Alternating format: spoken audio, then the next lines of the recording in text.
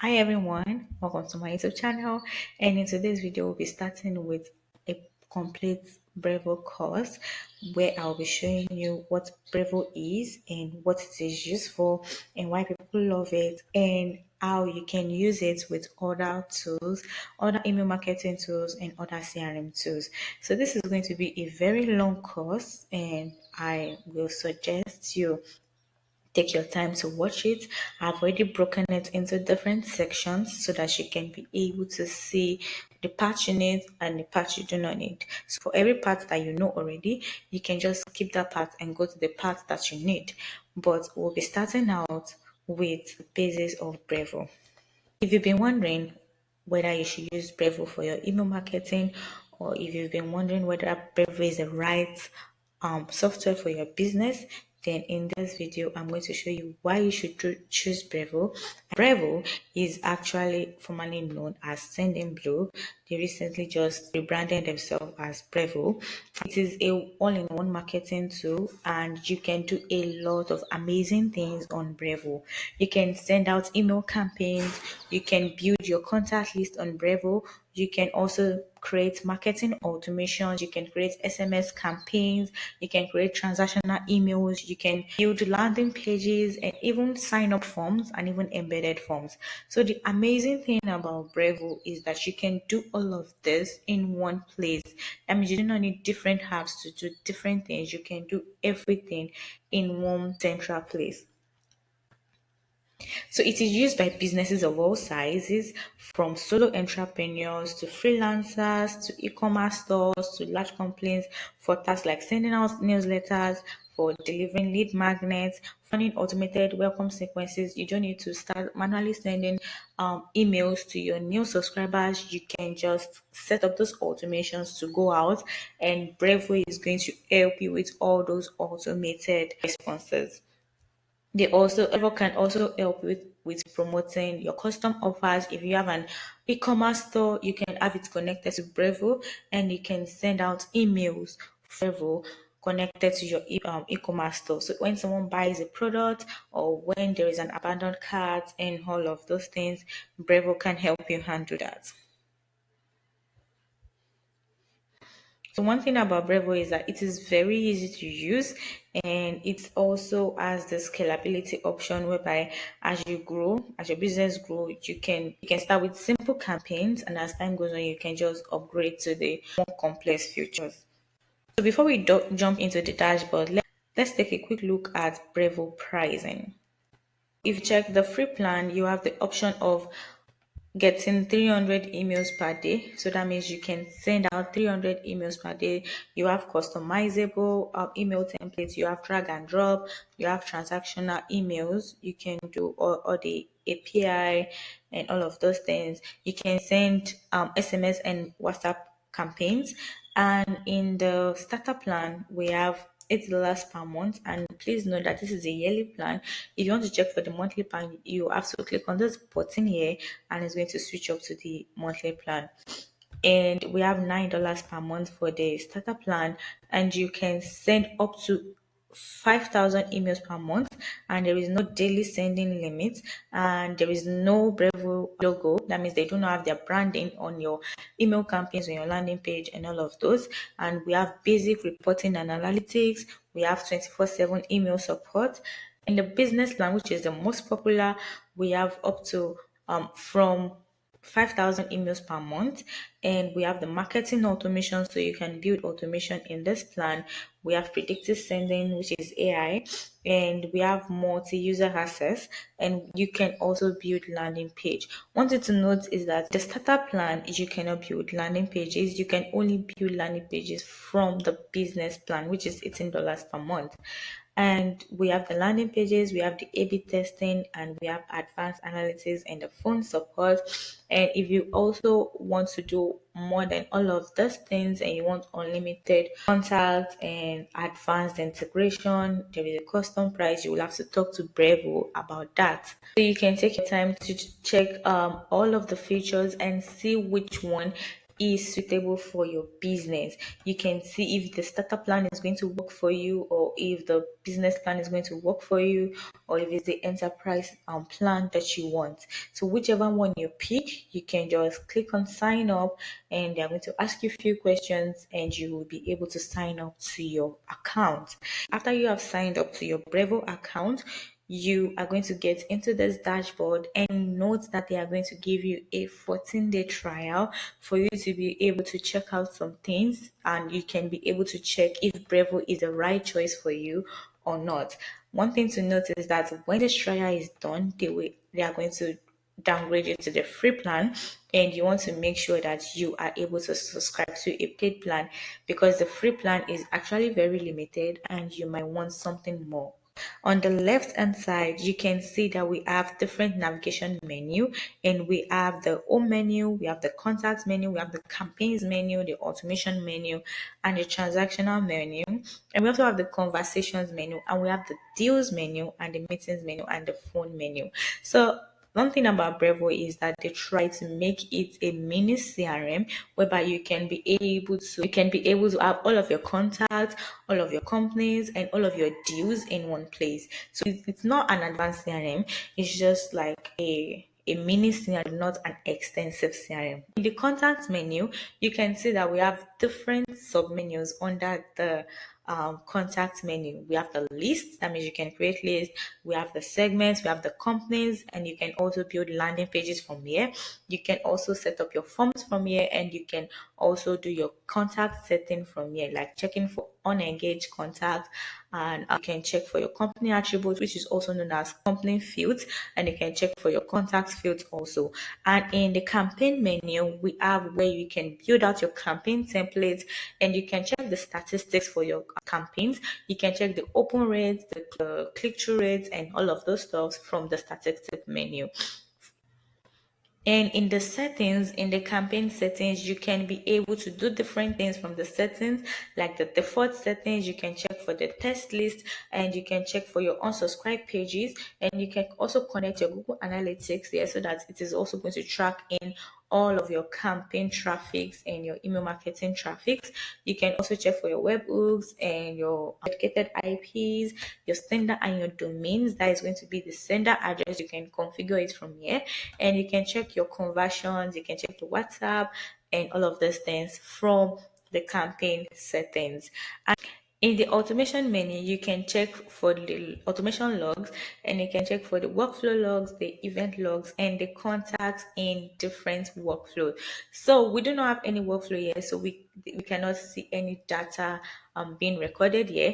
And for the automation, you can go to the email templates, and you can be able to see the templates that you can add to your automation. You're going to go back to the campaign templates, because they're actually the same thing, and you can create different templates in here and just add them into your workflow or add them into your automations. And also for the automations, we have the messages. That means you can check for the messages in your email automations. We have the workflow settings, where you can be able to install your Brevo tracker and put it on your website, and you can also be able to monitor all the activities done by each contact on your website.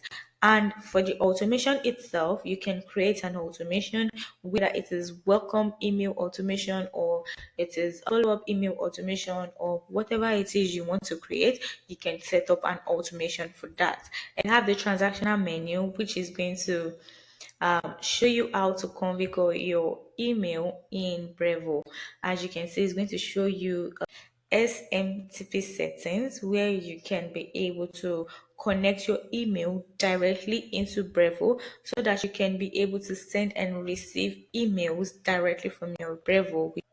But I need to connect my email before I can be able to see all of this. In conversation, this is where you manage all of your live chats, your messages from your website, if you have enabled the Brevo chat widget on your website. And also you can check for the unassigned contacts, unassigned conversation. You can check for the visitors online, the statistics, and the settings also. And when you go to the deal menu, you are going to see the place where you can manage all of your deals in Brevo. One thing to note is that you can create a sales pipeline in your deal menu. You can create a deal also, and you can add that deal in specific stages in your pipeline. You can create tasks, and for each deal, when it gets to a particular point in the pipeline, you can create reports, deal reports, and you can check for your sales revenue, you can check for your win rates, and you can check for your team performance. You can also check in for your deal settings, and you can be able to make adjustments to all of the settings here. And we have the meeting menu where you can check for all of the meetings that you have. You can check for your planned meetings, you can check for the availability, and you can sync your calendar into your Google Calendar or your Outlook calendar, whichever one you want. And you can also be able to make adjustments in your meeting settings. You can check for the meeting reminders. You can check for your data policy and term of service. You can also integrate payments if you want. So you can also check in for the video call tool you want to use, whether it is Zoom or whichever one. And for the phone menu, we have the part where you can call directly from Brevo. You can also check for the phone line, and you can open your phone, or you can even add another number if you want. You can check for your call history. You can see all those people who you have called, and you can check for the different call type, whether it is incoming and outgoing. And you can check for the users, you can check for the phone line, and you can check for the dates. Now you can also check for your call reports, and in this part I need to upgrade. But in the call report, you will be able to create specific reports. I'm going to check for the top performance of those making the calls in Brevo, and you are going to check for the call volume, the call duration, and all of those things. Okay, since we are done with the menu on the left hand side, let's go back to our dashboard, and you are going to see the menu on the right hand side. So in this part, you can check for your usage and plan, and this is going to check for the particular plan you are on, and you are going to be able to see what you have used and what you have not used. And as you can see, I'm on the business plan. As you can see, I have 5,000 emails left and 498 contacts left. So in this part, you can check for help. If you need help with anything, you can be able to message Brevo and let them know what you need help with. You can also check for your notifications over here. You can check what has been deleted. You can check the contacts, whatever is going on in your Brevo account. You can check from it from here. And Aura is like their AI assistant, and you can ask it whatever you want to ask, and it's going to answer you. It's going to answer you. And you can be able to manage all of your settings in here. You can check for your plan, you can check for the settings, your account settings, you can check for your plugins and integrations, you can check for your data field, you can check for your sender domains and IP, you can check for your SC and API. You can check for your users, the users in Brevo, whether you want to add a new user or you want to remove a new user. You can do that from here. You can also check for your security, whether it is to authenticate your 2FA, or whether you want to add a password or something like that. You can check that from here, and all of those things. You can also log out if you want, and you can select your language if you want. And also, this is your main dashboard where you can be able to see the campaigns you have sent on your calendar. You can also do a series of things from here. You can check for your contacts, you can check for your plan usage, and you can check for you can create campaigns from here, and you can also create automations from here. If you do not like how your dashboard is set up, you can click on customize page, and this is going to help you manage different widgets on your dashboard. So you can remove whichever one you want from this dashboard, and you can add whatever widgets you want to use also. So let's say you want to add your call history, and you want to remove calendar, or let's say you want to remove calendar and you want to add your last campaigns. You can also do that. So this will help you manage what you can see on your dashboard.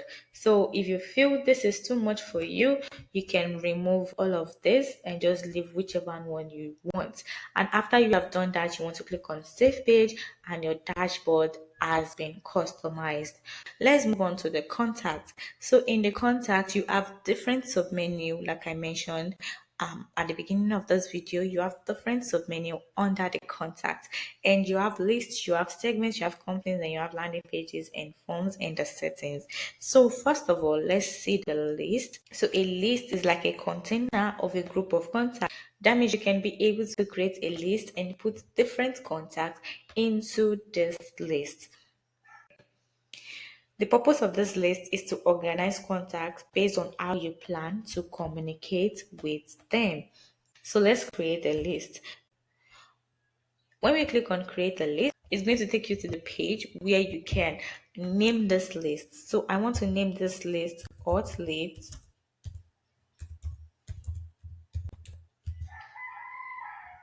And also I can select a folder where I want this list to be in. I can just pick on any folder, and I also can create a new folder if I want. So I'm going to click on create list, and this is going to create a list. And as you can see, it's created an hot leads list, and it is under the folder called conversation contact. So a segment is just like a dynamic group of contact that is filtered by specific condition. Unlike list is just like a container, while segment is helping you to filter contact based on certain conditions in Brevo. So the difference between list and segment is that in list it is just like a container housing different contacts, while in segments it is going to help you filter by conditions. So if for instance, if you want to check for all those contacts who have opened emails, you can do that with segments. But in lists, you can only create a list and keep adding contacts with them. That means you cannot filter in lists. So one thing to note also is that segments updates automatically by itself. So if you put in a filter or you put in certain criteria where you want this segment to fulfill, the segment is going to be updated automatically by itself without you lifting a finger. So let's say you want to create a segment of those people from a country, Nigeria. You add in any contact from Nigeria, that segment is going to be updated itself. Whereas in lists, you have to manually import those contacts into that particular list. So for segments also, you can create a new folder if you want. So let's say there is a particular folder you want to create. Let's say you want to create website contact.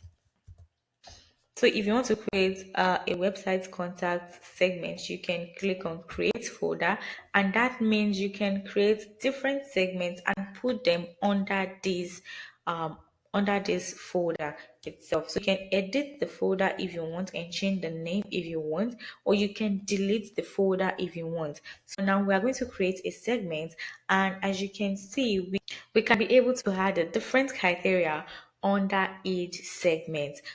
You can choose to pick whichever criteria you want from all of these criteria that they from this pre-existing criteria. You can pick for email marketing, you can pick for SMS marketing, for demographics, and you can pick for sales. So let's say we want to pick for email marketing and we want to check for all of our new email contacts for the last 30 days. So that means the criteria is going to check for everyone who subscribed to you subscribe to our list, and you can also pick if they blacklisted, but we are choosing subscribe.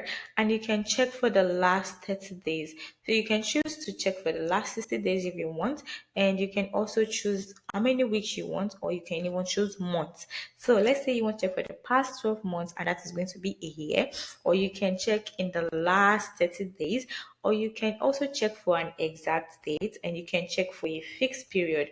So a fixed period is going to be from a particular date to another particular date. So you can check maybe from the 1st of August to the last day of August, which is 31st of August. And you can also check if it is before. If you want to check for all of the contacts who subscribe before a particular date, you can also do that. Let's say you want to check for contacts who subscribe before the 1st of August 2025, you can also do that. And you can also check for contact who subscribed after a particular date.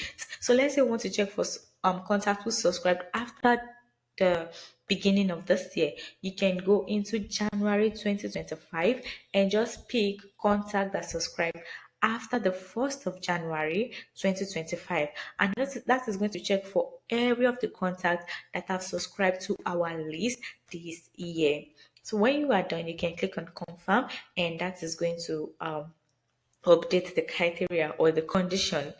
And also you can check for today. You can check for contacts who subscribe today. That is if you want to be able to check for the real-time data for all of the contacts that are coming in every day, you can do this. And note that this is going to get updated for each day. So that means the one for today is going to be different from the one from tomorrow. And you can also check for those people who subscribed yesterday if you want. And you can check for the contact that subscribed in the last whatever day you want to have. So you can say in the last 30 days, you can say in the last 40 days, or whatever is it you want to add. You can also check for contacts who subscribed in a particular number of days ago or in a particular number of weeks ago. You can choose to say check for contacts who subscribed 4 weeks ago, or you can check for contacts who subscribed a particular month ago, maybe 4 months ago. And you can also check for contacts between past dates. So if you want to check for contact between past dates, you are saying that you want to check for contacts who was created 100 days ago and 1 day before today. So that means you are checking for contacts who was created between 100 days ago and yesterday, which is 1 day before today. So after you have made sure that you have all of those conditions fulfilled, you are going to click on save as segment. And this is going to ask you for the name of the segment you want to use. And let's say we want to check for subscribe list. Subscribe list. So you can name your segments and you can put them in any particular folder that you want. As you can see, I have my former folder I just created, which is website contact. And if you choose to create a new folder, you can do that also by clicking on this button here, create a new folder. When you click on create a new folder, it's going to ask you for the name of the folder, and you can create a new folder and add it in there. When you have added it in there, you can just click on create, and this is going to help you create your segment in Brevo.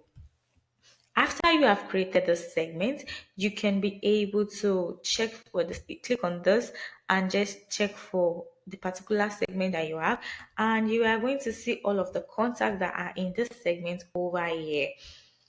So that is how to create a segment in Brevo. And another thing to note is that when you click on create segment and you do not want to use any of these templates that Brevo has provided for you, you can create a segment from scratch. And if you are planning to create a segment from scratch, you can do that with using different criteria that Brevo has provided. You can decide to use the contact details, and you can check for whatever field you have, even your custom fields, you can be able to check for that. So you can check for contact from a particular state, from a particular city, from a particular country. You can check from a particular lead source or lead status, or you can even check for their birthdays. And you can also check for the time zone, for the phone number, for the first name, or their LinkedIn, if the LinkedIn is present or not. You can check for their email address.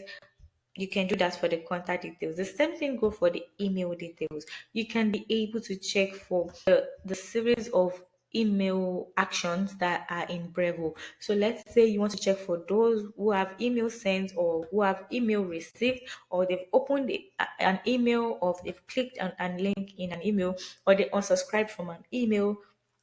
You can also be able to check for that. You can check for the soft bounds and the hard bounds, and you can check for all of these conditions over here. And also you can check for the SMS criteria, and that is going to show you for the SMS sent, for the SMS received, and those who unsubscribed from SMS, and those who clicked a link on the SMS. You can also check if the SMS is soft bounce or if it is hard bounce. So when you click on the particular criteria you want for SMS, you can be able to configure it to whatever you want, and that is going to be done. So you can also check for meetings. You can check for those who booked a meeting, or those who started a meeting, or those who cancelled a meeting. So when you go back, you can also check for the phone criteria. You can check for those finished calls, and you can check for the not finished calls. You can also check for conversation. You can check if they are clicking on an email, or if the conversation ended already, or if the message is received, and all of those conditions. You can also go back and check for your deal events. So you can check if the deal stage is updated and the deal is created or the task is completed, whichever criteria or whichever condition you feel is necessary for you to create a segment for, you can do that in here. You can also check for the deal itself. You can check for the deal owner. So let's say you want to check for those particular deals that belong to a particular user in Brevo. You can use this as the condition. The deal owner is, then you can add in whatever user you want to use. So you can say if the deal owner is if it's empty or not, or if the deal description is empty or not. You can say if the deal amount is above $10,000 or the deal amount is above $8,000. You can check for the close date also. You can say if you want to check for whether the close date is at a particular date or before a particular date. You can check for all of this criteria also. And you can also check for your loss reason. So let's say you want to check in for those people who were lost to a competition. You can also be able to check in with your lost reason. So that is for your deal event. You can also check for the company conditions. You can check for the domain, and you can check for the name, for the owner, for the revenue, the number of companies. You can check for companies who have more than 50 employees or more than 20 employees. You can check for companies in a certain industry, and you can also check for companies who have the LinkedIn data linked already, or you can check their last updated ads or their created ads, and you can check who also is created by. So you can have all of this condition created, and when you determine the particular criteria you want to use, you can just pick any of them that you feel it's suitable for what you want to do. And you can, when you pick on any of them, you can just customize it, and you can add whatever also whatever condition you want to add. So let's say you want to check for email address that is not empty, that has any value. So if we are saying the email address has any value, that means we are saying that it is not empty. You can also check for if it is equal to, or if it is not equal to, if it contains, and all of this criteria. So you can choose to add another thing and click on hand. When you click on hand, you can be able to click on any of these criteria again and just use it. So let's say we want to check for all of those people whose email is not empty and who have opened an email. So let's say we want to check for any of the type of emails that we have, the email campaign or the transactional email, and we want to check for all those people who have clicked exactly, or want to check for is not equal to, or at least one time. So I'm going to pick on at least one time. You can also pick more than one time if you want, but I'm going to say at least one time. So we are saying that they've opened any type of email at least one time in the last 6 months. So you can check for in the last 6 months if you want, or you can check in the last 12 months if you want. You can also check for overall time. Overall time means that we are checking for the beginning of our account creation in Brevo. And if you want to check for the exact date, you can also do that. If you want to check for before a particular time, you can also do that. You can also check for after a particular time. So we want to check for in the last 6 months. And this criteria means that if the email address has any value and they have opened any type of email at least once in the last 6 months. After you have checked for the condition you want to pick, now if you check this, you see that we have the Apple MPP opens is excluded. You can also decide to make it included. And what this Apple MPP opens means is that let's imagine that you have sent a campaign and then the statistics start coming in. You have your open rate, you have your click rate, and you're seeing that you have high open rates, and some of these opens might not be real. So if someone uses the Apple Mail app and it has been enabled, it means that Apple help you preload those images, they help you track those emails, and they help you open those emails. So it is not the owner that is opening the email, or it is not the subscriber that is opening the email. It is Apple that is opening the email itself, and it is going to show up in Brevo as an open rate. And when an Apple user have this enabled in their Apple Mail, that means Apple can help them open the emails to be able to track the email for them, or to be able to check for spam and all of those things. And this can count as an open rate. So we can decide in Brevo whether we want that to count as an open rate, or we do not want that to count as an open rate. So for instance, in this condition, I am going to make them excluded. That means I do not want them to count as an open rate. So after I have done that, I can also decide to create another set of filters, and that is going to be an all filter. So the difference between this filter and this filter is because there is an hand. And what the hand means is that you can both conditions have to be fulfilled for this condition to work. But if you are saying all and you create another set of filters, you are saying that if the email,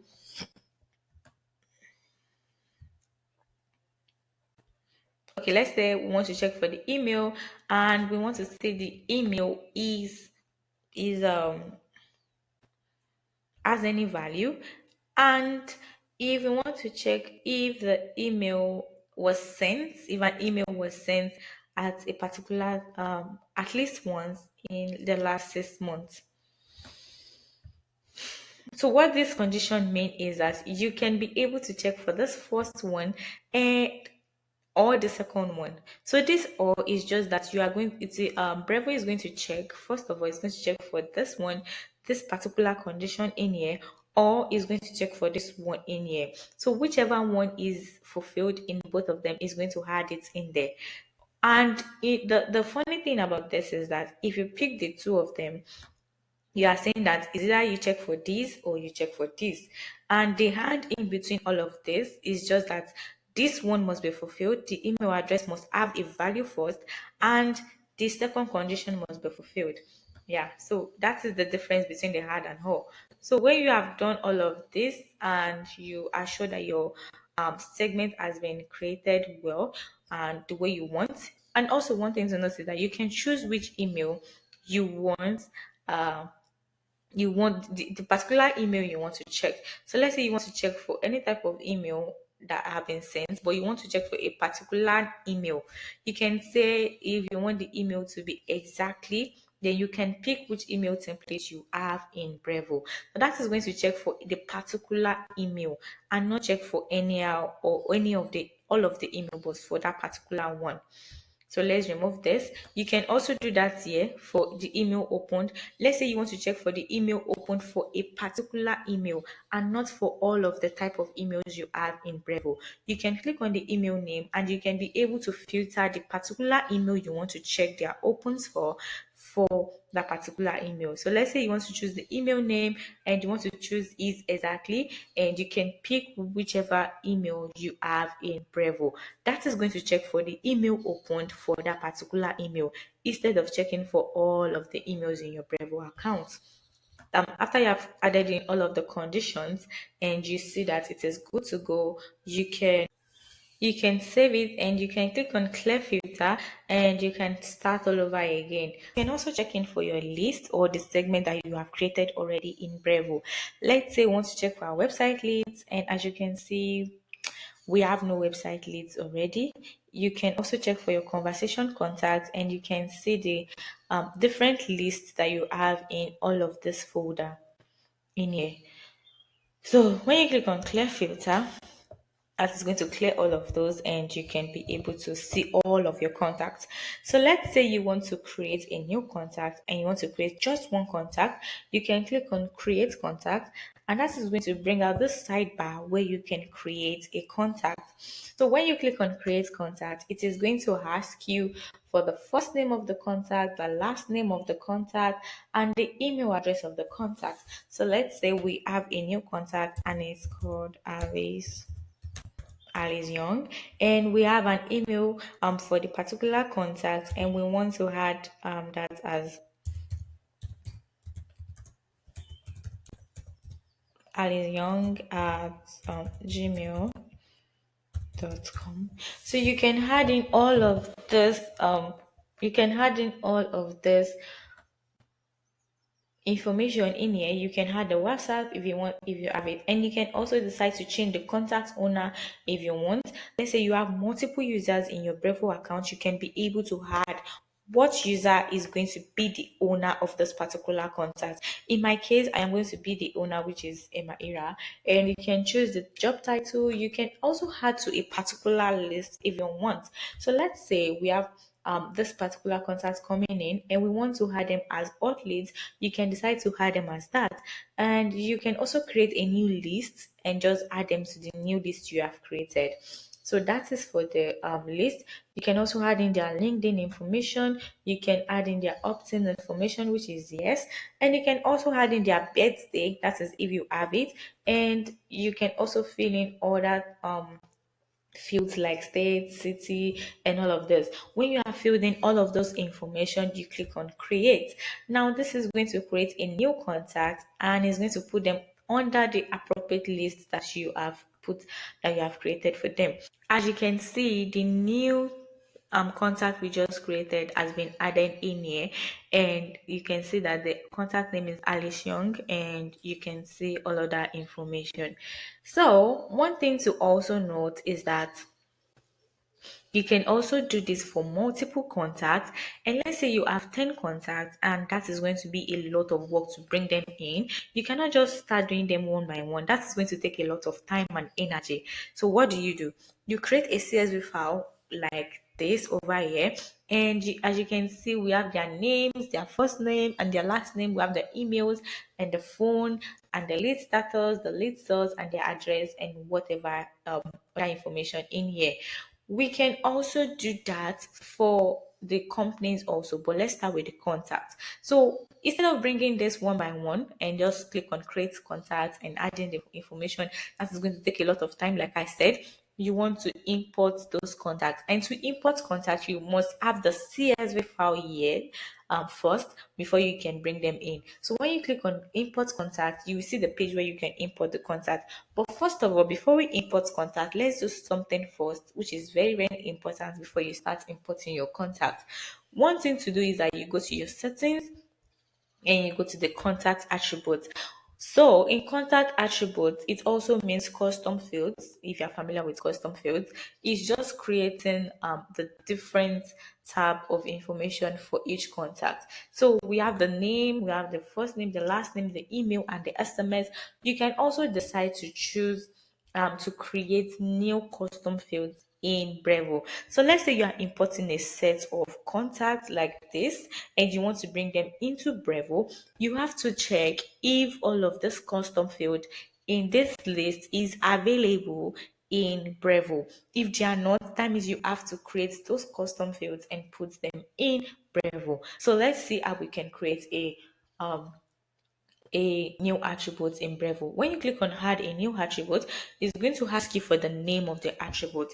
So let's say we want to start with a text and we want to ask them your current.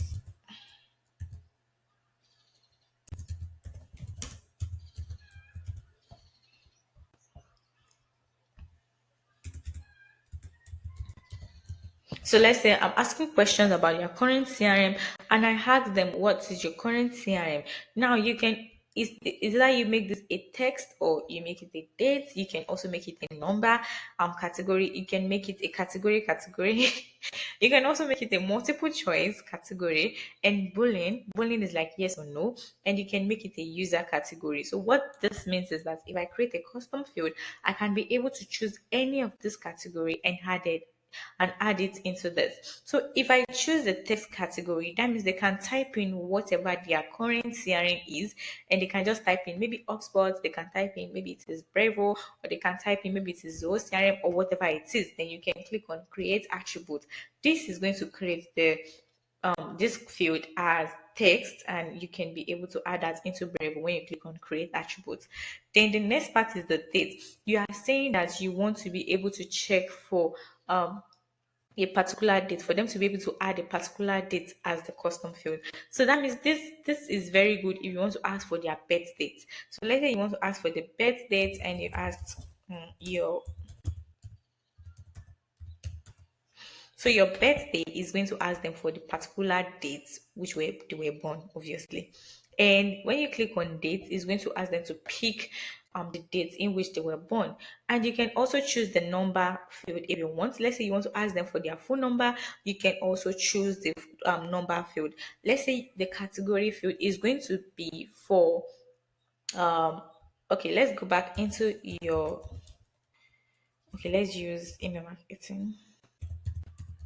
Now we can also ask them your email marketing software, and we can be able to choose, we can be able to list out different categories of email marketing softwares that they can pick from. So let's say the first one is Brevo, and we can click on add to add another email marketing software, and we can name this Mailchimp, and you can click on add again to add another one if you want. Let's click on let's pick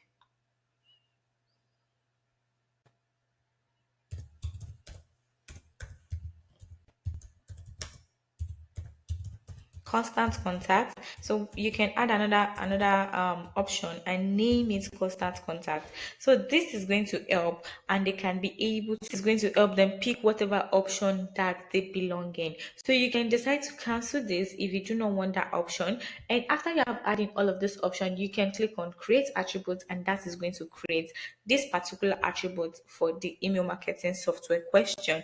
And you can also add the multiple choice, and the multiple choice is just that they can be able to pick more than one option. After creating different categories, you are saying that they can be able to pick whatever option that they want, and they can pick more than one. So that is the difference between the multiple choice and the category field. So the category field is just for them to have different set of categories, and they can pick one of those category. While multiple choice is having different set of of choices, and they can pick more than one choice if they want. So the other one is the boolean, and the boolean is just saying yes or no. So for instance, when you check the block listed, have they been block listed? It is either is yes or a no. Have they subscribed? Yes or no. Unsubscribed? Yes or no. So you can be able to pick the boolean for that particular field. And for the user field is going to check for the particular users in CRM. So let's say you have a particular salesperson for each of your contacts. You can be able to pick, let me write that out.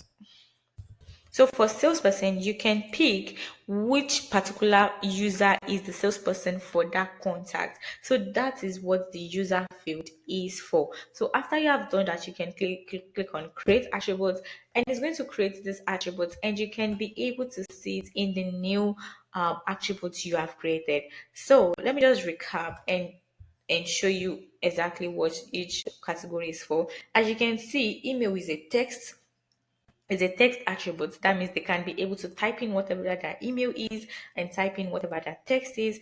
And as you can see, the double opt-in is a category field. So is that maybe they added yes or no or maybe, and the opt-in is a boolean category, which is a yes or no. And as you can see, others are text, and we have the dates here because birthdays are for dates. And as you can see, we have the lead status, which is a category field. That means they can only have one status. And if you click on the settings here, you can be able to adjust this lead status. So as you can see, they can only pick one option. So it's either they are open, or they are in progress, or they are unqualified. They cannot be two at a time because they are a category field. And after you have made your adjustment, whatever adjustments you want to make, you want to click on update attributes, and you can update that. And another category is the lead source. If you click on the settings, and you can see that we have different lead source created here already. I created this as a custom field and I added it.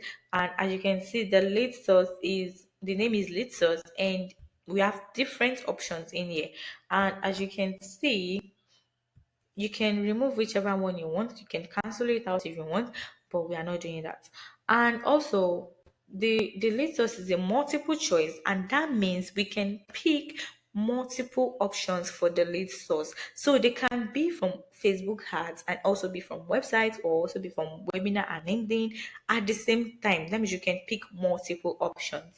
And after you have updated whatever you want to update, you want to click on update attributes, and that will be updated. Okay, another thing to note is that you can check for your transactional attributes. Let's say that you have, for example, an order coming in from your website. You can be able to check for the transaction ID and all of those, and you can be able to identify each transaction in Brevo. So for the transactional attributes, you can be able to have different fields created. For example, the transaction IDs, the name of the transaction, and all of those things. So let's try to create a transactional attribute. So when you click on create new attributes, let's just name it something. Let's say trans ID. So the type is going to be an ID, and as you can see, it's as added in as an ID. Then you can just click on create. Oh, it's saying that I cannot have a space in between this. So I'm just going to cancel this space and I'm going to use an underscore. Yeah, that's what it means. And when you click on create attributes, it is going to create that because I've adjusted that. And you can click on another attribute and you can decide to name it a date. So let's say we want to add this as instead of trans ID, let's add in a trans date, transactional date, and you can add in that date field. When you click on the date field, you can click on create attributes. The same thing is happening here. You cannot have a space button, a space character. You have to add in an underscore in between both of them, and you click on create date. So this has been created, and as you can see, you can have this connected to you, maybe like your e-commerce store, and you can be able to connect both the specific transaction attributes to that e-commerce store. You can check in their transaction date and the transaction amount and whatever it is you want to create. So let's go for the calculated values. So calculated values, like they said here, they are fields that supply us data with formula and use the attributes or the transactional values. So it is just like it's, for instance, if you want to check for the sum of the orders that was ordered by a particular contact, you can check for that. Okay, so after you have added in all of the contact attributes you want to create, you want to click on back, and that is going to take you back to the page, to the settings page. As you can see, we have the company's attribute also, and the company attribute is just to create different custom fields for the company menu. So we have the domain, we have the number of employees, and all of this. Let me delete this. So you can also create an attribute like the way we did when we were creating the attributes for contacts. You can also see that they have the text attribute, they have the number attribute, they have the boolean attribute, the date attribute, and the category attribute, and the multi-choice and the user attributes. It is exactly the same way you create the contact attributes, is the same way you are going to create the company attributes. You can also manage the form attributes, and the form attribute is just asking for the things that are going to show up when you want to create a form. So it is required by default to provide the company name and also the company owner. So you can also decide to add this into um into the company form. That is when you want to create a company, and you can decide to make them required or not. So you can decide to make the website required if you want, or the industry required if you want, and you can decide to make them not required if you want. Then you click on save. Now the company form has been updated. You can also create a new attribute if you want. And if you go back to the settings page, you are going to see the part where we have the webhooks.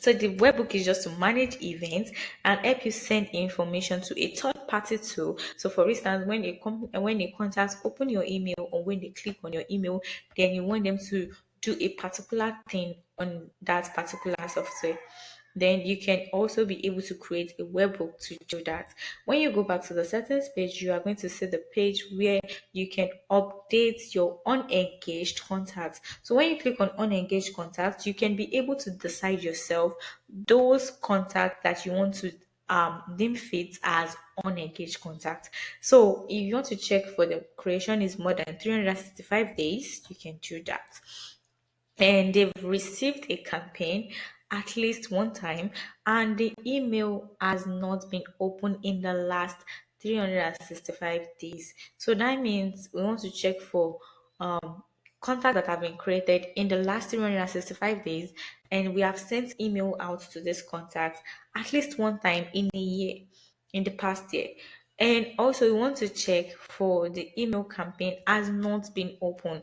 So this is going to tag any contact that fulfill all of this condition as unengaged. You can decide to cancel out whatever you want, and you can decide to add in whatever you want. You can click on the delete filter, and you can click on hand and just add in another thing you might want to add. Let's say you want to add in another filter and you want to just add in, and the email is classed as bounced at least one time in the past 6 months.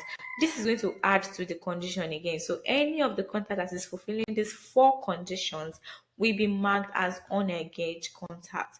And there is another filter of criteria here, and the creation date is more than 365 days, and email has not been sent in the last 365 days. This will also be marked as unengaged contacts. So is either they fulfill the first set of condition, which is four conditions, or or they fulfill the second set of condition, which is two conditions. So after you have added in all of the filters you want to add, you want to click on save filter, and that is going to help you save these new filters. So that is how to edit the unengaged contacts. You can also restore to the default value if you want, and that is going to cancel out all the new adjustments you just made and restore it to the default value. So when you go back here, it is going to take you to the settings page, and you can also click on this Apple MPP open, and as you can see, they said it is an artificially increase. It can help you to artificially increase email opens and affect the accuracy of your segment. You can decide to include it or exclude it from your segments. Now we want to exclude it. You turn off this button, you are going to include all of this Apple MPP opens, and that is not ideal because it can inflate your open rate, and it can give you wrong data and statistics. But if you click on this button, you are saying that it should exclude the Apple MPP opens. So that means any email that is being opened by this Apple Mail privacy protection should be excluded from our segment. So after you've done that, you click on the back to settings, and as you can see, all of this has been, we have touched all of this, and we can go back to complaints. So when you go back to complaints, you can also see that we can create or import complaint. So in the create complaint, when you click on create complaint, it's going to show you a tab in here, and you can be able to create a new company from scratch. So you can also select the contact that you want to be associated with this company, and when you click on the contact, you can also do the same for a particular deal. And if you do not have a deal created for this company already, you can click on create deal, and that is going to take you to the page where you can create a new deal. So we are not going to do that. Yeah. So I just need the company name, and I'm just going to say Emma Limited. Yeah, and my website is emma.com. And the industry, I'm just going to say my industry is technology. And you can add in the phone number. You can choose what country they are from and add in their phone number. You can also choose the number of employee. I'm just going to add 10. And you can also choose their revenue. Let's say $10,000. And after you've done all of this, you can click on create. Now this is going to create a new company for you. And you want to also make sure that the company you are created is associated with a particular contact. Even if it's not going to be associated with a deal, it must be associated with a contact. So that means the contact is coming from that company. So if you have multiple complaints, like you have 100 complaints you want to create, it is very, very impossible for you to start creating them one by one. That is going to take the whole day or even the whole year. Yeah. So that is too much work and too much effort. You can also click on import complaints, and if you have the particular CSV file for the companies, you can also add them in here. So after you can bring that in. I will do that in a minute. But let's go back to contact. Now, when you go back to contact and you want to import contact, how do you go about it? So I have this dummy list where I have different segments of different contacts which we can bring in into Brevo. So I'm just going to go in and import this contact. So I'm going to go into import contact. And as you can see, I can pick the different things I want to import. I can decide to import deals. I can decide to import notes if I want. And I can also decide to import contacts or complaints. So for this import, I am planning to import contacts. So I'm going to click on contact and I'm going to click on continue.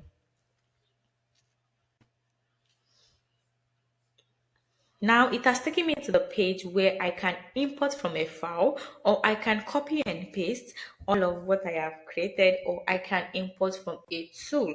So this import from a tool is just going to help us import from a particular third party tool where we can connect each of them together and just import them in. Yeah, that is not working. But for this video, we are going to be using the import from a file. So when you click on the import from a file, it is going to tell you to make sure that you are picking one of this option. Is that is a CSV file or this or the TXT file, whichever one you want to import. Just make sure it is fulfilling any of this. So I am going to import this particular contact I have in here in my Google Sheets. The first step will be to upload a file, and when I click on this, it's going to go into my computer system. I'm just going to download this again. So let me just download this file again. And I'm going to make sure I'm downloading as a CSV file. And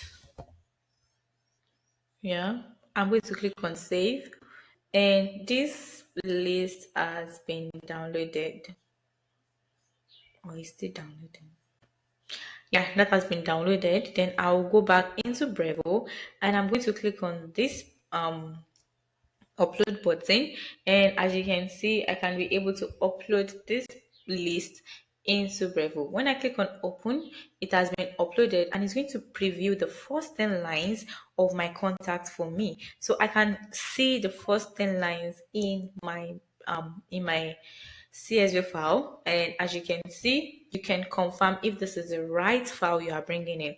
So you can confirm this, and it's going to take you to the place where you can map your data. Now this is very important because you want to make sure that you're not making any mistake here, because if you map out the wrong data to the custom field, to a different custom field, it is going to be quite messy, and we do not want that, and it's going to be a very bad input and wrong data input. So let's start. We want to map the first name with the first name, so you have to look for the first name in here and you check your Brevo. This is for your Brevo account, and this is for your file data. So you want to click on the first name here, and that means the first name has been mapped with the first name in Brevo. Now the first name in the file is going to be mapped, the last name in the file is going to map with the last name in Brevo. So you want to look for last name and you want to pick on that. That has been mapped. And for the SMS, yeah, it has been mapped already, and it is picking a particular country code already.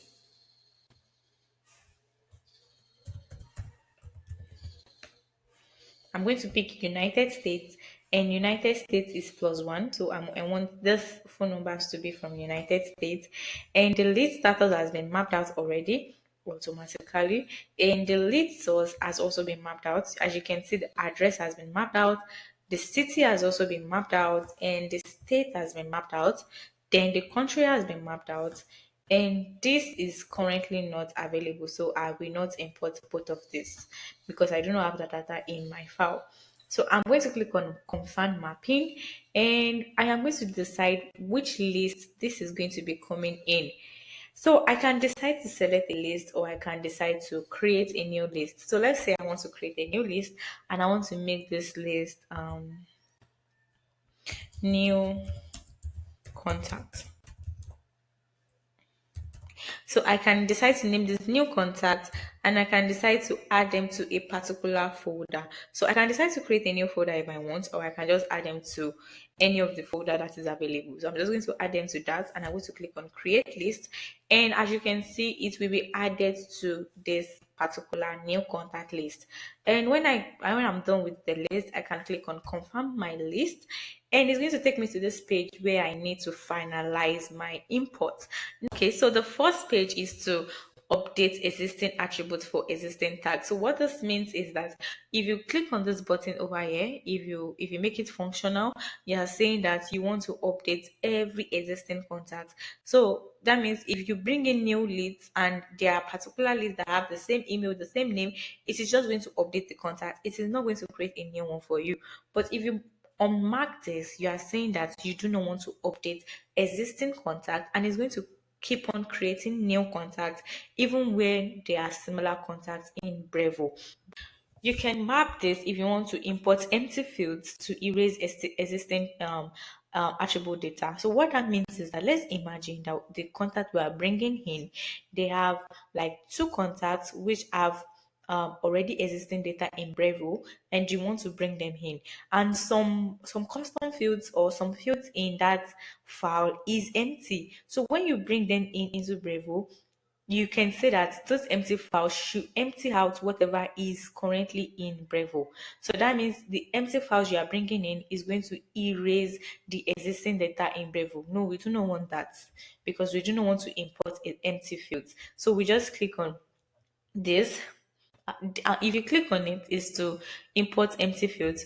But if you unclick on it, then it's like sorry. If you do not click on it, it's going to it is going to not import empty fields. So you can also decide to block list the imported email contact. You can decide to block list the imported SMS contact. We do not want that because we are bringing them in to nurture them. We are bringing them in to let them know about our services and all. So if you blocklist them, why are we bringing them in the first place? Because if you are blacklisting them, you are saying that you don't want to send them email, you do not want to send them emails at all, you don't want to send them SMS, or you don't want to even send them WhatsApp messages. And no, we do not want that. So we are not going to enable this.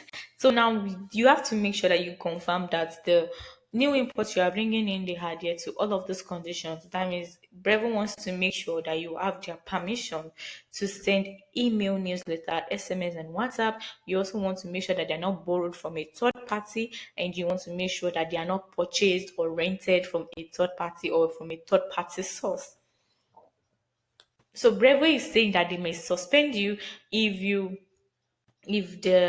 are sending out SMS and emails to these people and you do not adhere to any of this condition at any time. So after you click on this, you can click on confirm your import, and when you click on confirm your import, it is going to bring in all of your data into Brevo. As you can see, my data has been added, and it is added under this list, the new contact list. We have 20 contacts that have been added, and another thing is you can decide to customize this column. So as you can see, we have all of this listed in this particular column here, but you can decide to select more if you want. So let's say we want to add in the select attribute, then we want to add in the address. I think that has been added. And we want to add in the state, we want to add in the city, and we want to add in the country. Yeah, we also want to add in the lead source and the lead status. So when you add in all of this is going to be showing in the column of the list of the leads. So you can click on save. Okay. So as you can see in the column in here, you can see that we have the all of the email and the address has been added, the lead source, the city, the country, everything has been added in here. So you can customize this column to whatever you want and just add in whatever you want. So that is for the contact segment. And for companies, you can do the same for companies also. You can decide to import your companies and you can decide to create new companies like the way we've done contact details we just did.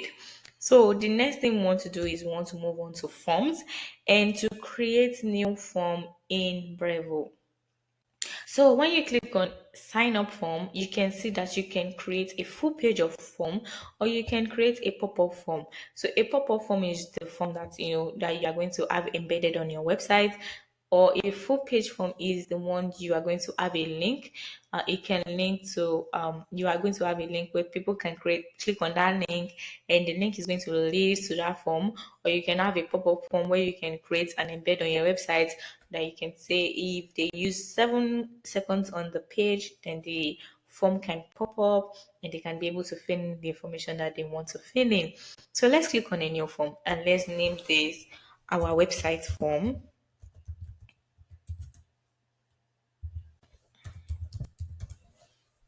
And we are going to start with the full page form first. And when you click on create form, it is going to take you to the page where you can be able to edit your form. Now, this is a form. It's a very simple form we can use. And also, we have different menus here you can add. So you can decide to customize this form whichever way you want.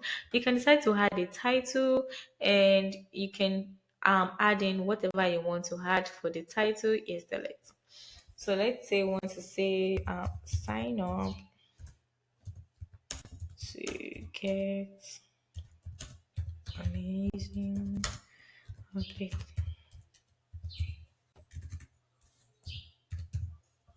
So that is going to be our heading or our title, and you can decide to change the font to whatever you want. You can also decide to reduce this font to whatever you want. So let's say you want to make it smaller, or you can make it bigger. So let's say 30 is enough. And you can also decide to change the font, like I said. And you can decide to make it bold or italize it or underline it, whichever one. You can choose to make it in the middle or by the left hand side. So let's make it in the middle. Yeah. Okay, so when you go back, you can also be able to drag in text. So you can drag in this text in here, and that is going to give you this. So you can leave this in, or you can edit it to whatever you want. You can change the font, you can change the font size, you can leave it in the middle also. So let's also add an image if you want. So let's add an image here, and you can decide to choose whatever image you feel is going to be suitable for this, and you can upload that image. I don't have any image in my Brevo account, so I'm just going to pick something. So I'm just going to pick just one random image and just add in it. I'm just going to click on insert, and that's going to insert the image. You can change the image to whatever you want. You can decide to increase the width and increase the height to whatever you want, make it bigger or make it larger. You can also decide to cancel. You can decide to duplicate this or delete it if you want. And you can go back to image and you can decide to add a divider. So you can add in a divider here, and you can decide that you want to make it dotted divider or solid divider. You can decide to increase the divider, and you can decide to change the color of the divider. So let's add this as black, and we are using 3 size, like 3 pixel. And we want to make this dashed. You can make it dashed, you can make it dotted, or you can make it solid, whichever one you want. And if you go back,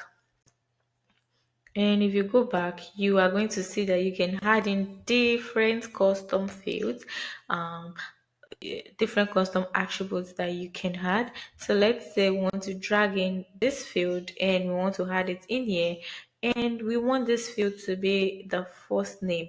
So you can look for the first name here. This is my first name, so you can say enter your first name, and you can go back to attributes, and you can drag in another attribute. So when you drag in another attribute, you can change this from SMS and just add in last name. So we want to add in the last name in here, so enter your first name.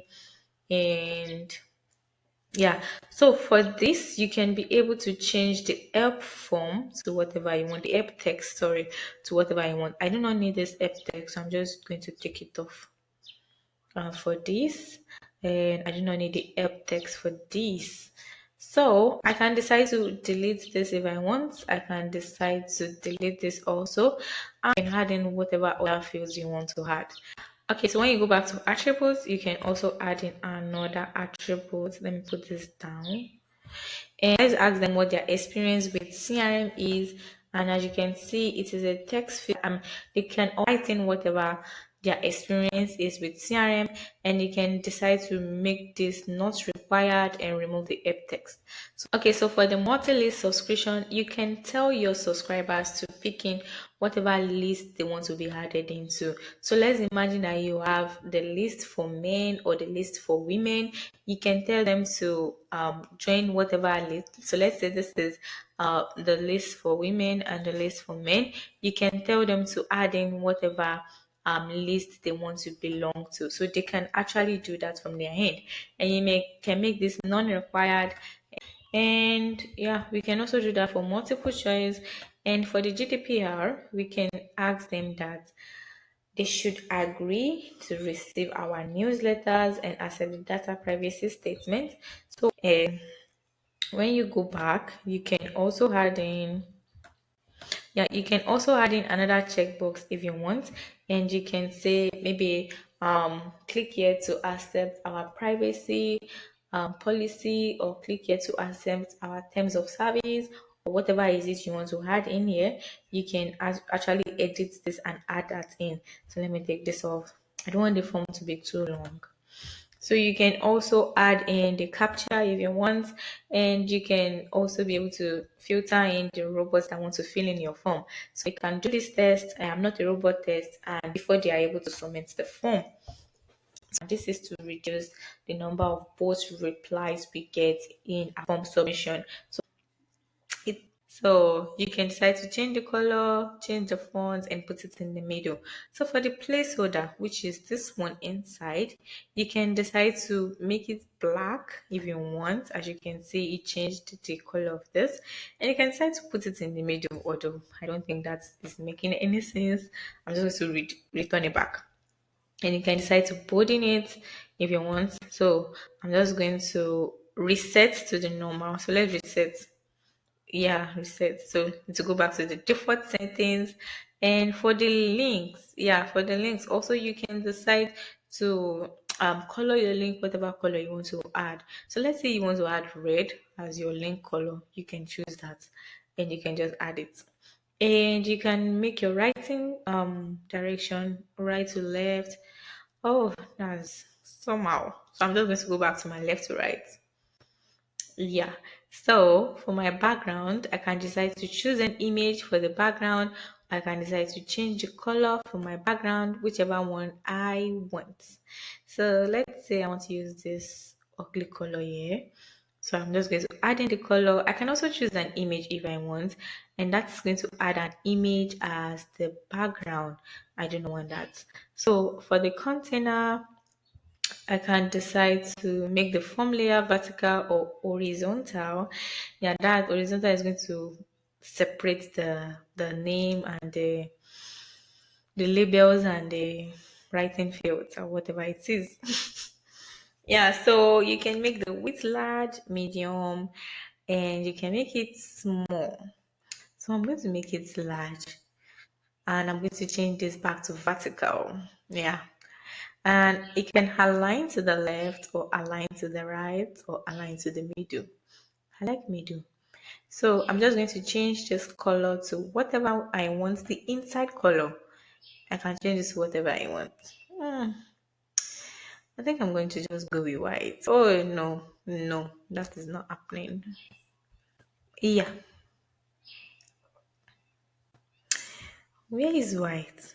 Jeez. Yeah, I think I'm back to white. Yeah. So I just want it to be white, and for the borders, I can decide to use black if I want. And I can decide to increase the border. So as you can see, this border is increasing and it's not even looking right. So I'm just going to remove it. Yeah, so you can make it rounded corners, you can reduce your opacity, and if you don't like any of the adjustments you've made, you can just click on reset section. So for your buttons, you can decide to make your button whatever color you want, and yeah, you can make the spacing tight. After making sure you made all of those adjustments, you can now see your form. So now when you click on this part, this is going to take you to your phone page. This is how your form is going to look like on your phone. So you can also make sure to check that. And yep, I think that's all for my form. Then after I've made sure that all of this design is accurate and I like it, then I'm just going to click on next.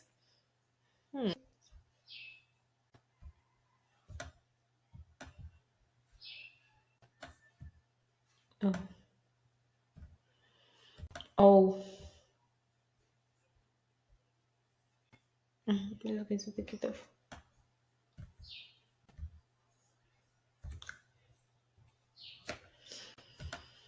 Okay, so then I click on next, then it is going to take me. Don't worry, thank you. So it's going to take me to the list where I want this particular contact to go in. I can pick in whichever list I want, or you can pick more than one list if you want. So you can add them as new contact and you can just click on next. And it's going to take you to the page where you want them to maybe double opt in, or you want just a simple confirmation email. So or you can also use the simple confirmation email. So you can just decide to send them one email after they sign up for the form. Maybe like, thank you for signing up to this form, but make sure you create the template first though. So thank you for signing up to this form, blah blah blah blah blah. Yeah, you can also add that template. Or you can decide, you know what, I do not want any confirmation email to be sent. So you can also choose your confirmation page, and you can just use the default thank you page. You can just choose your own thank you page, maybe your website thank you page or something. You can just add that link in here. So after you've added in all of that, you can just click on next. No, I want to use the default one, sorry, default thank you page. So you click on next, and it's going to ask you to edit all of this success messages. Then this is your invalid user information. So if let's say for instance they put in a wrong information or a wrong detail in the form, this is going to be the message you are going to get. Then if there is an error messages, or if there is the empty field, yeah, I think this is okay. So I'm just going to click on next. So when I click on next, as you can see, my form has been created. So this form, when you take a look at it, as you can see, this is the link to the form. And if you copy this link and bring it to another page and you try to paste the link in here, as you can see, the form is going to show up. Yeah, and this is the link you are going to be sending to everyone in your contact list for them to fill in, or you can even add it to your website and you can ask people to sign up for whatever is it you want them to sign up for. And if you go back here, as you can see, we have the QR code. This QR code is very very nice if you want to add it to your website, or you can add it to wherever you want to add it to. And they just scan the QR code and it's going to take them to the form. Isn't that amazing? Yeah, very amazing. So, and they can also be able to embed this form on their website using the iframe. I'm going to explain that in a minute. So they can embed this form using iframe or HTML or the simple HTML. So if you have a website where you want to embed this code in, you can also do that. So that means you have three instances or three ways where you can share this form. You can use the link, or you can use your QR code, or you can embed it. After you've picked whatever method you want to use, you can copy this iframe and just paste it in your website. So you are done, you click on done, and when you click on done, your form, your website form has been created. And as you can see, we have zero contacts and we have zero submits. So when you start sending out the link and you start showing it to people and people start filling in your form, you are going to see the real-time number of contacts in here. Yeah, so that is how to create a sign-up form from scratch in Brevo. Now that your form has been created, I am going to show you how you can embed this form on your website. Okay, so now let's go back to our form, and you can be able to edit any of the step in your form. You can be able to edit any of the design. You can be able to edit your list and your settings and your messages. And we are going to click on return to this step because we want to see the HTML code and a link. So like I said, this is the link to share the form, and you can also use the QR code. And if you want to embed your form on your website or your landing pages or web pages, wherever you want it to be, you can use the iframe or you can use the HTML, whichever one works for you. So I use those sites, so I can use iframe and I can use HTML, any of the two. But for the sake of this tutorial, I'll be showing you how to use both of the two. So I'll be starting with iframe. So if you know how to do this step, you can just move to the next step. Okay, for those of you that are using HTML also, I am going to show you how to use the HTML code on your website. Let's go to my site. Okay, so I do not want to, okay, let me go back. I do not want to mess up my own page, so I'm just going to click on pages. And I'm just going to have a new page for us to test this code. So let's just name it test.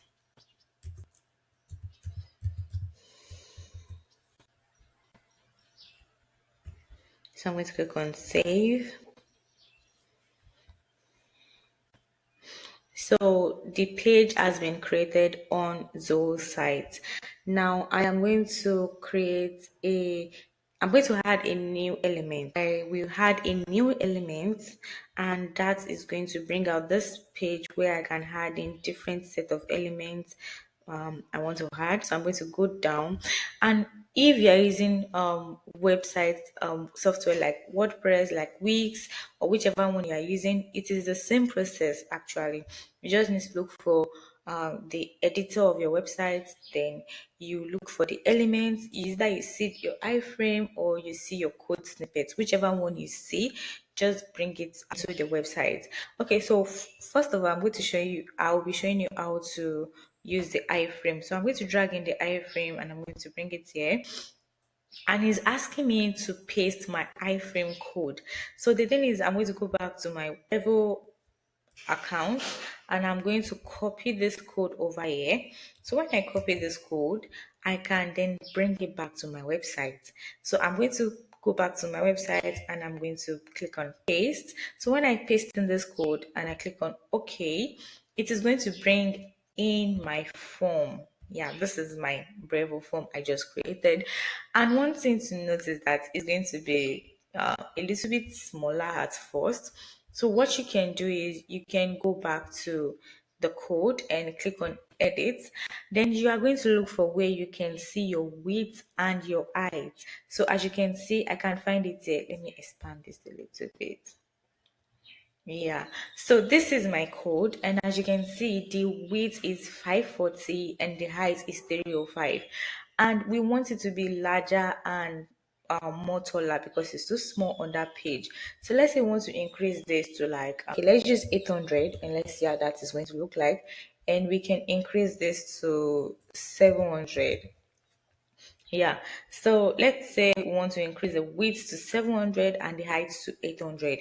So after you have adjusted that, you can just click on OK, and this is going to enlarge your form. As you can see, it made it longer, but it is not still occupying the whole page. So you can just go back and we just need to increase the height a little bit. So let's just make this height 1,000. I hope that's not too much. So I'm just going to click on OK.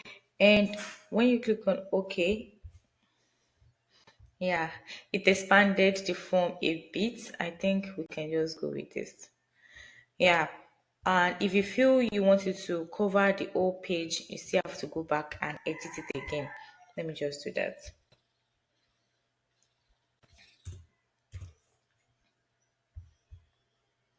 Yeah, so I got it at 1100. So now we have our full form on that page using iframe. So you can do this for any of the form you've created on Brevo.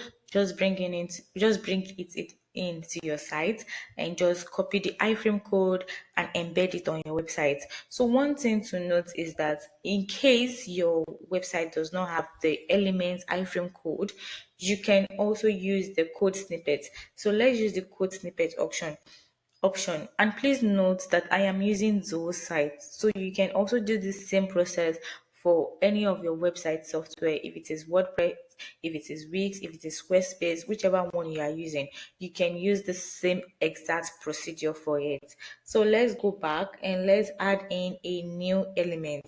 So I'm going to add in a new element, but I'll be adding code snippets. I have already checked for iframe, so let's just drag in our code snippet and let's just drag it in here. So it is going to bring out all of the code snippets I have in my Zoho site. So we can add in a new snippet. This process is for Zoho site actually. In other website software, you can just be able to paste in the code without it showing all of this. But this is the procedure for Zoho site. Okay, so I'm just going to name this form. Yes. Then I click on OK. Then it's going to open a new page where I can copy my code snippet into this page. So I'm going to go back to Brevo, and instead of using the iframe, I'm going to use the HTML. So when I go to the HTML, I'm going to copy all of this. So make sure that it copies all of this code, because if it did not copy all of this code, it is not going to work. So you want to copy this, then go back to your site, then you want to paste this. Now, when you paste this, as you can see, it's a very long form. So one thing I do is I just check for the beginning and the end. So when you check for the beginning and you see that the beginning is the same thing as the one in Brevo and the end of the code is the same thing as the one in Brevo, that means you are correct, you are good to go. So you click on OK, and when you click on OK, it is going to embed that snippet over here. So for us not to get confused, I'm just going to add in a new element. Let me add in an image to demarcate that. Tag this in here. Yeah, because I want to tell the difference between both of them. So this is for the iframe over here, and this is for the code snippet over here. So this code snippet, the code snippet we have added, cannot be shown until we publish this site. So after making sure that you copied the right code and you've pasted the right code into your website, you are going to click on publish. And when you click on publish, it's going to publish the website and you are going to see the changes in your website. So now we have published this page, then I'm going to go back to my website and I am going to go to the new page I just created, which is form test. And when you click on form test, you will be able to see your two forms on that page. So as you can see, this is the one for iframe and it's already showing up perfectly. And this is the one for our code snippet. So the white is a little bit smaller than the blue. So one thing you can do is you can enlarge this white part in your Brevo account. Sorry. So as you can see, the code snippet was embedded and it's brought in the form.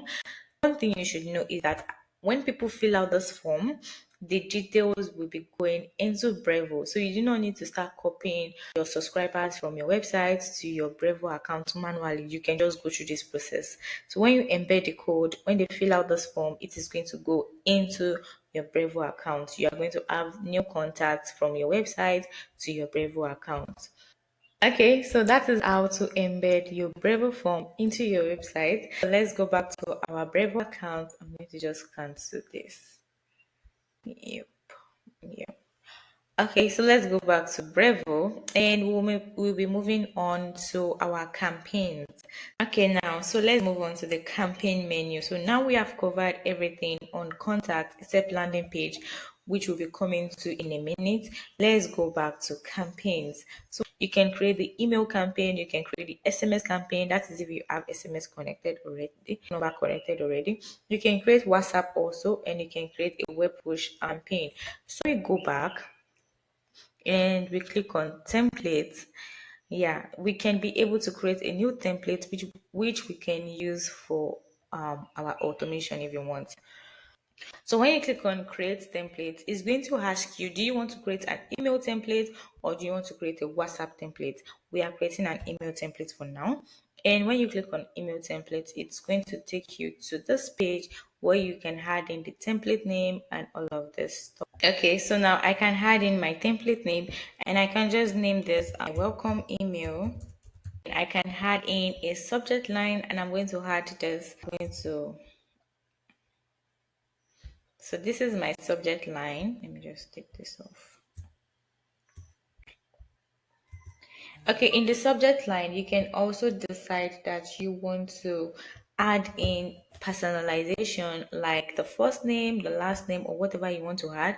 So you can choose the attributes you want to add. You can decide to add their last name, you can decide to add their first name, decide to add their country, their WhatsApp number, whatever it is you want to add to this first name. So you are going to also set the part where it's going to ask you to add in a value if the attribute is empty. So what that means is that when you pick the first name in this part, if a particular contact do not have the first name, what do you want this value to show? So you can say that if there is no first name, show maybe like friend or show client or customer or whatever it is you want to add. So that means if there is no first name for that particular contact, it is going to show this particular value. So we do not want that. So we are going to go back to our subject line and you can also add a preview text if you want. And that the preview text is always below the subject line. So you want to add that and you can also add personalization. So you can add the from email. If you have different people in your Brevo account, you can add different user. Now it's only me, and you can also add in a new sender if you want. So when you click on adding a new sender, it's going to take you to the part where you can add in a new sender. So it is going to ask you for the name of the sender and the email of the sender. So if there is it can still be your name actually, and you can add in another email of yours. So when you do that, you click on add sender and you can be able to see the sender in here. So let's just do that. So let's say I want to add in Emma Glory again.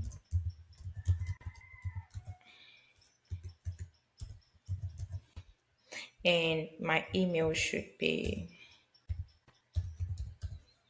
okay. So I have added my name and my email. So that means this is going to be a new sender in Brevo.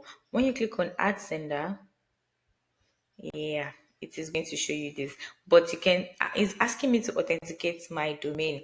And because I am using a Gmail account, a Gmail email, I cannot authenticate a Gmail account. So I need to use a domain email, like my email at mydomain.com. So I'm just going to add sender anyway, just for the sake of this tutorial. And it's going to send me a code.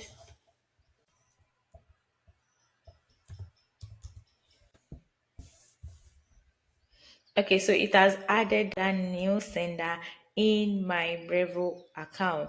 So you can go back to your template builder, and when you go back to your template builder, then you can be able to add in the new sender you just created. So that means you can even do this for any of the emails you have. If there's a particular email like your info ads or your message ads or whatever it is, you can add them in as a sender. So you can choose whichever sender you want to add, and you can leave the name if you want the name. You can also change it if you want. So you can add in a reply to email. And what this means is that when you are receiving replies from your contact, if you want them to go to a particular email, instead of going to your sender email, you can just put in the email you want inside this box. And you can also decide to activate your Google tracking. You can also add a tag if you want. And after the tag has been added, you can also add in an attachment to this email. So let's say you want to add in PDFs or you want to add in images and you just want to add them as attachments. You can just click on select a file, and it's going to take you into your file folder of your computer, and you can put in whatever file you want to attach to this email. So when you attach those files, you can click on cancel and you can see all of the files in here. So let's go to the next step. So in the next step is going to ask you whatever layout you want your email to look like. So you can start from scratch if you want, or you can use the simple layout, or you can pick whichever layout suits you. And you can also pick from your templates gallery. So you have different templates from Brevo, and you can pick whichever template you want to add. And also, if you have any other templates that you have created, you can also add in those templates in here. So I have some templates, but it's not showing the preview. And you can also code your own. So you can code your email templates if you want and just paste the code in here. And for the purpose of this tutorial, we're just going to use the template gallery. So when you go back to the template gallery, you can be able to pick from the different options that they have. So I'm just going to pick something simple. Let me pick this.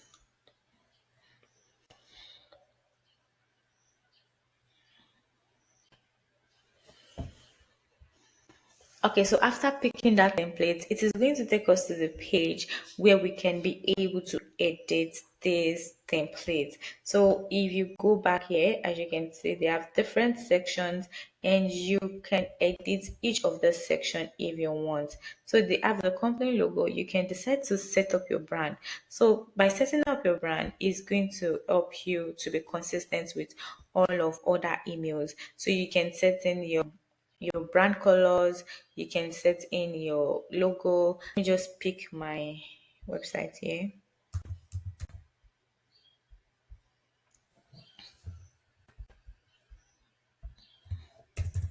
So another amazing thing about this is that you can put in your website and it is going to fetch all of those assets from your website. So I'm just going to put in my own website and I'm going to click on fetch brand. It's going to pick out your logo, is going to pick out your fonts and I think your colors also. Yeah. So it is saying it is detecting all of this and it's not able to detect my link, and that's fine. So you can decide to import this brand asset, or you can decide to cancel it, or you can even decide to set up manually if you want. So by manually, you will have to create all of those, you have to set up all of those brand assets yourself. So let's just import. So it is saying this is my brand logo. That is not my brand logo, but okay, we are going to go with that. So you can also replace it if you see that it's bringing something that it's not supposed to bring, like the wrong stuff. You can just replace it or you can delete it. So whichever one you want to do, just apply your brand logo in there. So I added these colors from my website, and I can decide to add in or decide to add. Yeah, I can decide to add. Just click on the add button here and you can be able to add another color if you want. So when you click on save as the brand color, you can decide to pick another color and just add it again and just save as brand color. You can click on add and you can add in another color if you want and save as brand color. So after you've added all of your brand color in here, you want to go to your font. So there you can add a different sorry, you can add a different font You can add a different font for heading, and you can also add a different font for your paragraph. So when you click on you can choose I don't know what to choose for my heading. Let me just choose this for my heading, and I'm going to leave this as my paragraphs. So you can add a web font if you want. So if you have any Google fonts you want to add in here, you can also select them and you can bring them in. So let's say I want to add this, Montserrat, and open sign. Okay. Then you can add in a fallback font for your web font. So for instance, in most email providers like Gmail, Outlook, and all of those stuff, there are some fonts that might not be able to show up in some of those email providers. And what do? You have to add a fallback font, and your fallback font will be the font that will show up in all of this email provider. So whatever email provider your users are using or your subscribers are using, they can be able to check in that font with it. So that is your fallback font. So it says here that not all web fonts are supported by all email clients, in which case the fallback font will be used. So that means if it is not showing up, your fallback font will be used. If you added something like beta and the beta is not showing in your Gmail client or your Outlook client, then you can also be able to add this your fallback fonts for that instead of using beta. So for our fallback fonts, I'm just going to pick Georgia, and I'm going to pick Georgia also for my paragraphs. So I'm going to click on add selected font, and that font has been added. You can also decide to add your social media link, and you can pick whichever social media link you want to add.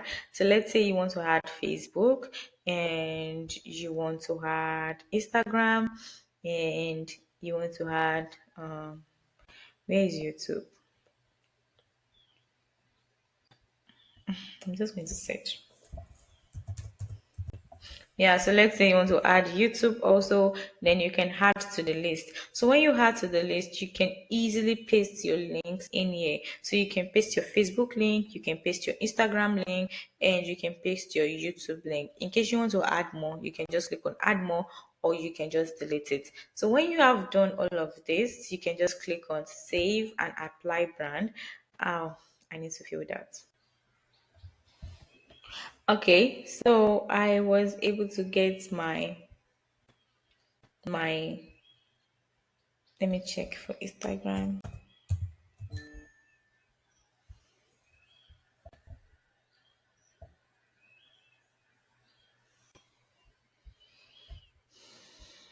Okay, so I can just add for YouTube.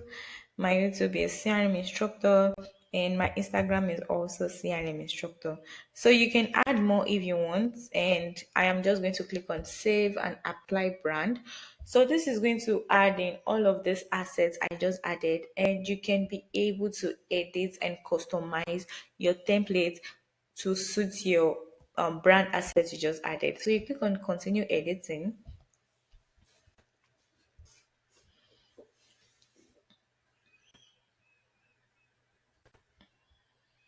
And as you can see, it's automatically added my logo, and it changed my, what's it called? My font. Yeah, so it is going to, as you can see, it also changed the yellow. So I'm just going to delete this. And yeah, so let's start from the beginning. So now we have this template. I want to customize it. So it has added in our logo. You can also decide to change this if you actually do not want this. So you can just click on, this is the logo. You can just delete it and add in a new image and use your new image for your logo if you want. But I do not want to do that. So you can see we have different elements in here which you can use.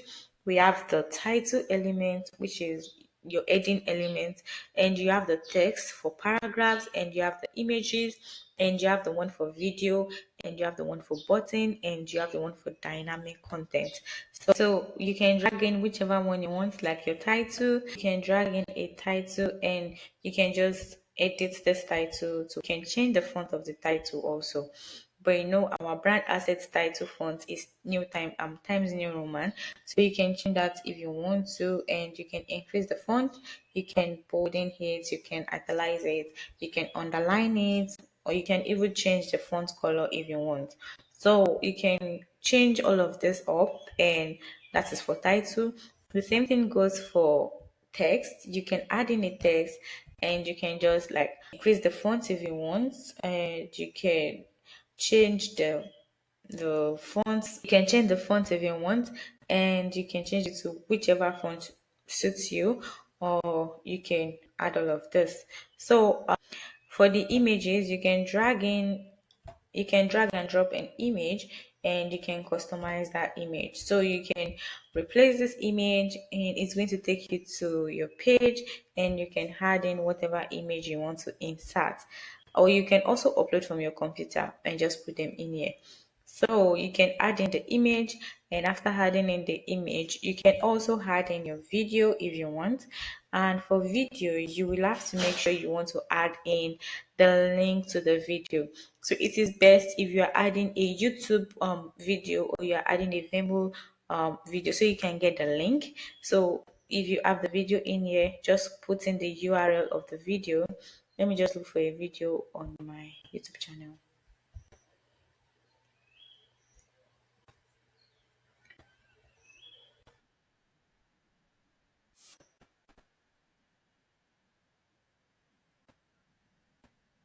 Okay, so I am just going to paste this video in my the Brevo video URL, and that is going to generate that video thumbnail, and you can see it is showing up in your Brevo design, your Brevo email design. And you can also decide to show the play button if you want, and you can remove it and it is not going to show up, or you can decide to show it, and you can decide to change how the play button is going to look like.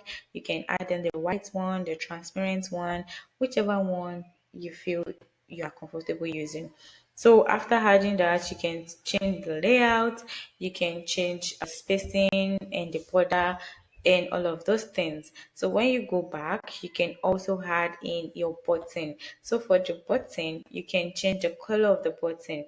The brand color of the button is yellow actually, and you can change the link target. So this is the place where this button is going to lead to when a contact click on it.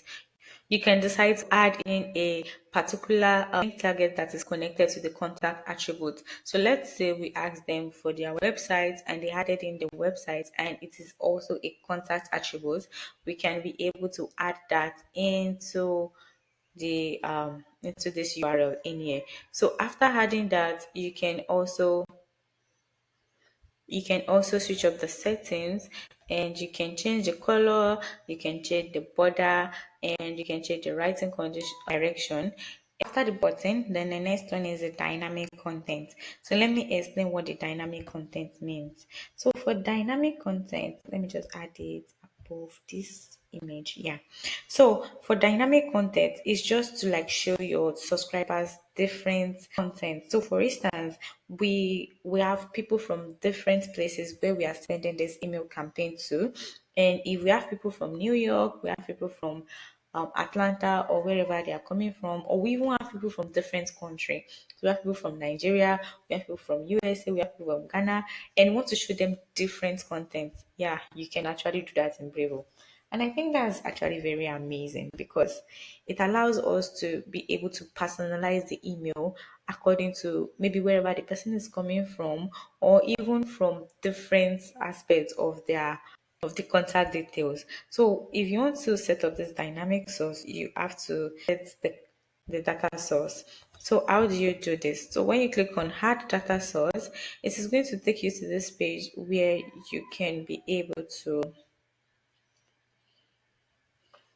you can be able to add an external data source. You can add in your logo, and you can add in your social. So let's go down here, and let's add in the social here.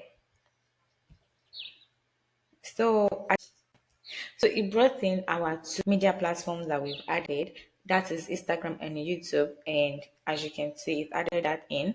You can, if you want to add or let's say you want to add an embed code or whatever code is it you want to add in here, you can be able to that HTML. There may be a code to a form if it accepts it, or a code to whatever it is you want to add.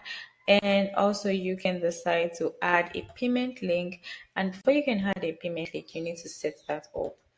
And yeah, they do not have the future yet, so you just want to click on cancel, and you can add in a divider if you want, and you can set up this divider and change the color to whatever you want to change it to. And you can also change if it is solid or if you want it to be dashed or whatever it is you want. You can also reduce the thickness of this, and you can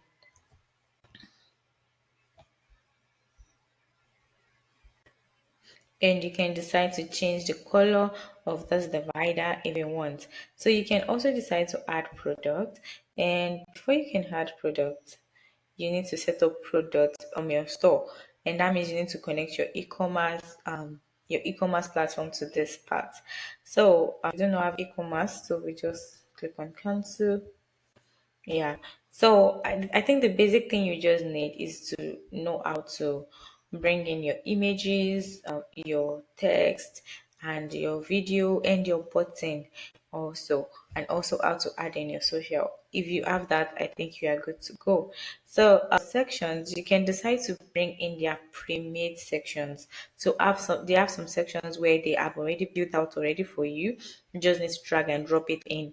So for instance, you have this section for text and images. You have the one for text, and you have the one for images.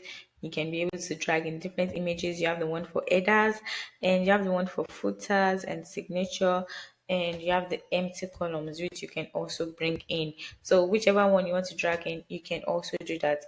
And also you can save a particular layout. If you actually like that layout, you can save it. So let me save a layout for you to show you what I mean. So let's say we want to save this particular layout and we want to reuse it in our future emails. So what do?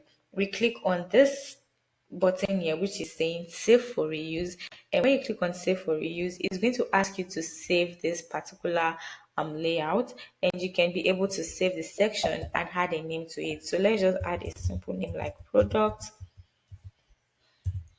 And when you click on save, it is going to save this layout for you, and that is going to help you, especially when you are building emails that are very similar and you do not want to start creating from scratch. All of this you can just save it and reuse. So if you create an email from scratch, any other email from scratch, you can be able to see this particular layout, and you can just drag it and drop it in that email. So I guess that's simple enough. And for the style, you can decide to edit your template library if you want. And also you can decide to change your background color if you want.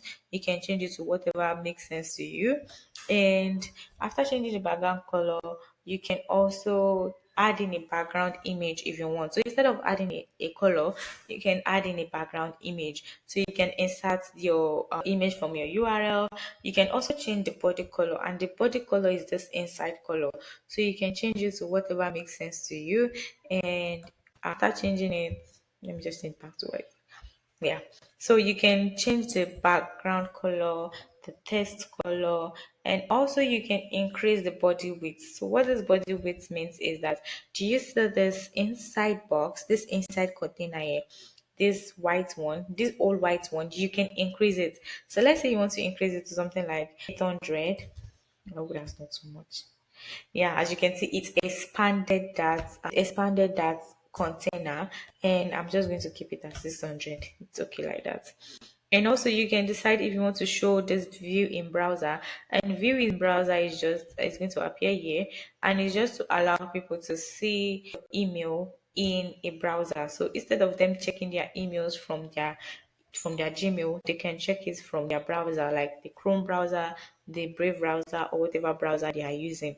So this will help in case if the email is not loading properly in their Gmail, they can be able to view in browser, and that is going to actually load properly. Also, you can decide to change your text appearances, and that means you will have to edit it in your brand logo. I mean, your brand asset, sorry, your brand library. So you can decide to change the color of your text, you can decide to change the font, you can decide to change whatever it is you want to change. And for your buttons, you can decide to change the color, you can decide to change the text color if you want. And you can decide also if you want padding or not. And after you have done that, you want to make sure that all of this has been set up, and you can click on preview and text. So to click on preview and text, you are saying that you want to send a test email to yourself to see how this email is going to look like before you send it out to every of your contacts on your list. And I advise you do this because it is very important for you to see how this is going to look like before you send it out.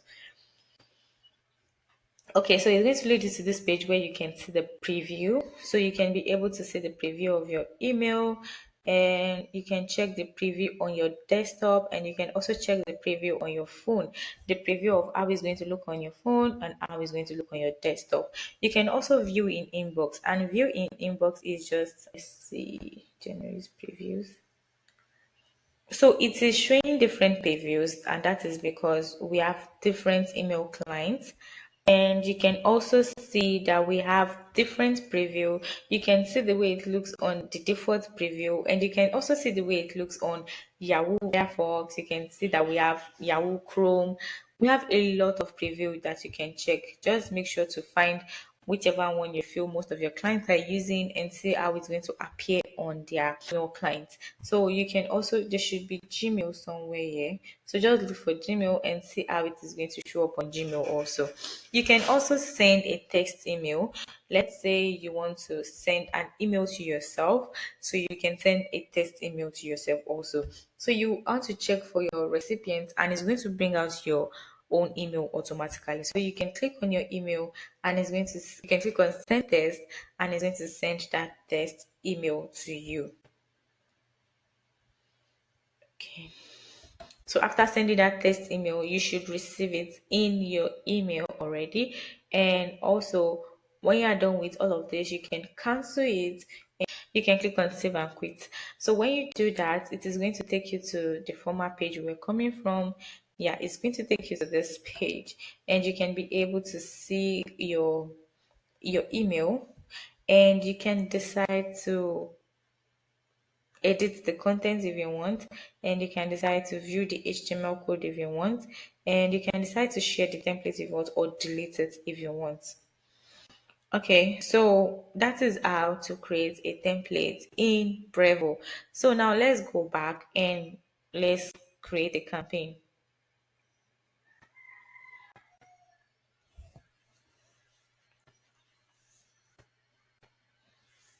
So to create a campaign, I'm just going to click on create campaign, and it is asking me if I want to send in a email campaign or SMS. I'm just going to click on email. So now I want to create an email campaign, and it's going to bring out this editor page where you can name your campaign. So let's name this campaign welcome email. So I can decide to add to a folder if I want to. Remember, I created a folder called Welcome Series. Then I can add to this folder, and when I click on that folder and click on Add, this email will be added to this folder. Then I click on Create Campaign. So when I click on Create Campaign, it is going to take me to this page where I can manage the sender, the recipient, and all of this stuff. So now I can decide that I want to change the sender, and I do not want to use this particular sender. I can pick another sender if I want. And remember also that you can add in a new sender if you want. So when you click on this, you can decide to change the sender, and you can also decide to edit your name. And instead of using your name, you can decide to use your company name. You can decide to use whatever name you want to use. After changing that, you can click on save, and you can also add in recipients, and this would help if you want to send to a specific list and you do not want to send to all of your contact list. You can decide to pick which list you want this campaign to be going out to. So for instance, you can pick whatever list you want, and I have this hot lists, and I can add that in. You can even add multiple lists if you want. So when you go back in here and you click on marketing automation, you can see other lists that you have, and it's going to show you the total number of contact that you have in here. And you can decide that you do not want to send to unengaged contact. And remember that we explained what unengaged contact is in the beginning when we're explaining the contact module. You can also decide what unengaged contact is. So maybe people that have not responded to your email in the past year, in the past 1 year, or people who have not opened your email in the past 1 year, you do not want to send to those people. You can decide not to send to unengaged contacts, and you can decide that you do not want to send to a specific list or a specific individual. So if you have someone on your list, or you have some people on your list that you do not want to send to, you can decide to pick those lists and do not send to them. You can also decide not to send to a particular segment. That's if you have a segment already. You can also decide to send not to send to a particular contact. So when you click on add contact, it is going to ask you to look for those contacts. So you can type in whatever it is you want to type in and search for that contact, and you can add them into that do not send list. So when you add them to this list, is it saying that you do not want to send to that particular contact. So after you have done all of this, you want to click on save. And when you click on save, you have already saved your recipient. So we are sending to a total of 21 recipients. And you can also add an email subject if you want. So I'm just going to add a simple email subject.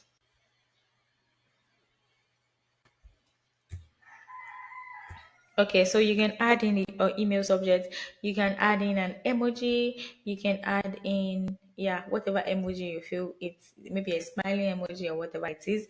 You can also add in a variable, and this variable is going to help because you can add in their first name, you can add in their last name. It's going to make your email more personalized.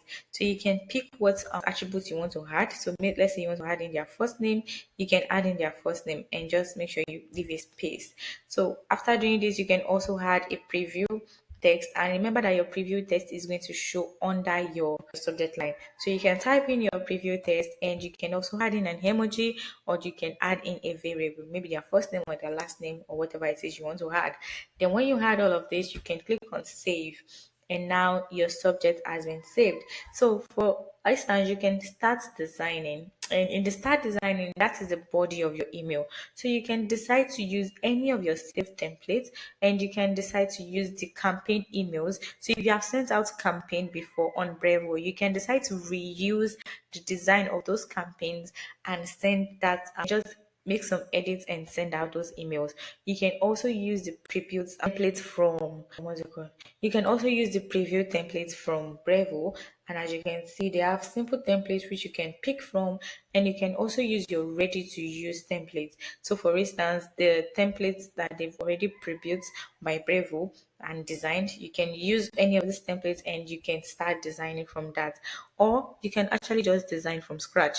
And if you are designing from scratch, you can pick if you want to use a drag editor or the simple editor, or whichever one you want to use. So I'm not starting from scratch because I already created the template. I am just going to go back to my saved template, and I'm going to pick on my welcome email.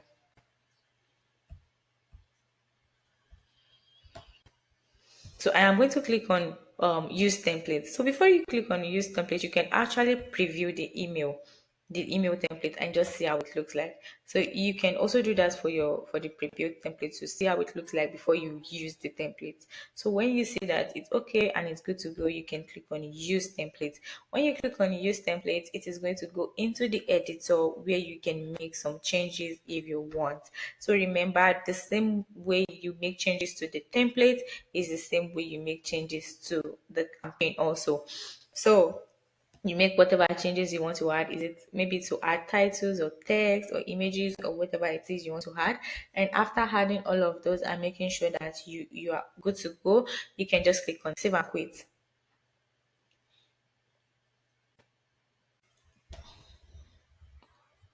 Okay, so after saving and quitting it, you can see that it's returned you back to this page, and you have some additional settings you can also set up if you want. So you can personalize your send to fields, and that means you can decide to send, rather than sending it to their email address, you can send it to the recipient name. So you can just add in their name instead of their email. And also you can use a different reply to address, and that means if you're sending out this email, you can decide to use a different entire email apart from the one that you're using as the sender email, so that when people reply to that email, it is the replies are going to this particular email you have selected in here. You can also activate your Google Analytics if you have that, and you can also ignore the custom list settings if you want. I do not want to do that. So you can embed images in your email. You can add an attachment. So if you want to add an attachment, just select the file you want to add. And you can also add in a tag if you want. Just write in the text you want to add in, and you can add in that tag. And you can set an expiration date. And this means that if this email goes out, then you can set when this email is going to expire.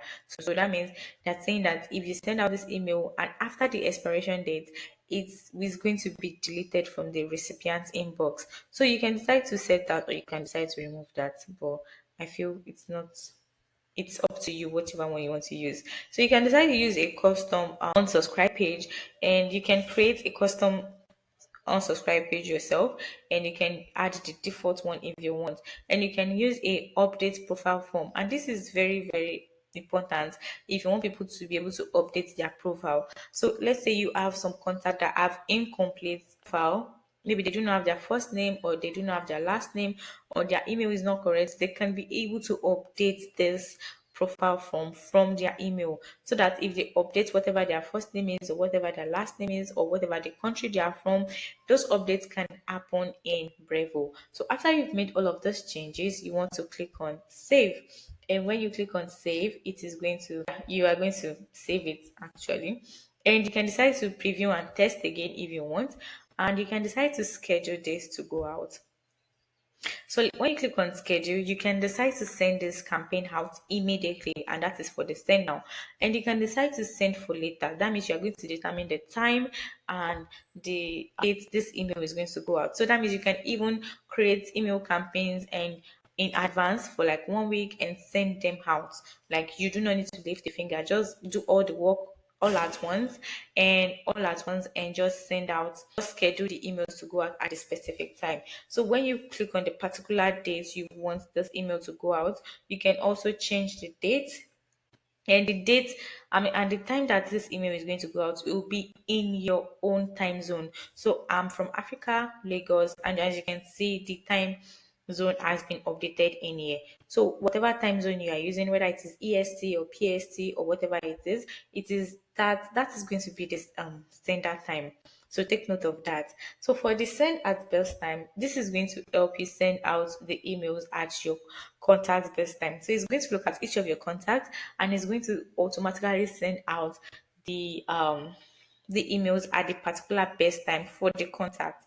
So you have no control over this. So you have to be very careful if you want to use this or not. So if you pick a particular date, let's say if you pick this date and it's saying that it may take until tomorrow for this email to be delivered, and if you pick the 13th, you have no control over the time this email will be sent out to each of the contacts. That is the meaning of the best time. So you want to make sure that you are doing the right thing by picking that. When you pick whatever option you want to pick, just click on send now if you want to send now, and you can click on schedule if you want to schedule later, and you can also click on send at best time if you want to send at best time. And when you click on this, it is going to perform the action immediately. So that is how to create campaigns in Brevo. So now let's look at the statistics and let's see how the statistics work. So the statistics is just to check for the open rates, for your click rates, and your unsubscribe. So you can check from a particular date to another particular date. So let's say we want to check for the whole of the year. So you go to January and you go to January 1 to August 8, which is today. Sorry, August 12th. Yeah, August 12th. So you want to check for everyone, every open rate, and for every click rate, and for every unsubscribe rate. So this is a new account. We do not have anything because we have not sent out any campaign. But when you start sending out campaign, you can be able to see the subscribe rate for each of them. And it's going to actually help you see what is going on, and you can actually see what is and you can also see what is going on in your account. So you can also see for your email campaigns. We do not have any email campaigns in here. We have not sent out any, so it is not showing out any statistics. So we do not have any SMS campaign also, so it is showing no stats. So when you start sending out campaigns, you can be able to see the recipients, you can be able to see the opened, the clicked, the unsubscribed, and you can also see those people that are making complaints, and you can also see the bounces and the sent dates and the action. So after all of this is done, you want to make sure to show to check your statistics, because it is very, very important, so you can know what you are doing. After checking all your statistics, you can go back to your campaign settings. So in campaign settings, we have different things you can actually set up. We have the default setting, and the default setting just allows you to make some preferences. You can decide to change your time zone. So let's say you have clients that are not from Africa or not from Lagos. You can decide to pick whichever time zone you want.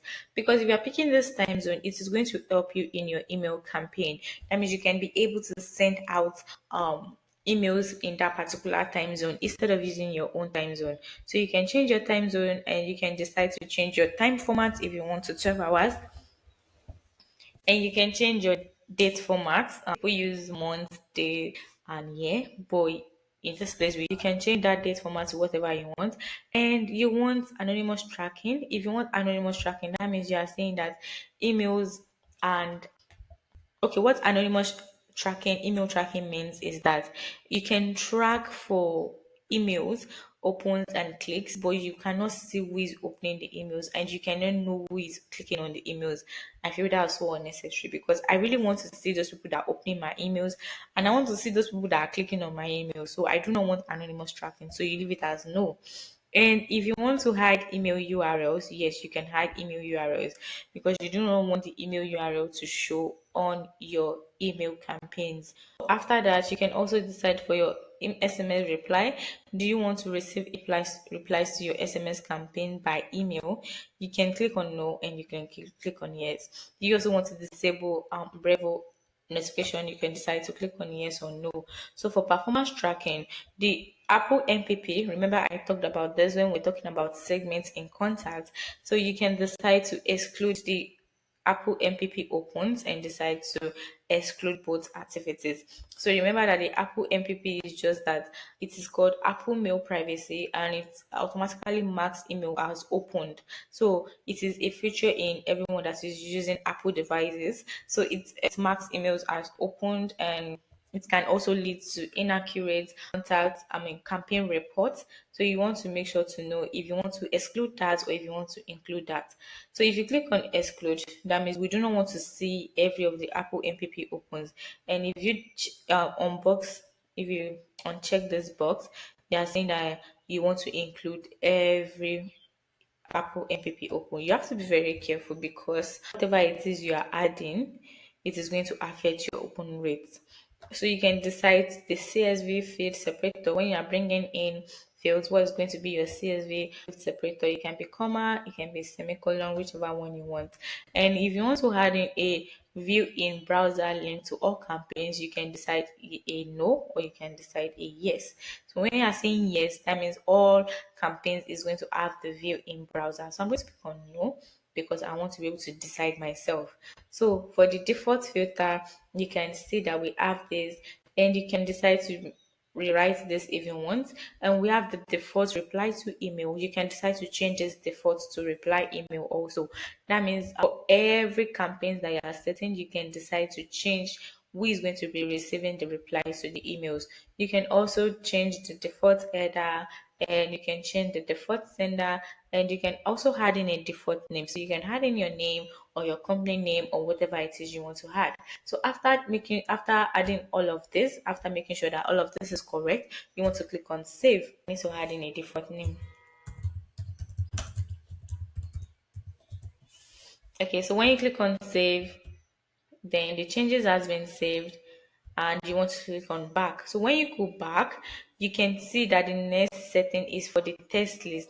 So what happens in the test list? So a test list is just like a list of contacts that you can send your campaign contacts. So it's just like a series of contacts that you can send your particular test campaign to. So for instance, I'm the only one on this test list. You can click on enter and just add in a new email. So let's say I want to add in my second email, which is CRM instructor.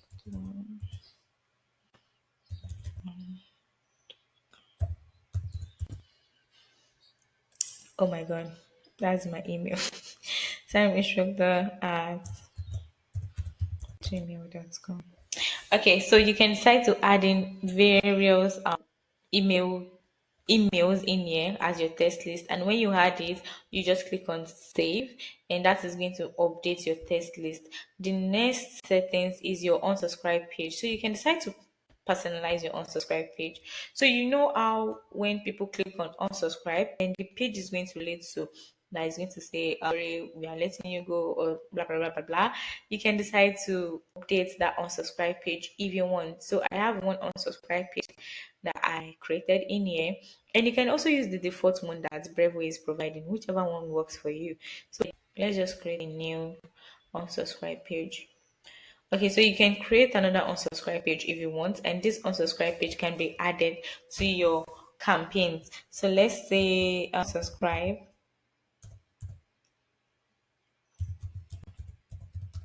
So unsubscribe, and let's click on next. Then you can design your unsubscribe page. So for instance, you can add in the different text that you want. You can add in text, you can add in a title, an image if you want. You can also add in a divider. You can also set up the design. You can change the text, the background, and all of this. You can also decide, click on next. Yeah, you can also decide if you want them to go into a page after unsubscribing. So these are the options they can pick from. When they are unsubscribing, they can say they're unsubscribing because of all of this reason. So maybe I no longer want to receive these emails, or I do not recall signing to these emails, or I receive this email too frequently. And make sure that you are checking the reasons why they are unsubscribing, because it is actually very important. It will help you to readjust and make corrections, because if they are unsubscribing from your emails and they actually have reasons for unsubscribing, maybe you really want to like work on that. So if it is too much, then that means you need to reduce your emails, and also whatever reason that might be. You can also add in a URL whereby if they unsubscribe, they can lead to that particular URL. So that URL also can be a form asking them why they are unsubscribing, in case you do not want these options. It can be sorry, it can be showing you, then you can be URL can be leading to a page where you are asking them why they are unsubscribing. Like, you need a feedback from them and you do not want them to hold back. They should tell you the truth, and they should tell you the reason why they are unsubscribing. You can also create a form, and that is going to lead to that form. You can even let them lead to your website if you want. And the no confirmation is that they just unsubscribe and that's all. And most people prefer this because they feel they do not want people to go through the extra step. But sometimes I like this because I really want to know why you're unsubscribing from my list, especially when it is a very personal list that I'm sending out campaigns to. Maybe a client, like maybe clients that I am sending campaigns to, and they unsubscribe. I want to be able to ask them, okay, I really want to know why you unsubscribed from this email. So this will help also. So you can choose whichever option you want, and you click on next. And when you click on next, it is going to show this message to them that your unsubscription is successful. You can decide to edit it to whatever you want. You can add in maybe thank you for, okay, can you say thank you for unsubscribing? No, you cannot say thank you for unsubscribing. Okay, you can just put in whatever you want actually. You can just edit it and you click on next. And when you edit that message, and it's going to show you the last step, which is done. So when you click on done, your unsubscribe page has been edited. And as you can see, a new unsubscribe page has been edited, and you can add this unsubscribe page to your campaigns. So the next one is your Google Analytics. You can only configure this if you have a Google Analytics account. And also when you go back, you can go back to your, yeah, you can go back to your calculated values. And in this calculated values, hmm,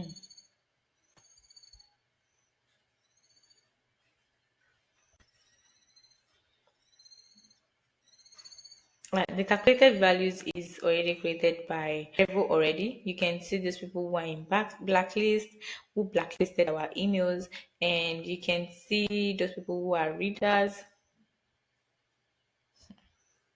and you can see those people who are clickers. You can actually add in a new value if you want. Just enter the formula, and you can actually add that. So when you go back, you can also add in a webbook.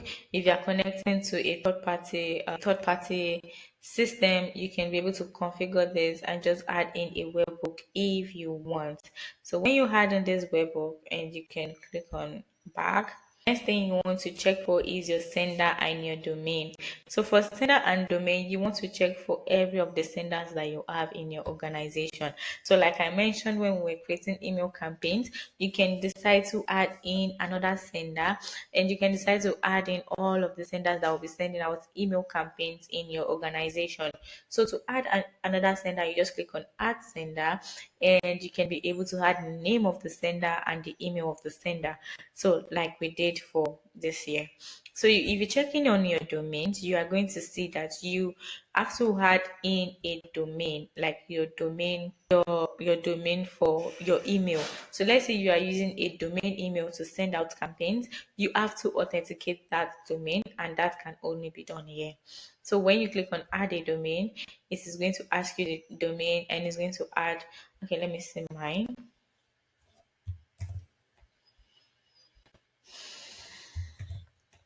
So it's going to ask you to add a domain. And when you add in the domain, you can click on add domain. When you click on add domain, it is going to ask you to authenticate this domain. I will be doing that in a second. Yeah, so let's cancel this and come back to it. So we are going to come back to the authentication of domains actually. So when we go back to campaign settings, yeah.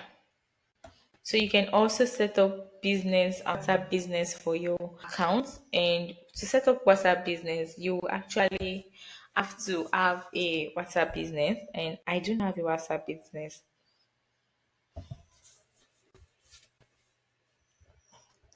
Okay, so for now, as you can see, it is asking me to log in through Facebook, and it's going to ask for your phone numbers, it's going to ask for your Facebook account, and it's going to ask for all of your business details. So make sure that you have that ready already, like your business details, your Facebook account, and your phone number. Make sure it is your WhatsApp business phone number. So after doing that, you can click on back, and yeah, that is how to make those basic settings for your campaign. Okay, so now that we are done with campaigns, let's go to landing pages. So how do we create a landing page in Brevo? So what is landing pages? Landing pages are just like a standalone web form to that are created to achieve specific marketing goal. So you can use it to capture leads, use it to promote, you can use it to promote whatever offer you want to use, and you can use it for, maybe if you have a course, you can allow people to sign up for a free course, or download a free ebook, or register for a webinar, or join a mailing list, whichever one you want with a landing page. So you are going to your Brevo account, and you are going to click on landing page. And when you click on landing page, it's going to show you this page if you have not created any landing page. And please note that the plan that you can create landing page is on the marketing plan. I mean, sorry, on the business plan, and that is like the monthly should be, I think, $18. Yeah. Yeah, the monthly plan is $18, and that is the plan I am currently on. So you cannot build a landing page on the free plan or on the starter plan. You need to upgrade to the business plan for you to be able to create a landing page. So when you go back to your landing page in Brevo, and you click on create a landing page,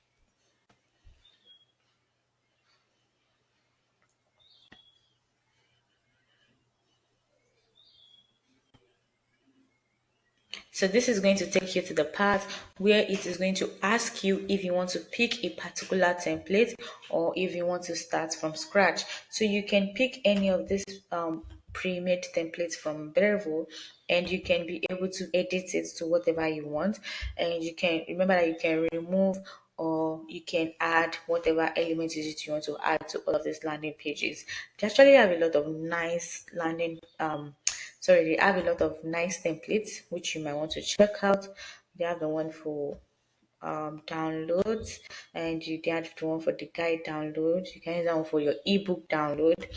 So you can pick any of these templates, and before you can select it, you can also preview to see if it is something you want to use. So when you preview this template and you see that you can work with it, you can just check it to the end and see if it is a template you want to work with. And if it is a template you want to work with, you just click on use template, and it's going to go to the page editor. But I want to start from scratch actually, just to show you how to add in all of these elements from scratch. So we're going to click on that, and we are starting from scratch. So I'm going to click on get started, and it is going to take me to this editor page where I can be able to add in different elements. And before I add in different elements, it is asking me to set up my new page preference. And what this is that it wants me to add things like my logo, like my brand colors, like my favicon, and even if I have a tracking code, I can also add it, and also the chart widgets on my landing page. So you can start from the beginning. What is the name of your landing page? You had the name over here. So let's just make this download free ebook here. So that is the name of the landing page. You can also, I've already added some brand colors here. You can also decide to add whichever brand color is it you are using. You can add the color code in here if you have the color code, or you can be able to pick the different colors that they have. So when you pick whatever color it is you want to add, you just click on save. And if you do not want it, you can click on delete or cancel. So for your text, you have the title and you have the color for your title. You can decide to change that to whatever color is it you want to add. You can also change the font of the title. You can change the font of, so let's just change it to,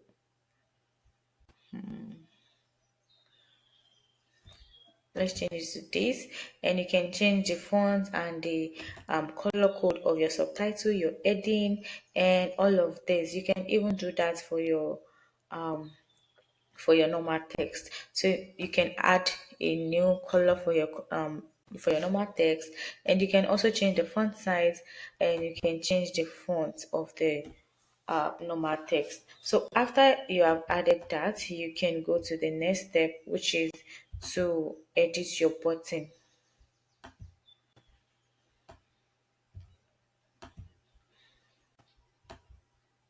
So the next step is to edit your button. You can decide to change the color code of your button and just change it to whatever color it is you want. So when you click on the color, it is going to change this color, and you can also decide to edit your font for your button. So that means instead of using this font, you can pick another font if you want, and you can just pick whatever font is it you want to add for your button. So the next one will be um, to add for your links. So you can decide to change the color for your link. So if there's going to be any link on your landing page, this is going to be the color of the link, which is this blue. And when they hover on that link, it is going to change to this blue. And if a visitor has clicked on if a visitor has clicked on that link before on your landing page, the link is going to change to this color orange. So you want to make sure you pick the color that is suitable to your brand, and you adjust all of this color to make sure that it is fitting to your brand. So you can also decide to change your logo. So I'm just going to select a random logo from my computer. I'm just going to select a random logo from my computer, and when I click on open, it is going to bring the image here, and you can decide to replace your brand logo if you want. Also, you can decide that you want to change your favicon, and favicon means the little icon that used to show up on your browser page. So for instance, take a look at this Brevo tab, or this one. As you can see, the little b, that is the favicon of the Brevo site. You can also decide to add in a URL to your favicon if you want to add a favicon, and you can also add in a tracking code if you have any tracking code, maybe from your Google Analytics or wherever it's coming from. You can also decide to add that um, in the head tag. You can also add a chat widget, and the chat widget is going to show up on your landing page, where people can be able to click on that chat widget and they can be able to send you messages. And you can decide to turn this on or you can decide to turn this off, whichever one suits you. So after you have done with all of the settings and you are sure that you've added all of the brand assets you are supposed to add, you are going to click on save my preference.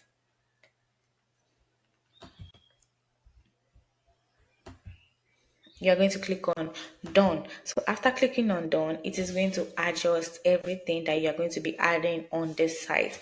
And let's start with the left hand side. On the left hand side, we have a place called section, and in this section you can be able to add the different pre-made sections by Brevo. So they have pre-made designs already, which you can drag and drop into the editor.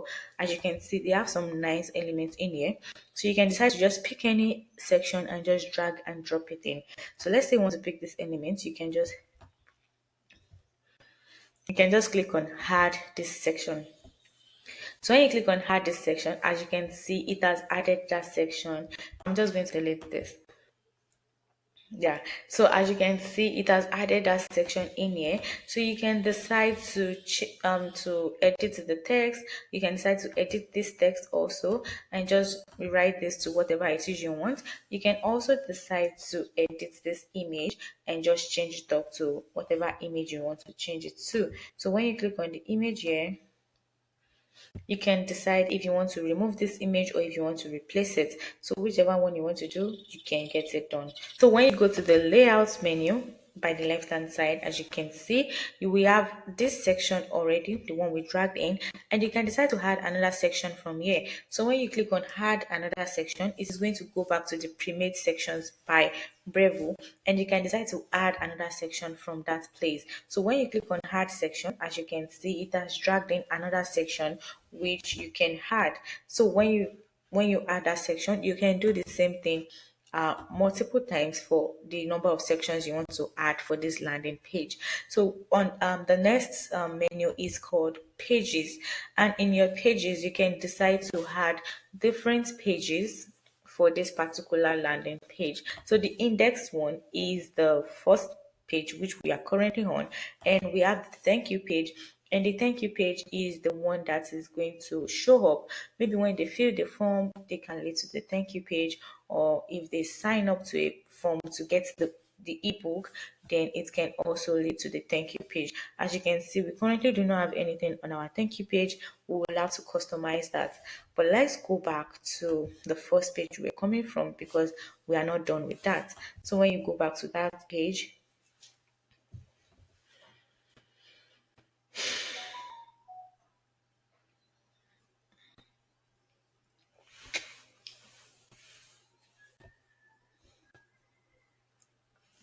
okay, so now that we have gone back to that page, we can decide to start adding different elements to this page. So we can say that we want to edit this text, or you can decide to remove it. You can also decide to duplicate it if you want. So let's say we want to remove this text. No, I don't want to remove it. So let's say we want to remove this text, and that has been deleted. Now for these black buttons, let's start with this. So for this, you can decide to move this whole section up, or you can decide to move this whole section down, whichever one works for you. For this section button here, you can decide to duplicate it if you want, and you can decide to swap section, and you can decide to delete it, whichever one you want to do. And for this add element, you can decide to add in all of these elements in here. So we have the container, we have the text, we have the button, we have the image, the video, then the divider, then we have the logo and the icon. and we have a form, and we have the bullet list, and the code, and a countdown timer. So let's start with each of them and see how we can add each of them in this landing page. So let's start with the container. You can decide to add in a little container in here if you want. And in this container, you can be able to add in different elements into this container. So let's say you want to add in uh, an image. You can decide to add in an image into this element, and that is going to show up in this container. But since we have this main container here, we do not actually need to add in another container. So you can do this if you're adding a blank section, and you can just add in that container, then start adding all of your elements inside of that container. So I'm just going to delete this container. That is for container, and we can decide I want to add in a text, and when you drag and drop this text wherever you want this text to be, you can also edit this text. So let's say you want to add in whatever word is it you want to add.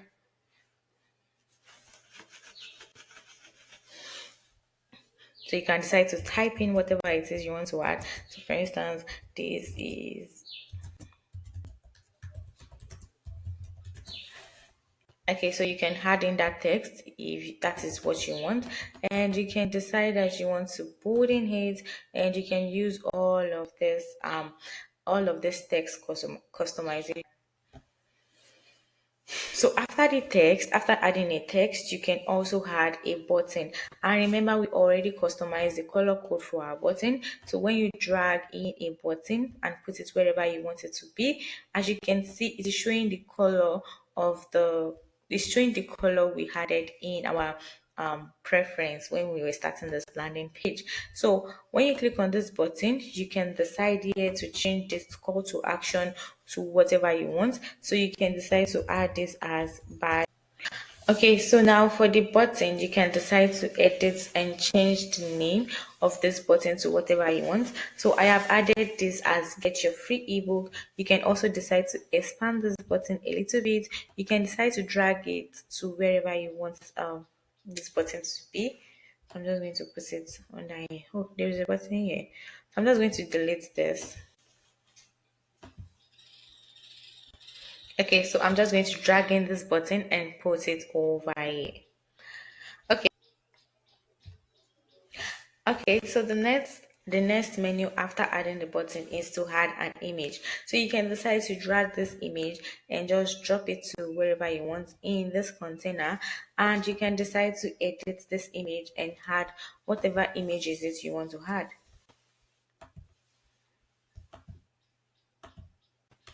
Okay, so when you click on the image, it is going to ask you to add image by the right hand side.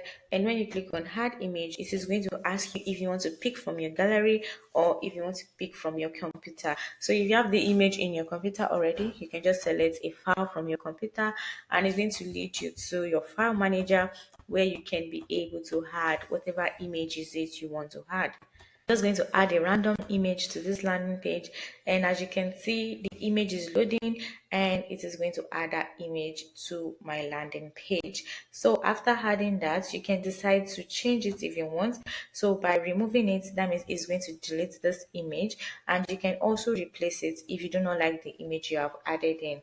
So you can also add in a alt text if you want, and you can also decide that you want the image to have a click action on the image. What will happen? So for instance, you can decide that when they click on the image, it is going to lead to a URL, or when they click on the image, it's going to lead to an anchor to another section.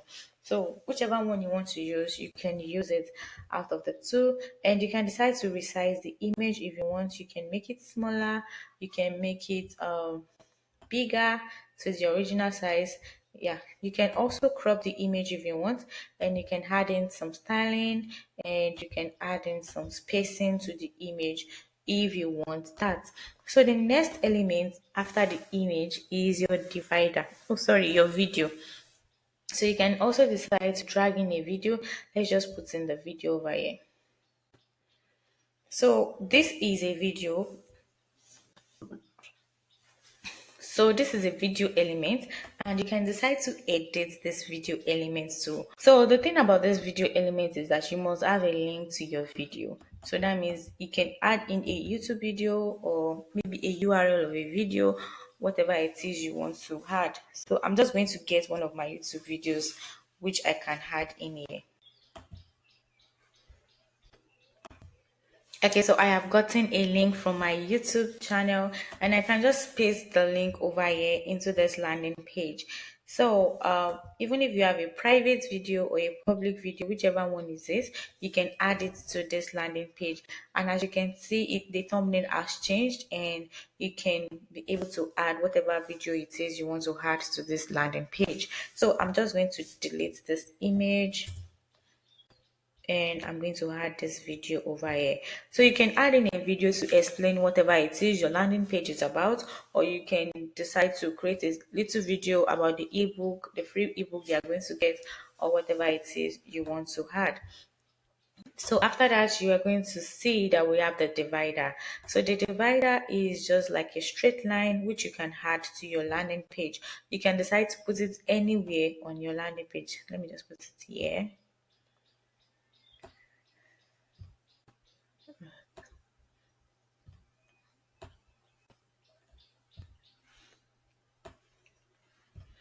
So as you can see, this is the divider, and you can edit this divider to whatever you want. You can make it thin, you can make it thick, and you can make it the thickest if you want. You can also adjust the color of your divider. You can use any of your brand color, and if you want another color for your divider, you can just click on add color, and you can be able to add the color code which is going to show up in that your brand assets. So you can pick any random color, or you can pick a specific color you want by using the color code. So I do not want this. I'm just going to pick one of my brand colors. So let's use this blue, or let's use this red. Yeah, as you can see, that has changed to red. And you can also decide to change the spacing if you want, the spacing and the padding. And you can go back to style, and you can make it thick if you want, and you can just make it a little bit thin if that is what you want. So let's make it a little bit thick.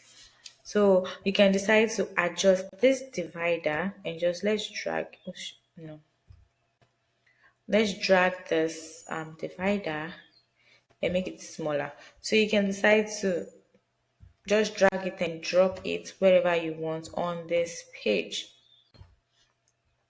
So I'm just going to adjust this a little bit. Okay, so that is for the divider. And also another element you can add after the divider is your logo. So you can decide to add in a logo.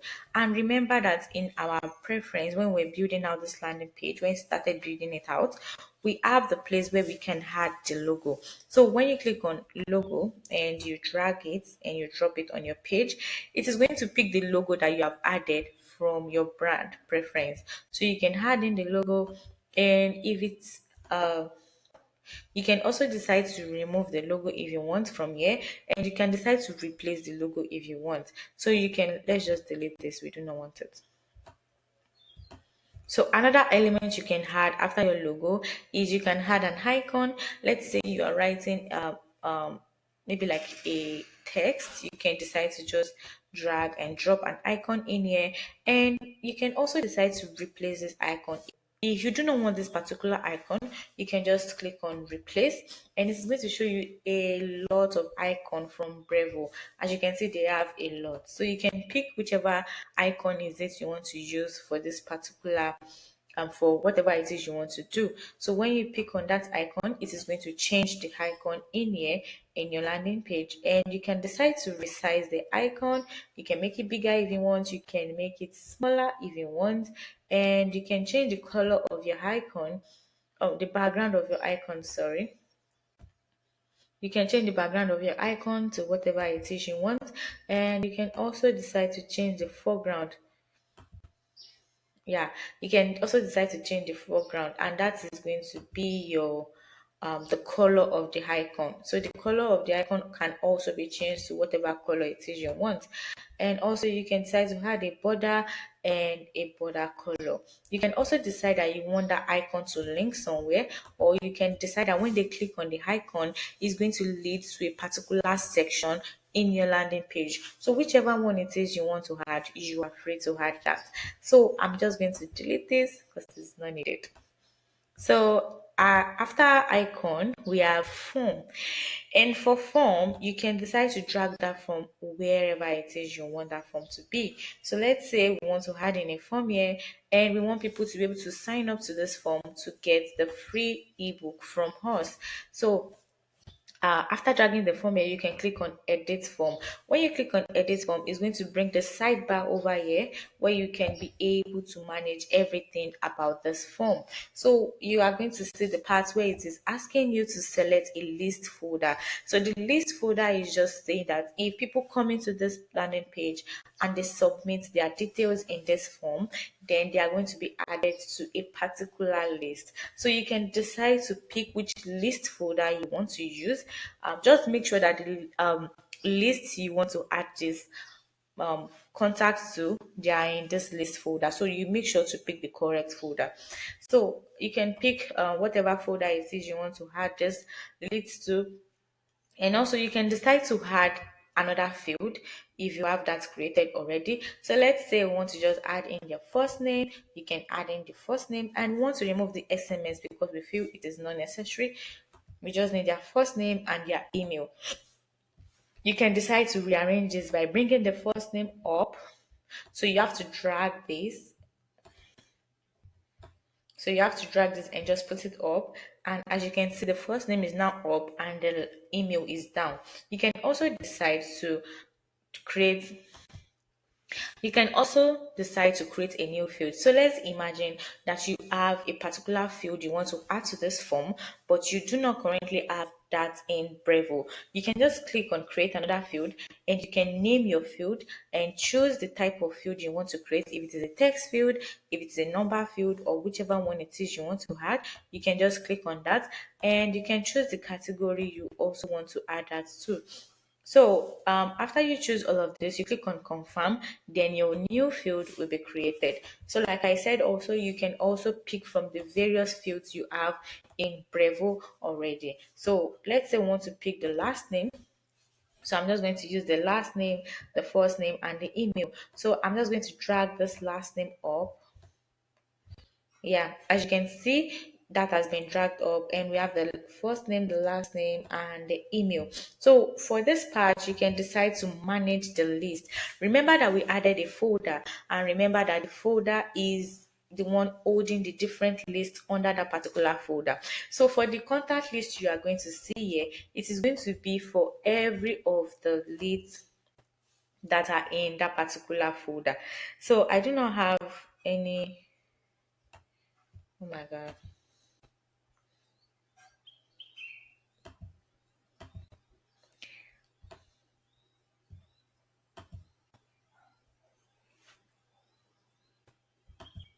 Okay. So remember that we chose the particular folder in here. If you can remember, we chose the folder in here for, and we are choosing the conversation contact. And you have to make sure that the list you are picking the folder that you are picking has the correct list you want to add these people in. So let's say we are choosing conversation contact, and if you go back to your manage list, it is going to list out all of those lists under that particular folder. So I currently only have one list under that folder, so I'm just going to pick that. You can also decide to redirect them to a particular place after filling out this form.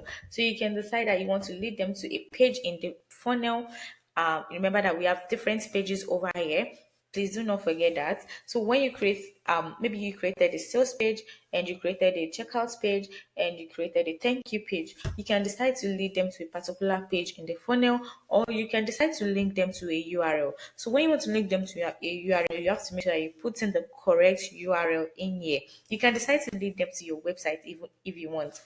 For the external URL, you can decide to add your website URL, and that will be added. And you can also decide to add them to a page in the funnel. So in the page For the pages of the funnel, you can decide to add them to a thank you page, and if you have an extra page also, you can decide to add them in there already. And for the double opt-in form, so we have two types of opt-in.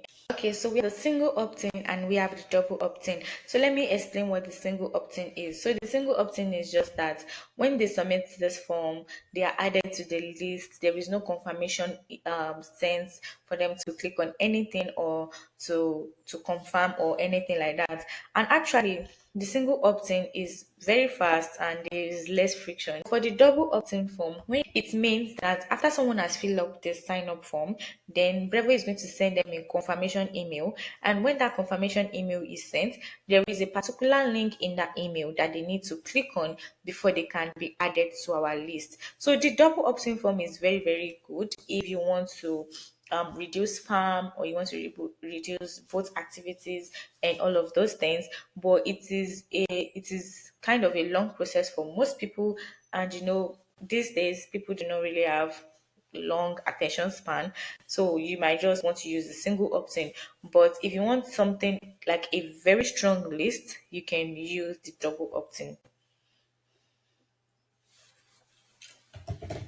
So you can, when you pick the double opt-in, you can decide to choose whatever template you have created for the double opt-in. You can use the default one if you want, and if you are picking the single opt-in, you can just pick that without choosing um, any template. So you can also decide to switch up this design if you want. So there are different designs you can pick from.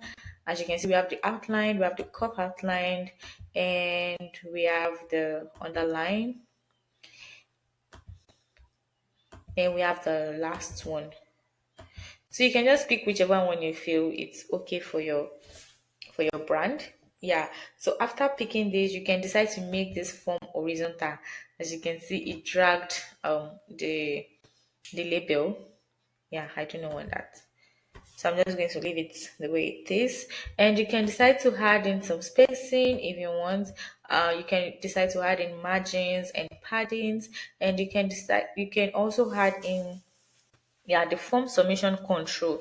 So the first control is that you are going to update every existing contact on form submission.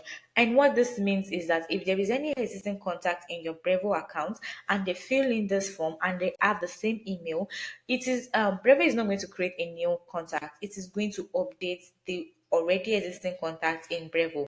So when you click on this, it is, you are saying that you want Brevo to update every existing contact, and you can also decide to disable capture if you want. You can also decide to disable your URL parameters on your form submission. When you go to your style, you can decide to add a border style if you want. You can add a solid, and you can also add the color code if you want, and you can increase the border weight or whatever it is you want to add. So after doing all of this and making sure that you have done the right, and just checking again to make sure that you have picked all the right options, you can then decide to preview your form.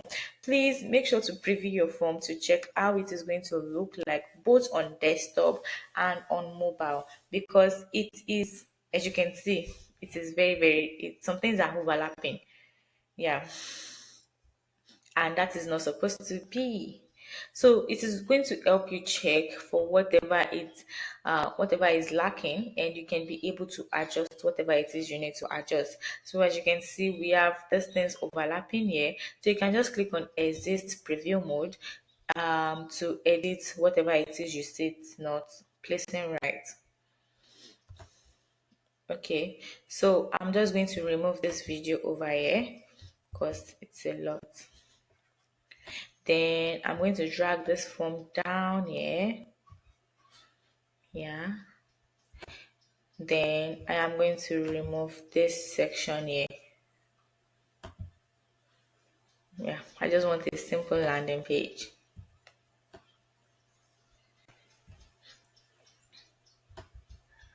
Actually, I'm not supposed to add this button again, but just for tutorial sake, I'm just going to add this in here. So when you adjust whatever it is you want to adjust, you are going to click on preview again. So when you click on preview, it is going to show you how it is going to look like on your desktop, and you can also see how it is going to look like on your mobile. So make sure to check for mobile also, because most people check landing pages through mobile, and as you can see, we have, yeah, it's kind of scattered on the mobile also.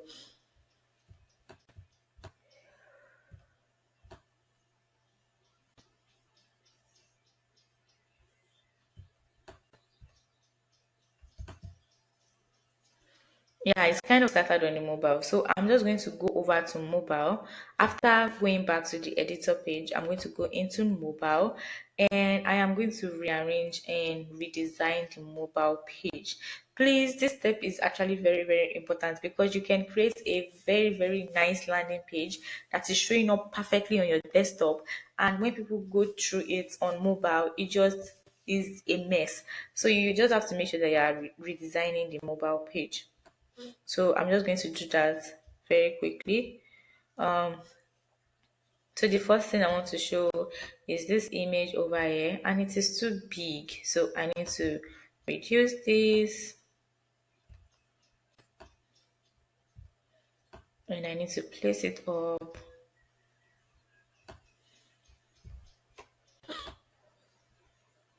Yeah.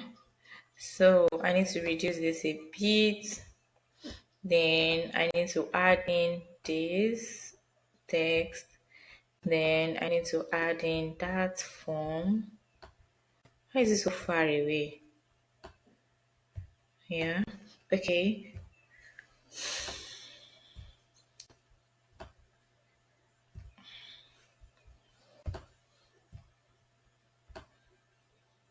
Yeah. Okay, I think I'm on the way. Yeah, so you can decide to remove this form, this button if you want, but let's just leave it in there. So as you can see, we have edited this, and yeah, this link also, this divider, sorry, you can add that here. Yeah, as you can see, our mobile page is kind of smaller and kind of neater. Yeah. So after you've added the mobile page, and you've added everything you need to add, you make sure that it is looking very okay on your mobile page. Then you can decide to preview again. So when you preview, you can preview on desktop and mobile. So now this is for desktop, it's looking okay. And now when we preview for mobile, let's see how that looks like. Yeah, it is okay now. Yeah, so after making sure that this is okay, you can click on exit preview mode. Now we also want to set up our thank you page, and do not forget that also you can add different pages if you want. So you go to pages, then you can create a new page. When you create a new page, it is going to create an entirely blank page for you, where you can just okay, let's try that. So when you click on create a new page, you can add in a blank page, and you can also add in their pre-made templates.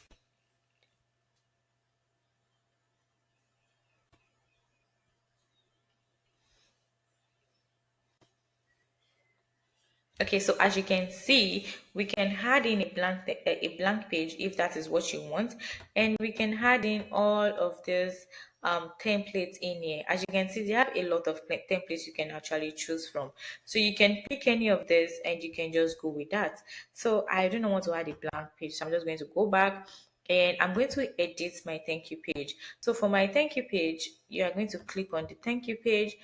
It's going to lead to your thank you page editor, and now you can be able to edit your thank you page. So you can add in whatever element is it you want to add. Okay, so now in my thank you page editor, I can now add whatever element I want to add. So I am just going to add a text. Yeah, a text and a button.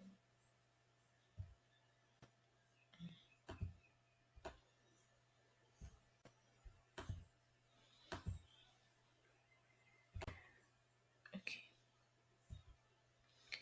Okay, so I'm going to add in a text and a button. So you can decide to write whatever it is you want to write in here. So I'm just going to write okay, so I just added thank you for joining the family, and you can decide to change this to whether you want to use title. Oh, I feel that's too big.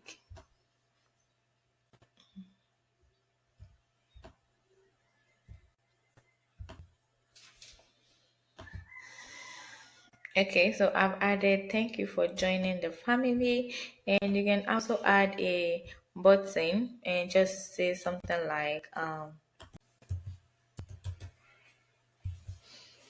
so you can also say something like join our Facebook group for the button, and you can just drag this button a bit.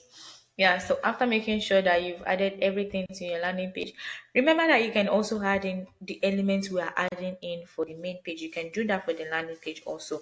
You can add in the button, the images, the video, and all of those things for the thank you page also.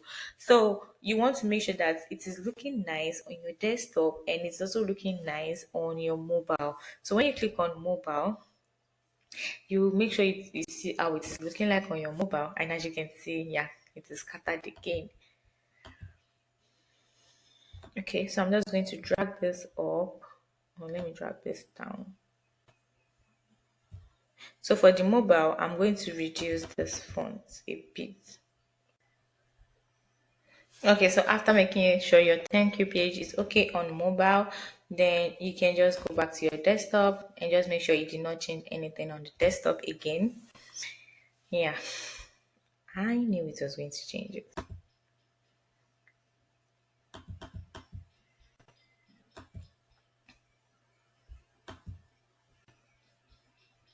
Yeah, so after making sure that the desktop and the mobile is okay, then you can click on preview.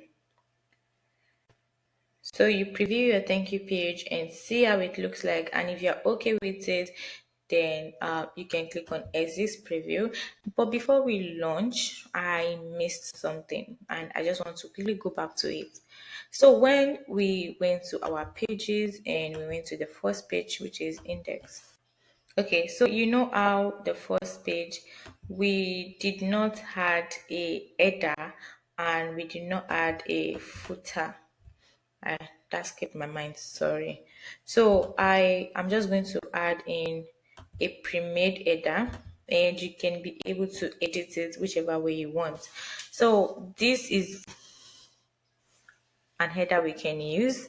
So let's just add the section in here. And as you can see, it added our logo and it added the phone. You can decide to just take off this, or you can decide to reduce it, whichever one you want. And you can decide to edit this text and change your phone number and add whatever it is you want to add.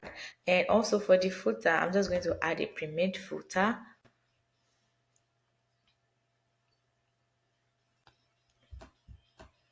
I just want something simple.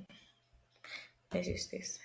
So as you can see, it has added this footer, and also you can be able to change this footer and edit it to whatever it is you want. You can change the background color. You can, if you want to add the background image, you can do that. And yeah, just do all of these settings and you are good to go. So now I need to preview again to see if it is looking nice. And yeah, it is okay. So I just need to drag this a little bit.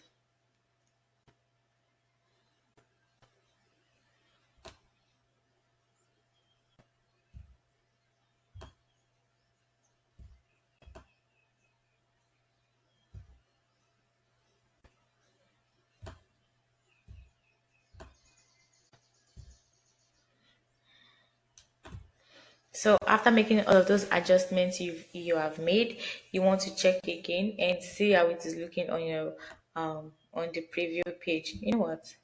I'm just going to take away this.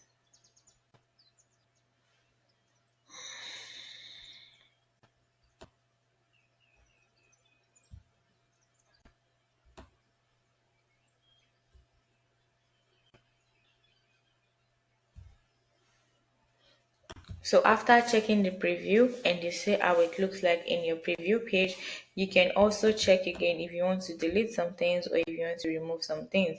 So after making sure that everything is okay, now you can click on launch.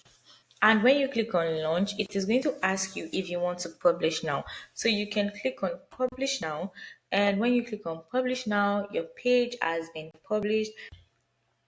Okay, so now as you can see, we have our link here. After publishing, you can see that we have our link. Then you can copy this and you can paste it to your landing. You can paste it to your email for people to sign up to get the free ebook, or you can paste it on your website, wherever it is you want to paste it. You can also connect your domain, and you can connect if you have a domain and you want to connect that domain to this landing page, you can click on connect, but I do not have a domain. So also you can embed this landing page on whatever it is you want to embed it. You can embed it on your website. And you know how we embedded form for iframe. um if you do not know how to do it, you can just go back to the form lesson and you can see how this iframe is embedded. That is the same way you are going to embed this landing page to whatever page is it you want to embed the page on. And after making sure that you are unpublished, you can also check again and just click on the link and it's going to take you to the landing page and you can see how your landing page look like. I'm sorry, this landing page looks a little bit ugly, but it's just for tutorial sake.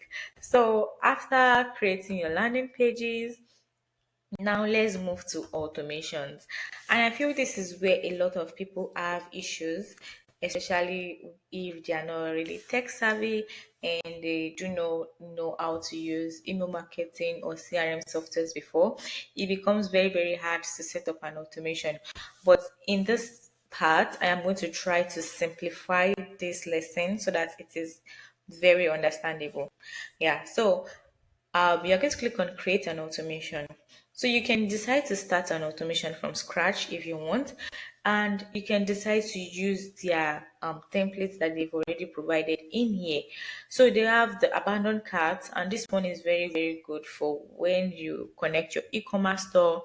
You can then add this. You can also add the one for the purchase, the product purchase, and we have another one for anniversary date and marketing activity to send message based on who opened or click the email. And we have the welcome message.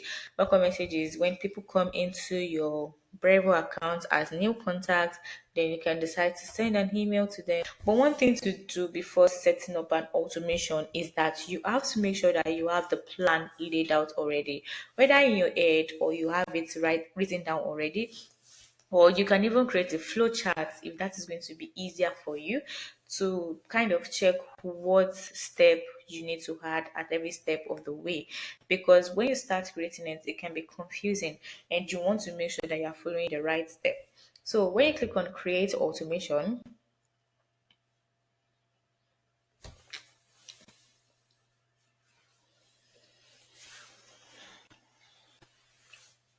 now as you can see, it has created this automation for me.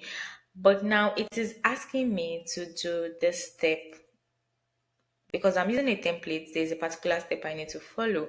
So it is saying that since we are saying that our trigger is when a contact is added to a list. So you remember how we created that form and we added that form to a list in the landing page. So let's say a new contact fill out that form and they come into that particular list. So that means the list is, I think, athletes.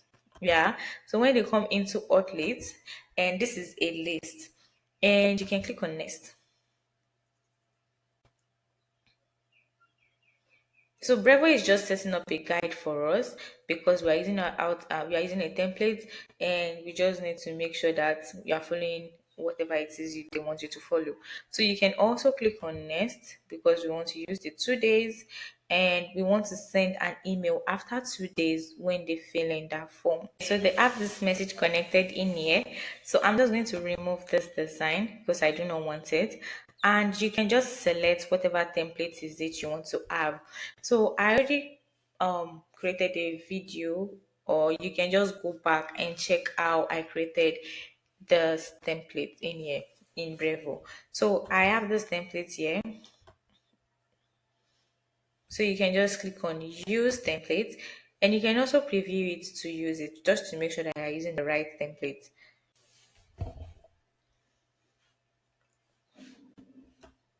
So this is the template over here, and as you can see, we have this template. I created it and I added some things in here.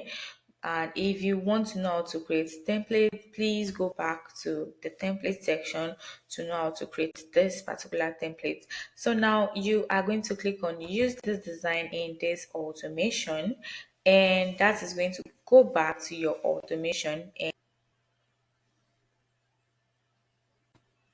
yeah, so as you can see, this template has been added, and also we need to add in the subject line, and that has also be added. You can also decide to add a preview for this particular email, and you can also decide to change the send address and add another sender if you want, and you can also decide to change the sender name, and you can also decide to edit their setting. So the first setting is saying that we need to define the days and time frame for sending this email. So you can decide that you want to send at every day of the week at every time. So that will be 24/7. Or you can decide that I don't know what to send on weekends, and you can just take off Saturday and Sunday. That is if you want.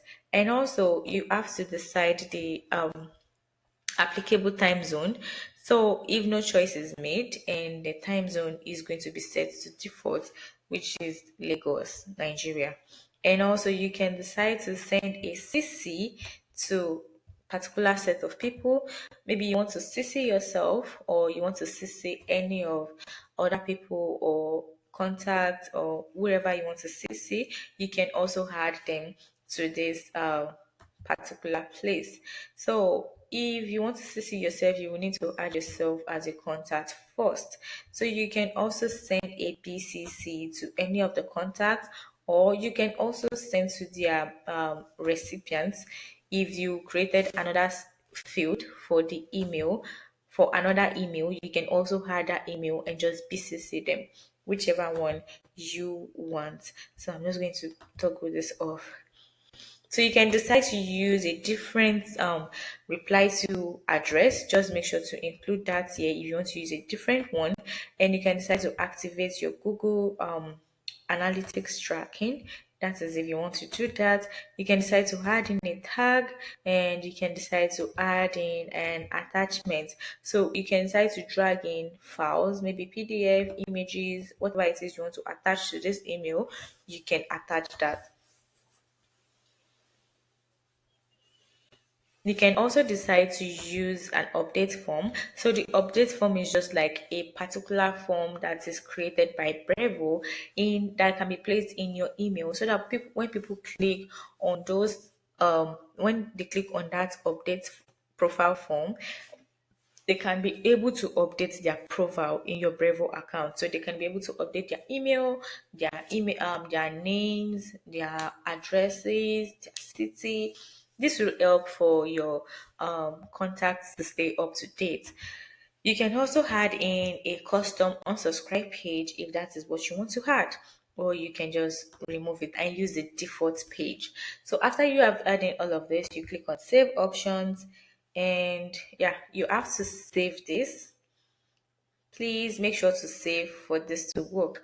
And now this is our template that has been added, and we have been able to set this up. But just for this tutorial sake, I am going to go through every of the triggers we can use in Brevo and every of the actions we can use. So when we say contact is added to a list, and that is the original one that was done, as you can see, you can add multiple triggers. So when you want to add a contact to a list, you can just pick whichever list you want to add that contact to. So you can decide to choose from whichever folder it is you want to pick from, and you can just add that list. And if you do not have the list already, you can just click on create new list. And when you click on create new contact list, it's going to give you the opportunity to create a new list and put them in the folder that you want. So I do not want to create a list. I'm just going to cancel this, and I'm going to go back to my triggers, and I want to add, let me just delete this. Okay. And the other trigger is contact is removed from a list. So when you're saying you want this to be triggered based on when a contact is removed from a list, you're saying that from every of my lists, if I take out a contact from any of those lists, this automation should be triggered. Now you can pick which list you want to take out contact from. You can pick whatever folder it is you want to add, and you can add those lists, and this will be triggered when a contact is removed from those lists. Also, you can decide to send to contact that are matching custom filters. So let's say you want to send to contact that are from country Nigeria, or you want to send to contact that are from a particular city, or contacts who have their emails, or contacts who are in a particular business industry. You can also use the filter for that. And now when you click on add filter, you can be able to select the list or segment, or you can just create a new entirely new filter if you want. So please go back to the video. I mean, go back to the section or the video where I mentioned how to create a segment from scratch. This is going to help you, especially if you want to like check for different segments, and I already did that in detail. So please go back and check that. You can create segments and you can just add them in here.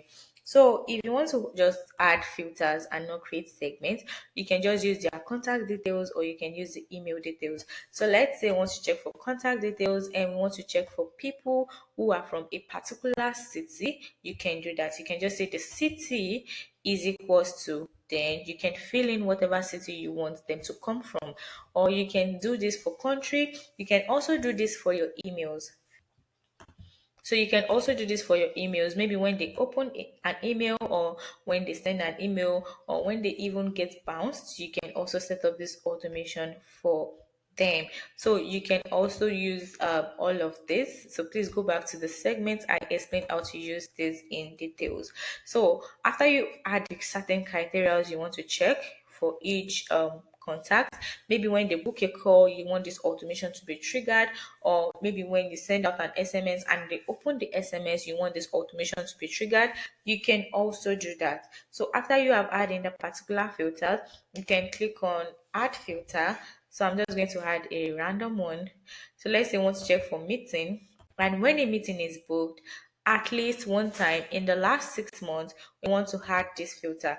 As you can see, this filter has been added, and we want to click on save. So after we have clicked on save, as you can see, this filter has been added, and that is whenever a meeting is booked, then the automation will be triggered. So another thing to do is that, so another filter you want to check for also is that if a contact is in a particular segment, it's just like the one we just completed, you can just check in for whichever segment you have created, and you can be able to specify this particular automation for those segments.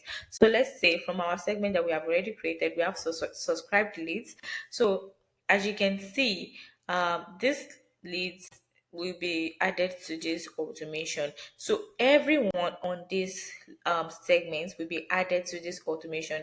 So if there's a new contact that is being added to this segment, then the automation will be triggered. When you are sure of it, then you click on save. And as you can see, that has been added. So you can also delete this, and you can also do the same thing for anniversary. So for anniversary, you can decide to check years a client have used with you, or let's say client have been working with you for the past 1 year. You can create a field where you can see the date field that is going to check for when they became a client, and you can add that in, and you can just send out a message like, thank you, it's already 2 years that you've been working with us, thank you for working with us, blah blah blah blah blah, and add all of those things. And you can also add their birthdays. This is actually very important, especially when you have a close relationship with your clients. You can send out birthday messages to them on their birthdays, and you do not need to start remembering everyone's birthday. You just need to set up an automation for that. So when you had a birthday, and you can say that you want to send that on the same day, or you want to send that after that date or before that date. So it's just to send on the same day because that's their birthday, obviously. So you just send on their birthdays and you click on save. Now this trigger has been saved, and when it is your birthday, the birthday email can't be sent. So after you've done that, how to do like this. So you also want to create a trigger from where for when a contact is added manually. Okay, so what does contact added manually means? It means that when you want to, you can decide to add contacts into this automation manually instead of you trying to make sure all of them fit in through this second trigger. You can decide to add in a contact added manually, and you can decide to just pick random contacts and just add them to this automation. So when you're done with this, you just click on close, and that means when you publish this, you can decide to go into your contacts page and just select the particular contact you want to add to that automation, and you can add them. So I'm just going to delete that. Okay, we still have a lot of triggers, so I'm just going to explain directly what it means. So we have when the form is selected, and when the form is selected, we want to check for um, oh, okay. So when a form is selected, remember that we created a sign up form in that website form. Yeah, we created the website form in our form page. If you want to learn how to create a form, please go back to the uh, part where we created the form. So the trigger is going to be that when they submit this form, then this workflow will be triggered. Then the next one is when an email is opened. So when an email is opened, you are saying that if they open any of Okay, so you can decide that you want to do this for any type of email, or you want to add for a specific email. So if you want to add for a specific email, let's say you sent out an a welcome email. Sorry, you sent out a welcome email, and you want to check for everyone that has opened this email. You can do that by checking the email name is exactly whatever it is you want to add. So you can add in whatever template is it, and you can add in like the welcome message. So that means if the email name is the welcome message and this email is opened, then this automation will be triggered.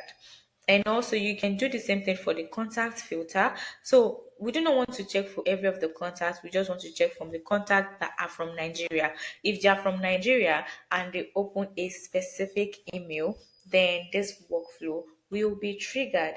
And also you can check for the link that is clicked in an email. So for the link that is clicked in an email, you can also do the same thing you did for contact opening the email. You can check for the filter for the email and pick whatever email it is you want to add.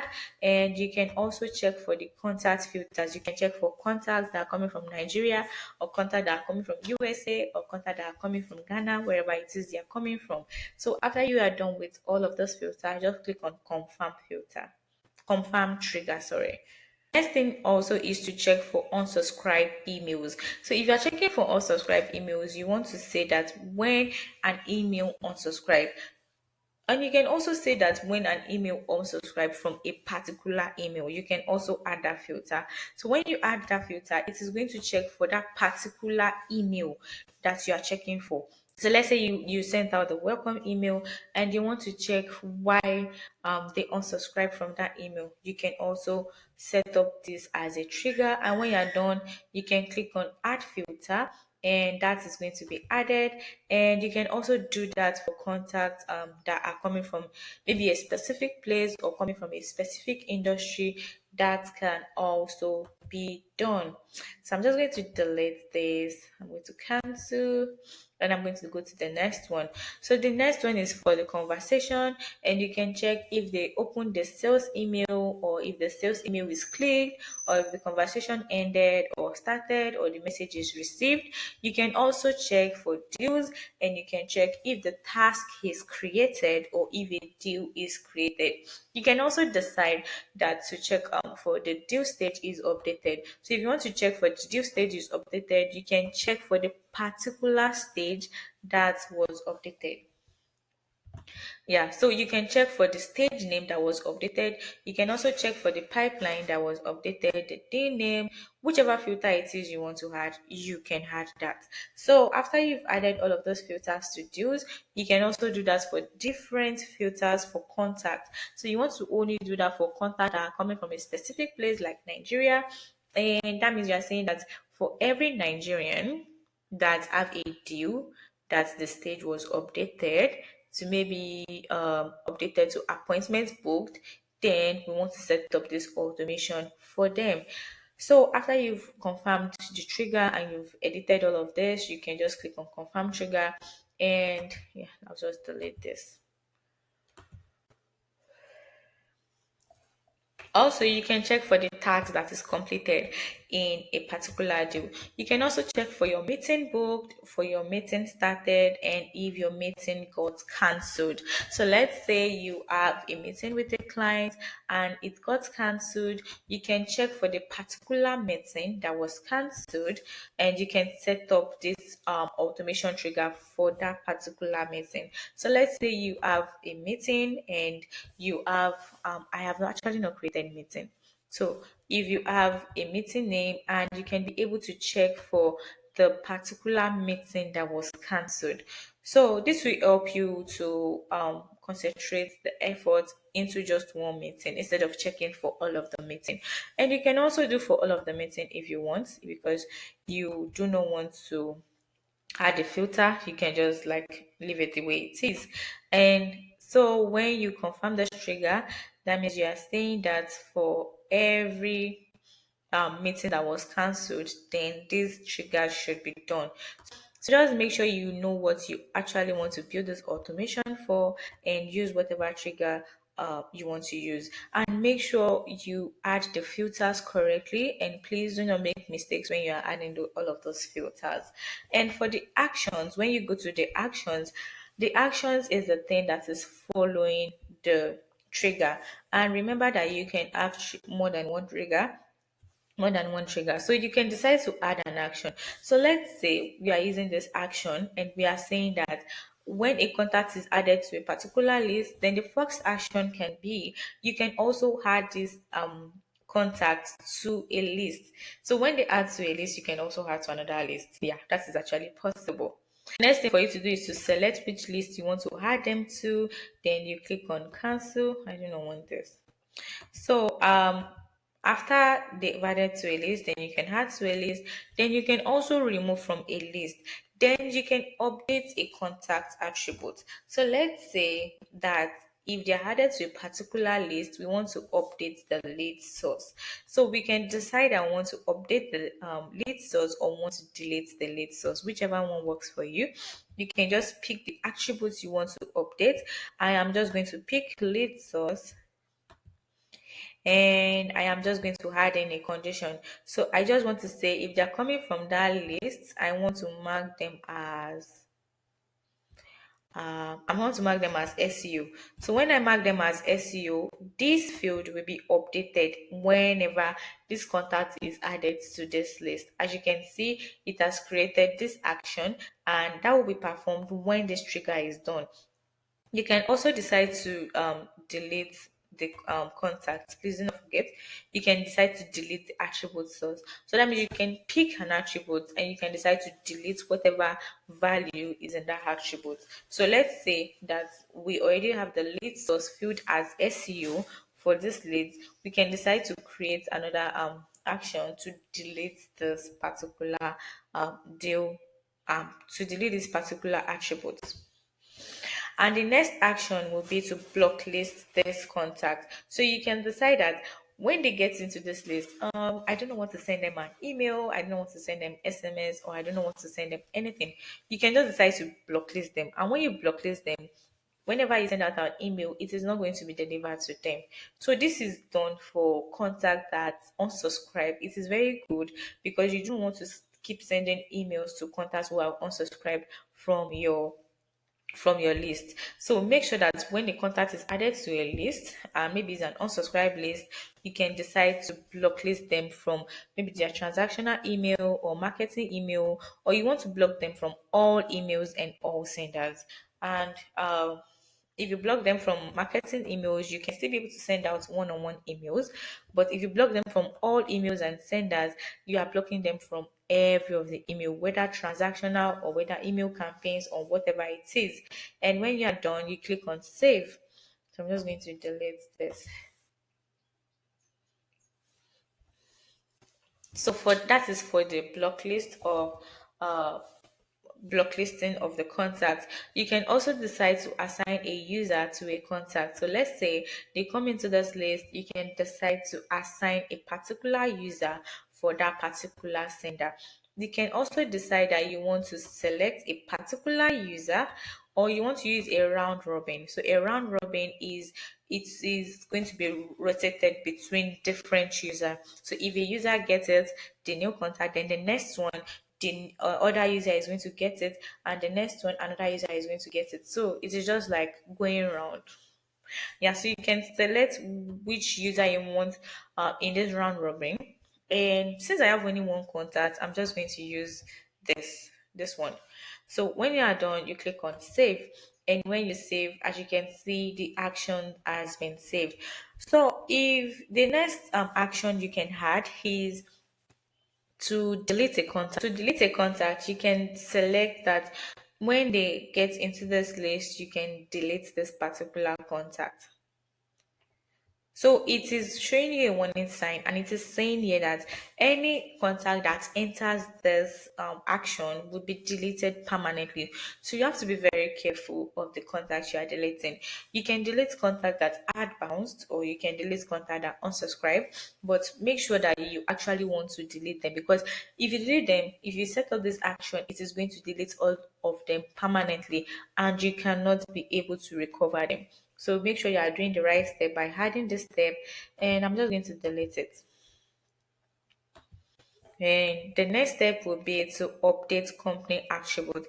The way you are going to update company attributes is the same way you are also going to update the contact attributes.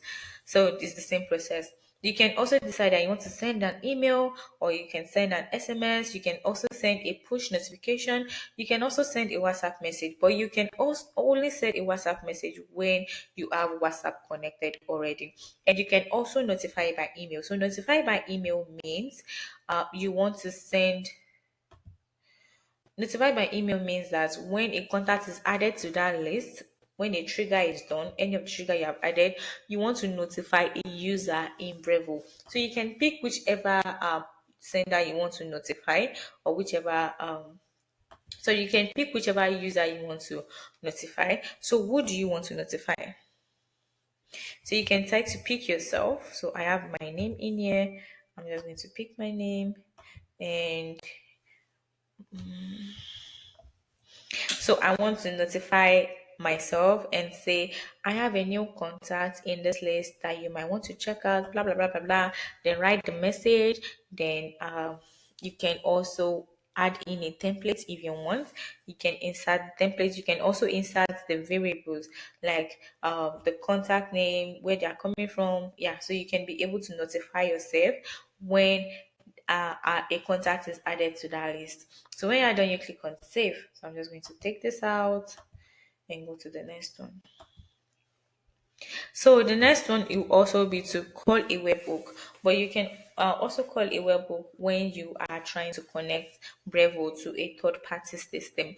For creating a task, you can decide that when they enter that list, you want to create a task, or you can create a deal, and you can also update the deal attributes if you want.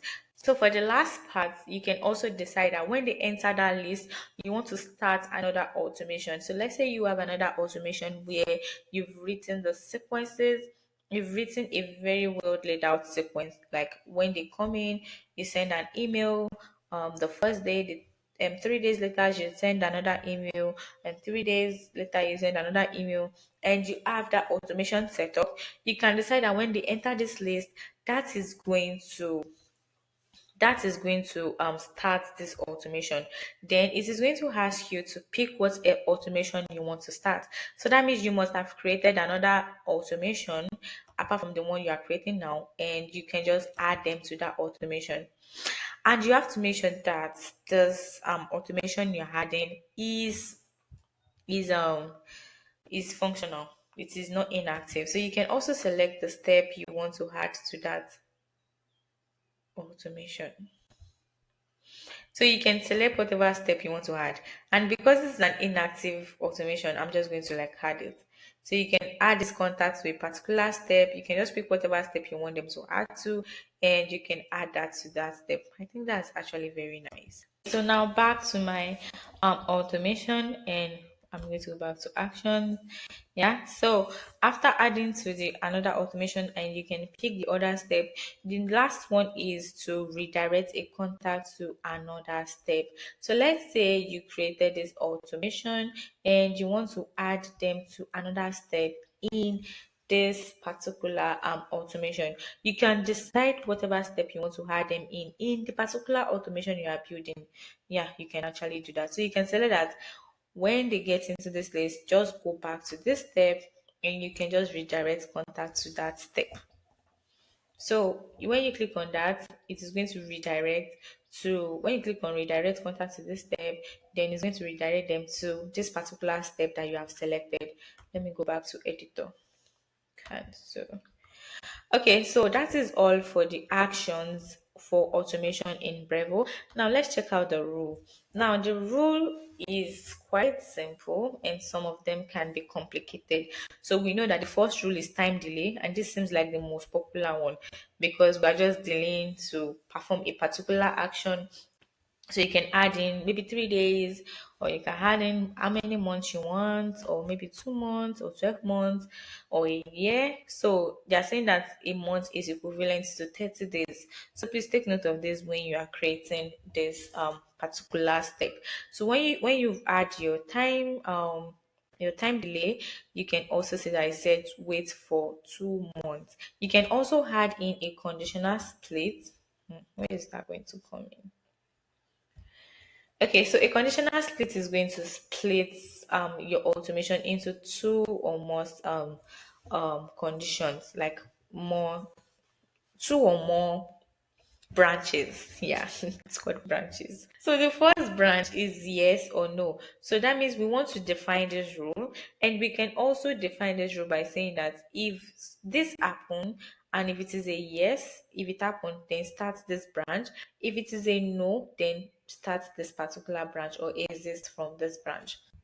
So you can decide to set up the split condition, and that means when you click on add, it is saying that for everyone that is being added in this condition, they will be added to the yes branch, and everyone that do not fulfill this will be added to the no branch. So be very careful of this because you are splitting them into different segments. So let's say we want to check for a particular um filter. Let's use a filter this time.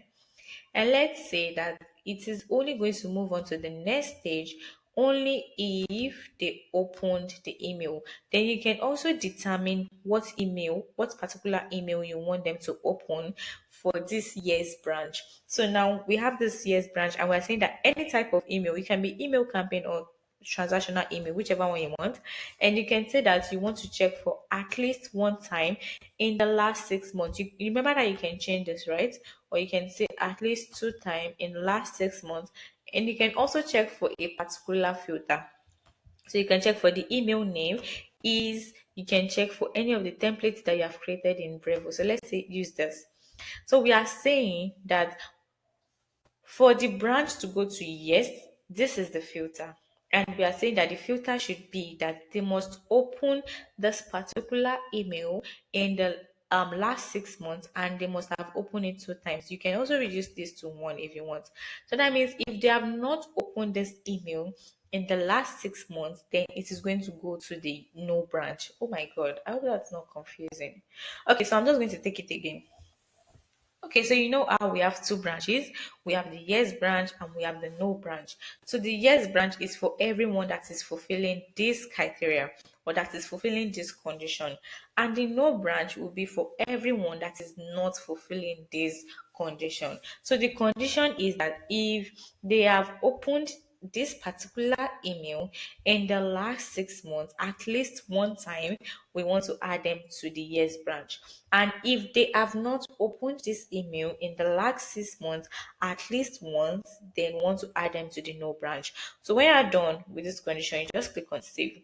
So now this condition has been added, and when you click on save in here, it is going to update this. And as you can see, we are saying that if they have opened this email, we can then start this order automation. Then it's going to go to this branch. You can decide to add whatever it is you want in this branch. Just drag in whatever it is you want, and you can set up the no branch also. So the no branch, you can decide that you want them to what exist from this automation. Then you click on save. That is for the conditional split. For the percentage split is quite complicated a little bit, but not really complicated. Yeah, so for percentage split, you can decide that, you know what, when they get to this part, I want certain people to go to branch A, and I want percentage of people to go to branch B, and I think, yeah. So you can decide that you want 40% to go to branch A, and you can also decide that you want 60% to go to branch B. So when you set up this percentage split, Brevo is going to be the one to decide which contacts they are going to take to branch A or branch B. When you click on save, your percentage split has been added, and you can decide that, you know what, I want to add in another action for this branch B. So this is actually very good. I feel this percentage split work for when you want to do A and B test in your automation. And I know that can be a little bit complicated for some people, but if you know how to do it, it's actually very nice, because you can say that 40% should receive a particular email and 40% should receive another email. That is going to help. Okay, I use list. Sorry. I'm supposed to use email. Let me delete this and go back to email. So let's say we want to just drop this here, and we want to use the percentage split. I want to say that for everyone that is coming to branch B, the 60% of them should send out this particular email. Then you can create another email template, another version of it, and just add that in here. So let me just copy this. I'm going to duplicate this, and I'm going to drag this in here. Okay, so as you can see, we can have branch A and we can have branch B. Then we can say that, you know what, I want to send out this email for branch A, and I want to send another email for branch B. And please note that you do not have the control over who is going to branch A or who is going to branch B. Brevo will be the one deciding that for you. Okay, so that's for the percentage split. The next rule that you want to add is to wait until an event happens. Oh my god. Okay, this is becoming complicated. So I'm just going to drag this, drag it up.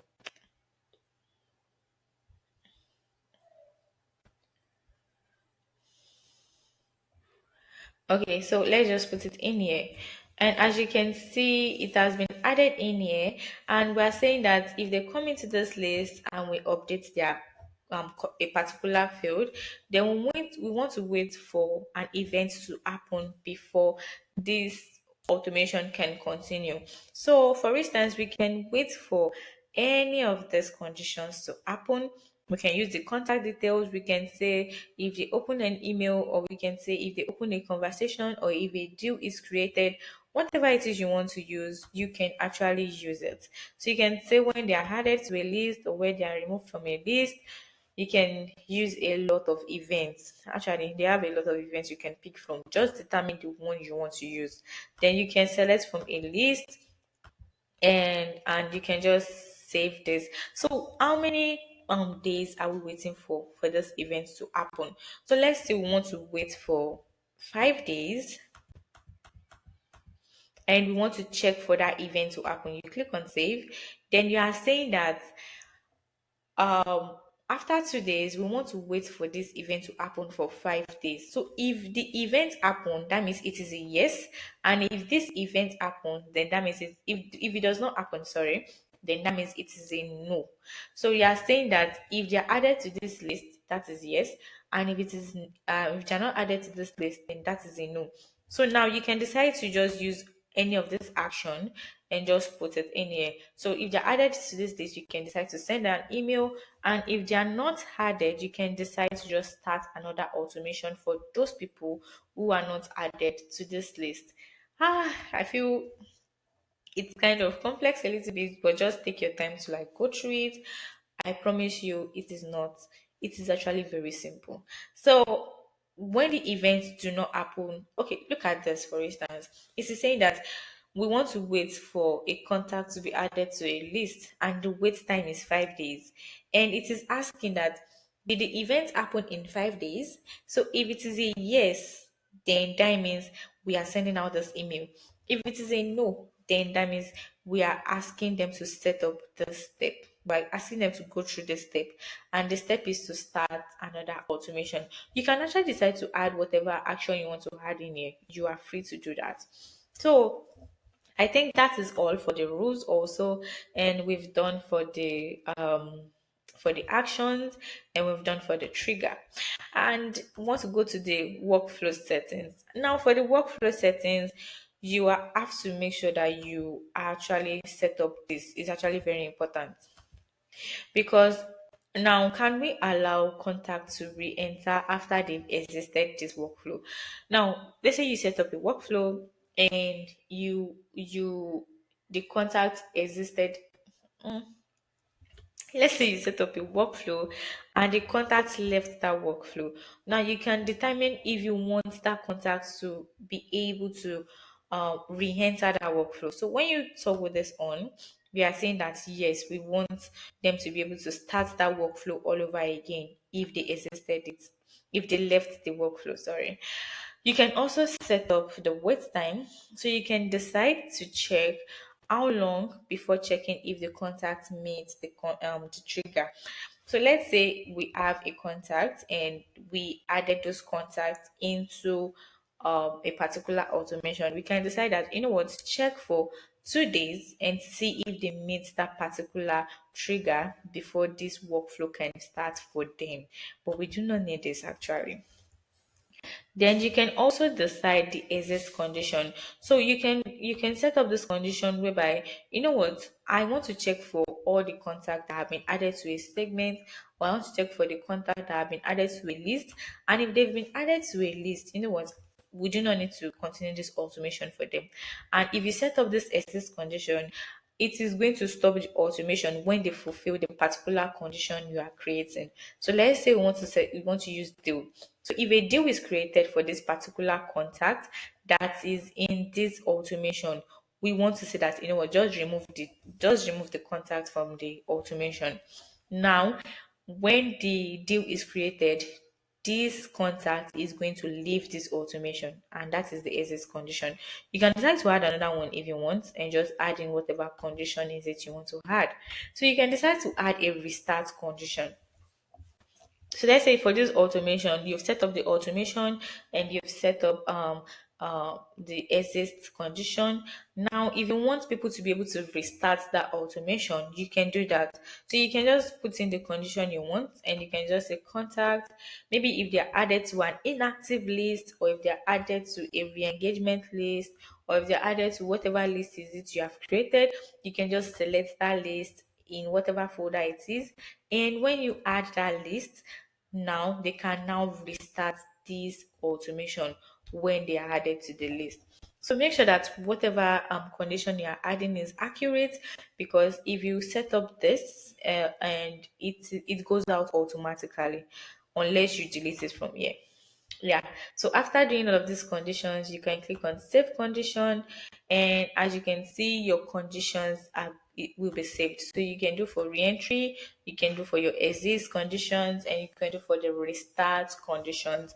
And another thing to note is that you can check for the activities. So you can check for every contact that is coming in into this workflow, and you can check for the date. So you can check for contact that came into this workflow last month, or you can check for contact that came in the last 30 days, or you can check for contact that came in today. So if a contact enters into this workflow, you can be able to see them in this particular workflow.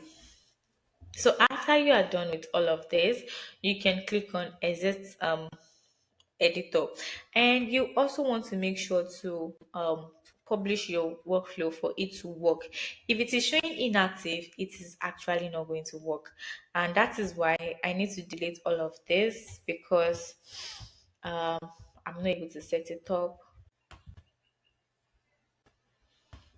Okay, so because I want to activate this automation, it is actually going to say that I can't activate it, because yeah, I knew it was going to say this, because I have not been able to set up all of this. So I'm just going to go back to my editor, and is it that you set up all of this? Let me just quickly do that. So I'm just going to pick this. I'm just going to use this template.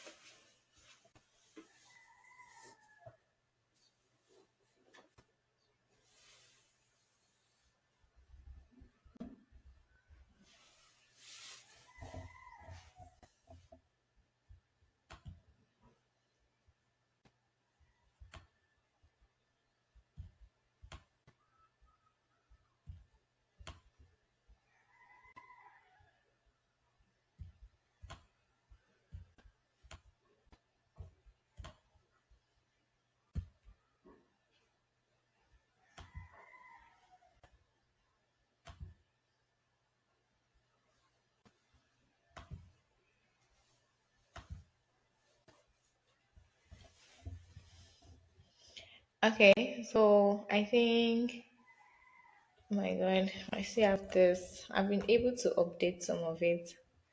Save step.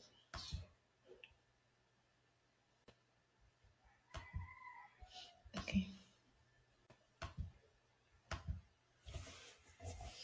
Okay, so I've been able to add in the emails, I've been able to add in automation. So for every emails, I've been able to do that, and I think I should be able to activate the automation.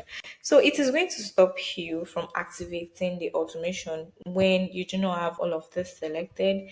If you have start an automation and you have not selected what automation to start, or if you have sent an email and you do not have the email selected already, it is not going to allow you to activate it.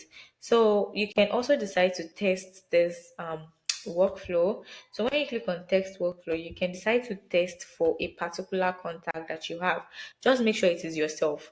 So I have myself added in. I'm just going to add that, and I'm going to click on text messages, and it is going to test all of this for me. So you should be able to receive some of those emails, and you can see how, yeah, I've gotten it, and can be able to see how it is showing up in your own email personally before you activate this workflow. When you are done, just click on done, and you click on activate automation. Yeah, it is showing you the exist condition and the allow re-entry enter, sorry, and the re-entry after exist, and also the exist condition. When you're sure that you have set up everything correctly, just click on activate automation, and now your automation has been activated. Wow, that was a lot. So when you're done, you can check on your manage settles. You can decide to pause your automation. Maybe something is going on and something is not right. You can pause it and readjust it, or you can decide to deactivate the automation if you don't want it again. So let's just exist this, and as you can see, we have a new and as you can see, we have a new active automation. So you can be able to see all of your active automations there, and you can be able to see all of your post automations there, and you can see your inactive automations there. You can also be able to see all those people who logged in your automation. That means you can see everyone that is currently in your automation. So you can see your workflow logs, you can see your event logs, and you can also see the contacts that are in workflows. So this will help you to track how your event is going or how the workflow log is working, and you can also see the contacts that are currently in your workflow. So you can see everyone that is passing through each workflow. So you can also check for messages, and these messages are the ones that are showing up in your automation. So as you can see, we have these messages that are being used in different automation. Yeah, so you can also check up on your automation settings, and you can install your Brevo tracker, if maybe from your website or wherever it is that the tracker is coming from. You can install that into Brevo. Yeah. So when you click on publish and you go back to your website, you should see that chat widget there. So as you can see, it is showing up at the down part by the right hand side. And when you click on this chat, you can see it is bringing out my name. And this is the part where we should have added an image, and you can also see the name in here. So you can be a people your contact can be able to type in whatever message in here, and it is going to show up in your Brevo account. So let's just add in I need help.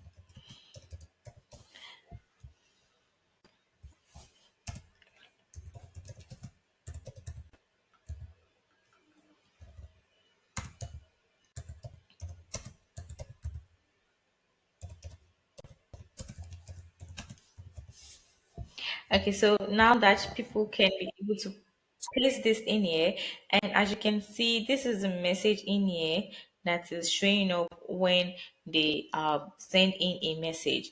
Now it is going to ask for the first name and the last name, and you can actually make all these configurations. So let's go back into Brevo, and as you can see, we have conversation in here already.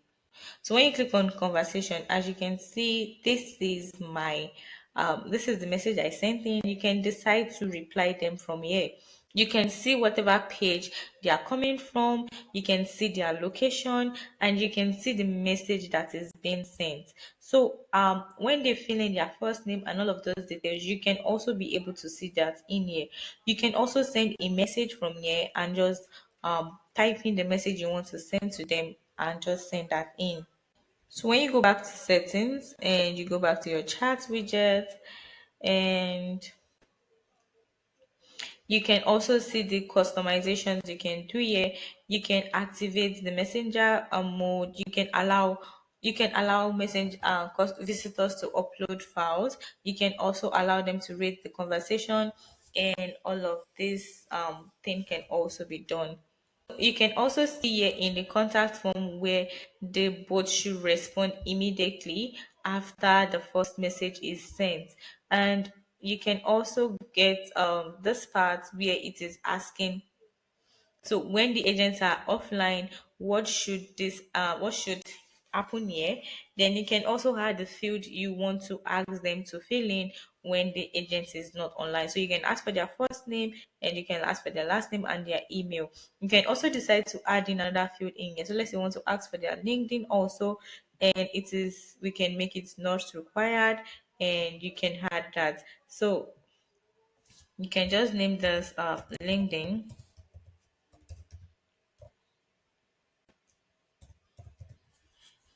and that will be saved, and it is actually optional. So and after making all of these settings, and you go back to your website, you can see you can ask for their first name. So let me just put in my first name. My first name is let's say Emma. Then you click on enter. Then it will ask for my last name, and my last name is Glory. And you click on enter again. It is going to ask for my email. And as you can see, it has saved all of this info, and this info will be sent to Brevo. Now the response is thanks. You will get a reply to your email. So you can decide, the visitor can decide to send another email, another message in here if they want. And when you go back to your and when you go back to your conversation again, you are going to see the unassigned. And when you go back to this place, as you can see, the name has been filled up, and the email has been filled up in here. So after making all of the settings, you can decide to change the image if you do not want that image, and you can decide to set your offline status 3 minutes for not after not replying to messages. You can set your availability, and if you're setting up your availability, you are saying that for certain days the agents will not be able to respond to this email. So you can pick whether only weekdays, or you can pick every day, or make it custom. So let's say every day, and we want to go from 9 a.m. to 1 p.m. And you can also do 2 p.m. to 6 p.m., whichever one works for you. And outside of these hours, you want to make sure that you click on the offline, so that your visitors in your chatbot can be able to see that you are offline. So what will happen when a message is sent through that chatbot? You can also send in a notification, so that you are going to get the notification in your Brevo app when you are on the app. You can also decide to connect your email if you want. You can click on connect, and it will take you to the page where you can connect each of those email provider. So you can connect your Google account, or you can connect your Microsoft, or you can connect other providers. So I will be connecting my Google account. That is because I have a Google email. So when you click on Google, and you click on continue, and it is going to ask you which email do you want to receive in Brevo. So you can decide to sync all of your emails into Brevo, or you can decide that you only want emails from Brevo contacts, or you can decide even just to select some categories and not everything. So let's say you want to check in for all emails, and you want to click on connect. And when you click on connect, it is going to take you to the page where you can click on your Google account. So when you click on the Google account in here that you want to connect, it is going to ask you for it's going to ask you for consent to this to access my Google account. So when you click on continue, It is going to ask you for this consent again. Then you click on continue, and it is going to sync all your emails. Oops. So you click on the account you want to connect, and after this, you click on continue.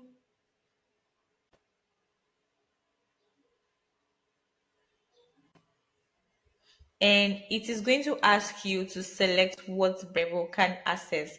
And for this part, you want to click on this so that Brevo can be able to read and send and compose your email from your Gmail account. So you click on continue, and when you click on continue, it's going to say that it's creating your account, and now your Gmail has been connected to your Brevo account. You can also do the same thing for your Facebook, for your Instagram.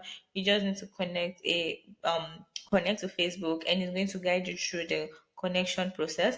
So now you can be able to send out Facebook messages directly from Brevo, even without leaving Brevo. The same thing applies to Instagram, and the same thing applies to um WhatsApp. So you have to make sure that you have a WhatsApp business account before you can be able to connect WhatsApp into Brevo. So that is all for conversation in Brevo. And you can also check your statistics in here. You can see what conversations you have, the conversations rated, and the satisfied customers.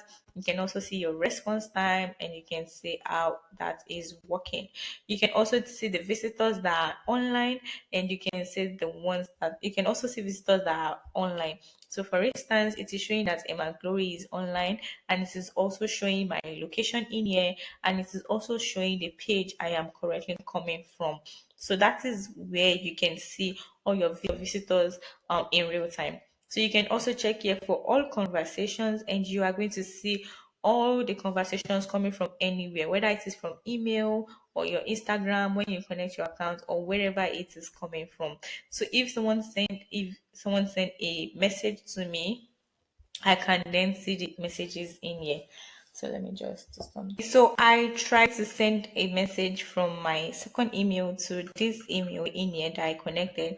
And as you can see, it showed this message I got from this from this person. And as you can see, this is the particular email, and you can decide to reply directly from your Brevo account. So this will also help where if a message is coming in, you can also be able to see their first name, and you can also be able to see their email.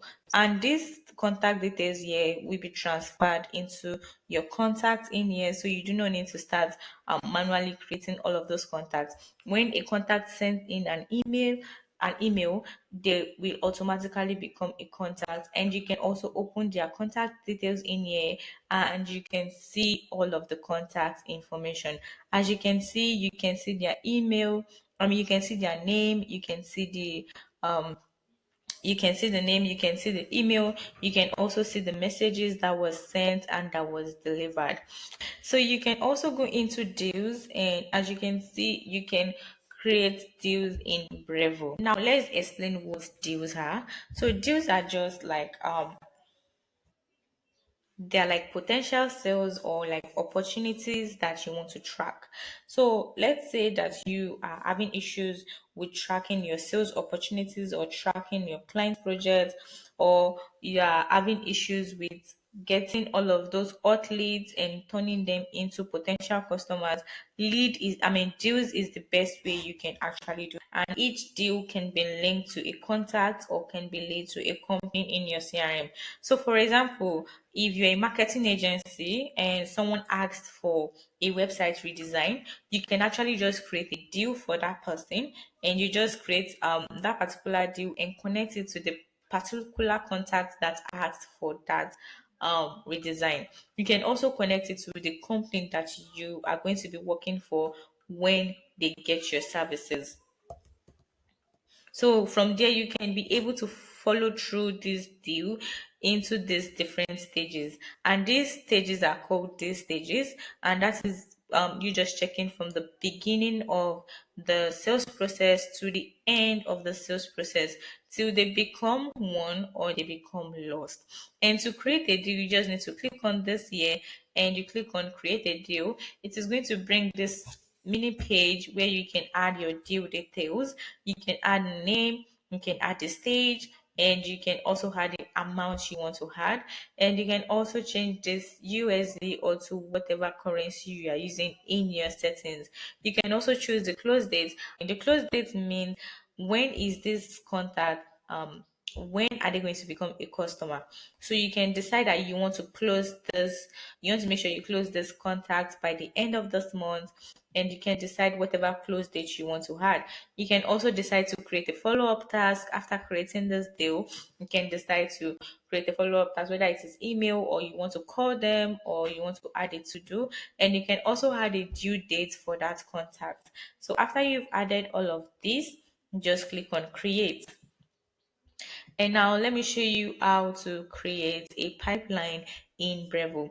So when you go into your settings tab and you go into your pipeline settings, you are going to see the page where you can create a pipeline. And as you can see here, I have one pipeline already called sales pipeline. I already exhausted my pipeline creation, so I cannot add in another one, but you can just add in the name in here and you can set as default pipeline if you want, and you can change all of this stages.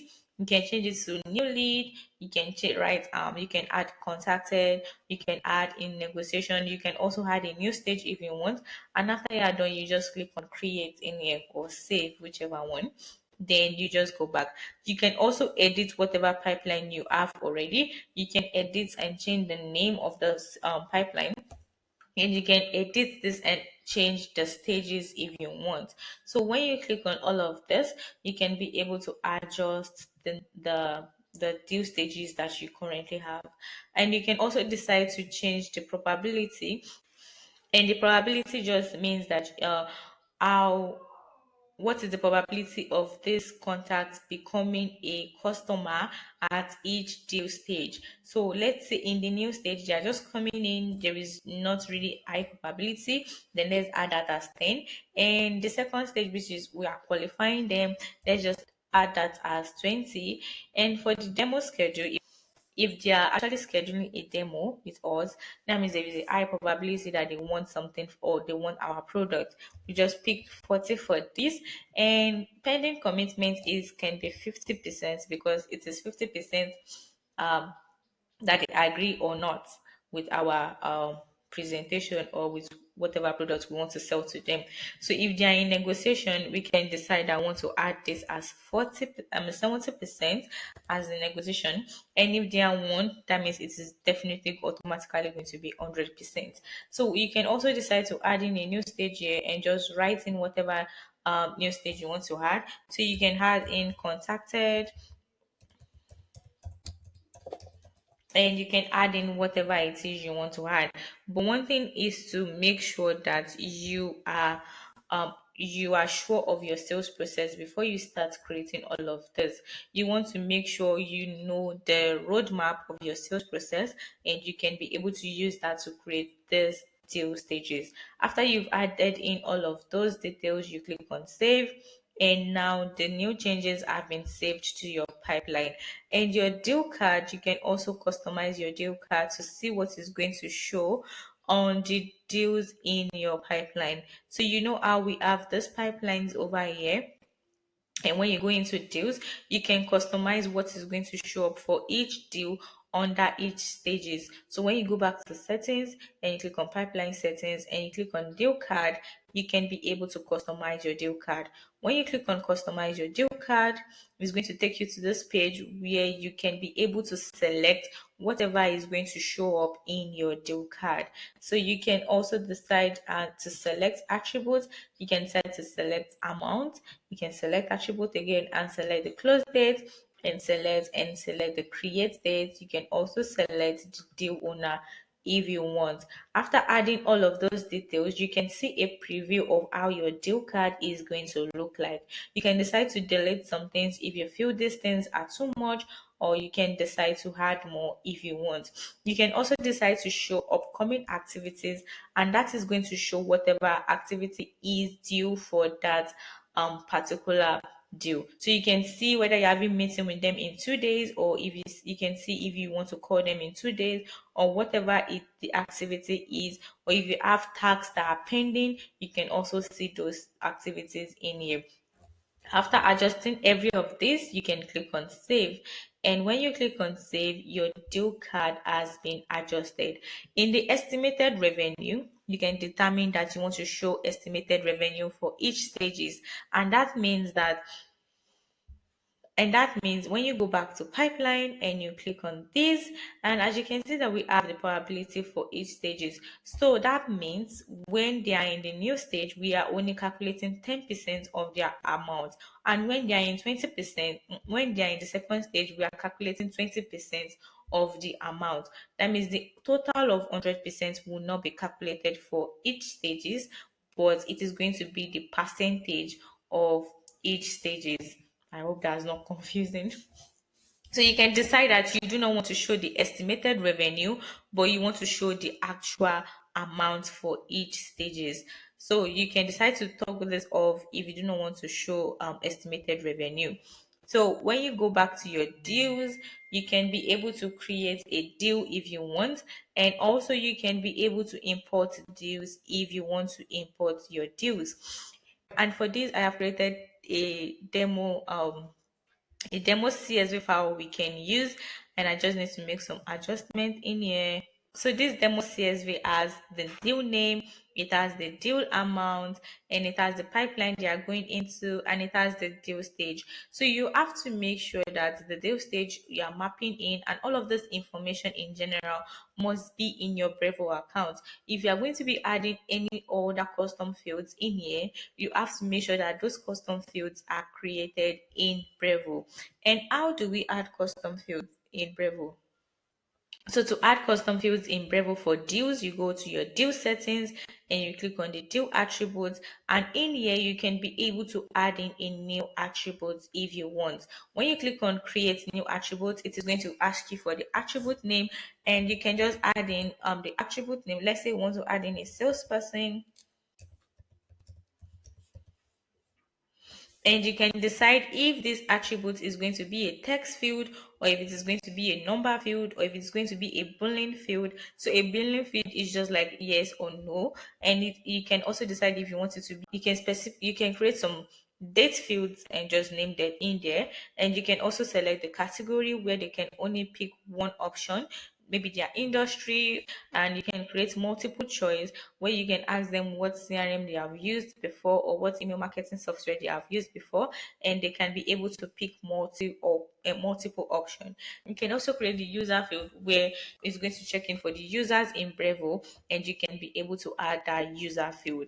And when you have picked the particular category you want to add this for, you click on you click on create, and when you click on create, your custom attribute has been updated. You can also decide to manage your form attribute, and the form attribute is just this part. Let me show you where it is going to show up in. So you know this form where we are asked to pick all of this. If you want to create a deal, you can actually adjust this form attribute. So you go back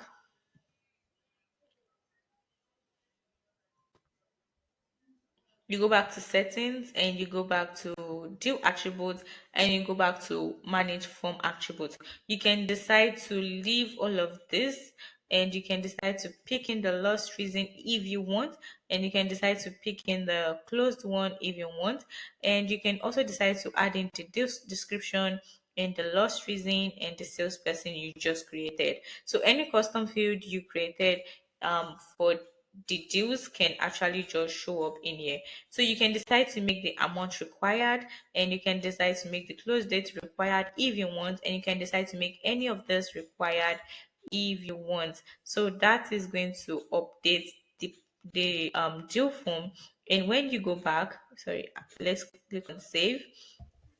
And when you go back to your deals and you want to create a new deal, as you can see, it has added in all of this extra information we added in there. So we can be able to add in a new salesperson for this particular deal. You can add in any of your users in your Brevo account, and you can see it added the lost reason.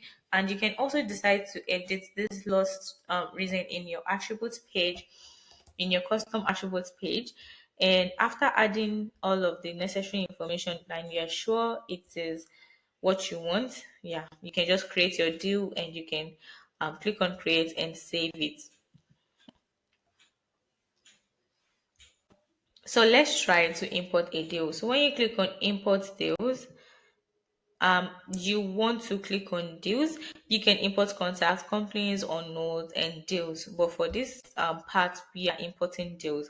So when you click on deals and you click on continue, it is going to ask you to upload the file that you want to import, and you have to make sure that this file you are importing is whether a CSV file or any of this particular version. So I'm going to go back to my demo. I'm going to go back to my dummy list, and I am going to make sure that everything is correct. Then I can click on save or download. You have to make sure you are downloading it in CSV format. So when you click on download, it is going to download your CSV file, and you can name this whatever you want.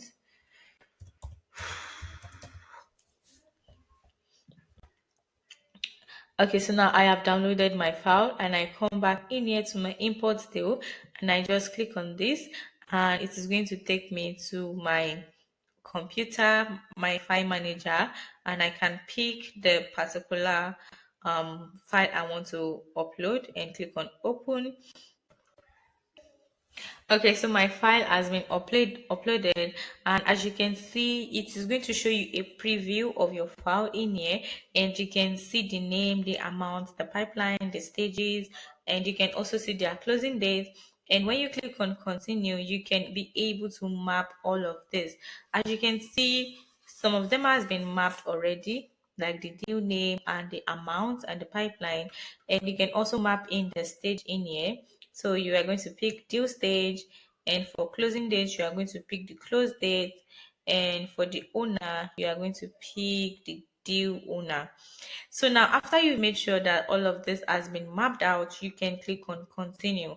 And now, as you can see, we are not associating contacts or companies with the deals. I'm going to teach you how to associate these deals with other objects like companies and contacts in another video. So when you click on confirm your import, as you can see, your import has been done and it has created all of the deals in the new section. So you can decide to drag in and drop this into any of the stages you want, and you can do that for every of your deals. You can decide to drag and drop them in any of these places. You can also decide that you want to add any of this action in here for each deal. You can add in a task, you can add in a note, you can send an email, you can decide to mark them as won, and you can decide to mark them as lost. You can also decide to change pipeline if you have multiple pipelines. If you mark them as one, it's going to drag and it's going to ask you for the one reason, and you can put in their one reason, and you can also change the close date if you want. And when you click on the close reason and you click on move deal, it's going to go into the one stage. You can also do that for this, and mark as lost. It's going to ask you for the lost reason, and you can be able to move the deal. So after making sure that all of this is done, you can also use a list view. So for the list view, it is not going to have that in the card view, and it's showing the name and the deal stage in a list view. So after all of this is done, you can go into task. And you can also be able to see the tags that you have created for each deal. So if you have any deal and you have created a tags for the deal, you can also be able to see them in here. And you can click on create tags to create a tags for a deal. So you can see that we have different type of tags. We have the to-do tags, we have the email, we have the call, we have the meeting, we have the LinkedIn messaging, or whatever it is you want to add. You can decide to email this tag. You can decide to create an email task, and the name is going to be email. So after naming the tags, whatever it is, maybe we can name this.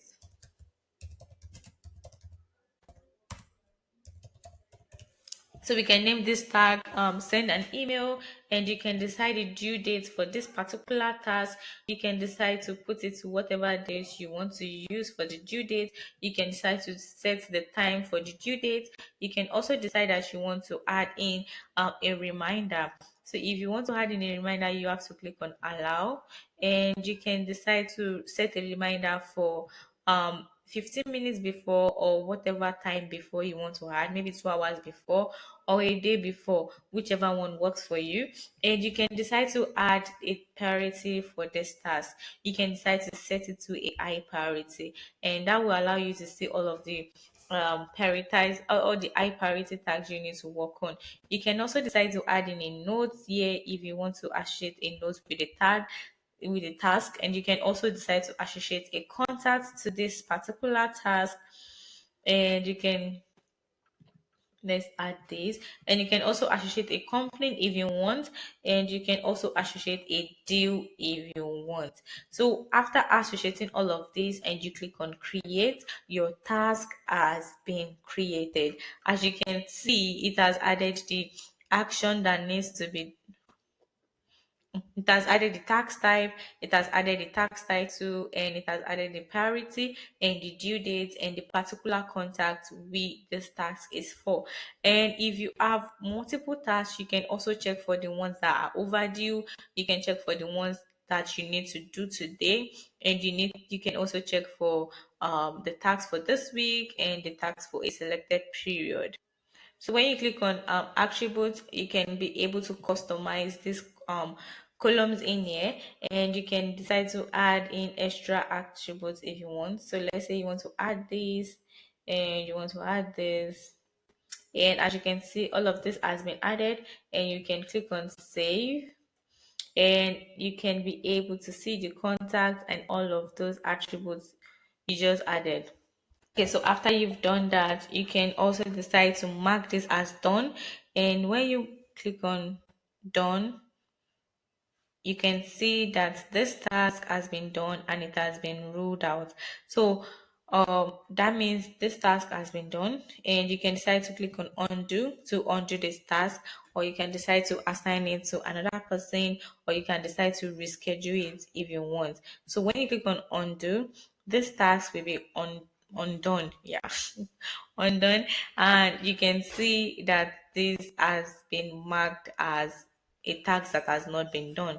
So you can also decide to assign or reschedule or delete the task if you want.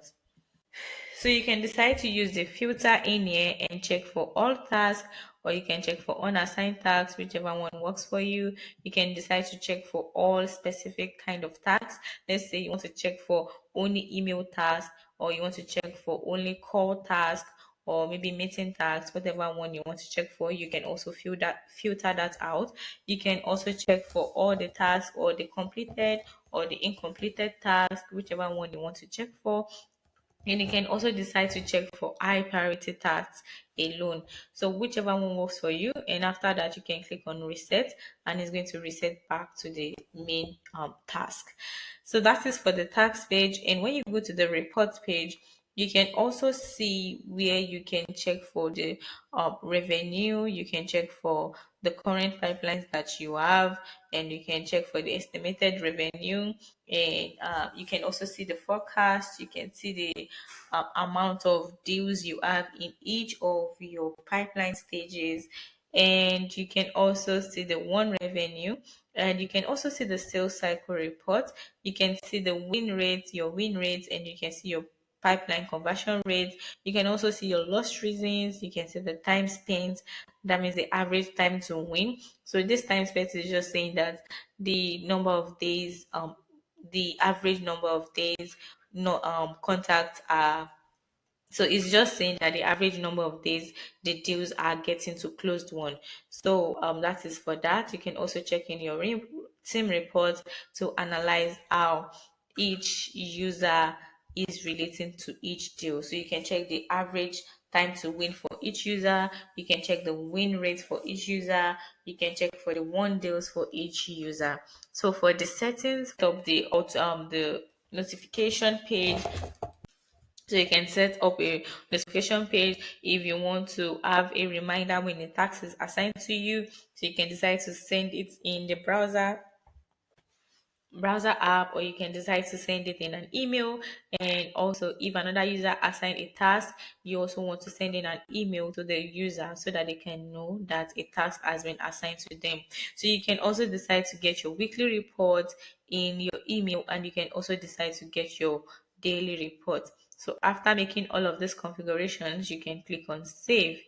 And when you click on save, those notifications has been saved. And when you click on collaboration, you can be able to add new users into your team, and it is going to take you to the page where you can invite a new user. So in this part, when you click on add user, and you can be able to add in multiple email address if you want. And based on my current plan, which is a business plan, I only have the opportunity to add in 9 more users. So you can just paste in their emails in here and click on continue. So let's say I want to invite myself. Okay, so let's say I want to invite this person, and I put in their email, and I can click on continue. And when you click on continue, it is going to ask you what permission you want to grant this person. So you can decide to grant them the full permission, or you can decide to grant them the custom permission. So by the custom permission, you can decide what exactly you want them to see and what you do not want them to see. So you can decide that you want to check for all general features if you want, or you can decide that you just only want them to see the contact and the company, and you don't want them to manage plans and billing, or you don't want them to see your sender domain or all of this. So just picking whatever it is you want them to see, and you can just decide to give them the full permission. So when you give them the full permission, then you click on continue. When you click on continue, it is going to show you the summary of the person you are bringing in. This is their email, and you are giving them full permission. And then you can send the invitation now. So when you send the invitation now, it is going to send that invitation to the new user you want to invite into your Brevo account. So after doing that, you can go back to your deal settings. So when you go back to your deal settings, like I mentioned, when I wanted to create a pipeline, you can create a pipeline in here, and you can edit your deal card, and you can check in for the estimated revenue. You can also add in deal attributes. Like I said, you can create new deal attributes, and you can determine if you want the new custom attribute to be text, to be number, to be boolean, to be date field, or category field, or whichever one works for you.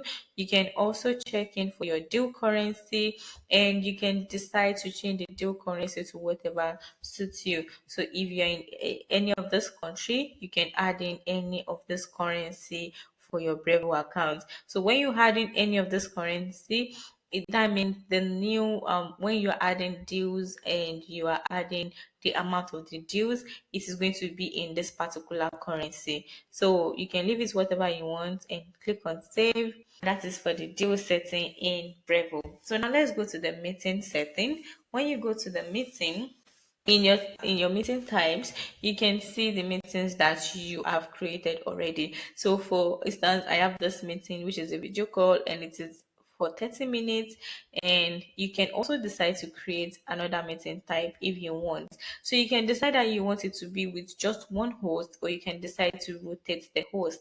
So this one particularly, this round robin is used for training or sales presentation among the users in your Brevo account. You can also decide to use for one particular host if you want, and you can decide to set up the meeting name. You can also set up the communication tool, whichever communication tool you want to use. So you can say video call with Brevo, or you can say video call with Zoom.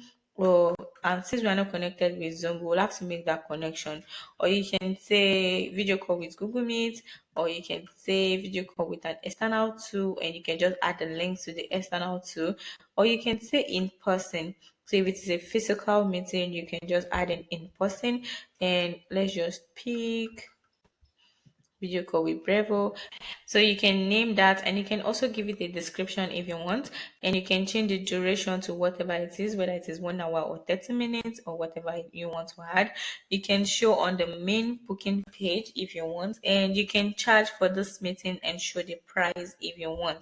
So let's say that you want to charge for this meeting, you can decide to add that price in here, and you can also check in the currency in your settings page. So after making this adjustment, we are not charging for this, and it's going to ask you when are you available. You can decide to use the default availability, or you can decide to set up your availability yourself. So you can change this to whatever time you are available in, or you can even delete for whatever days you will not be available.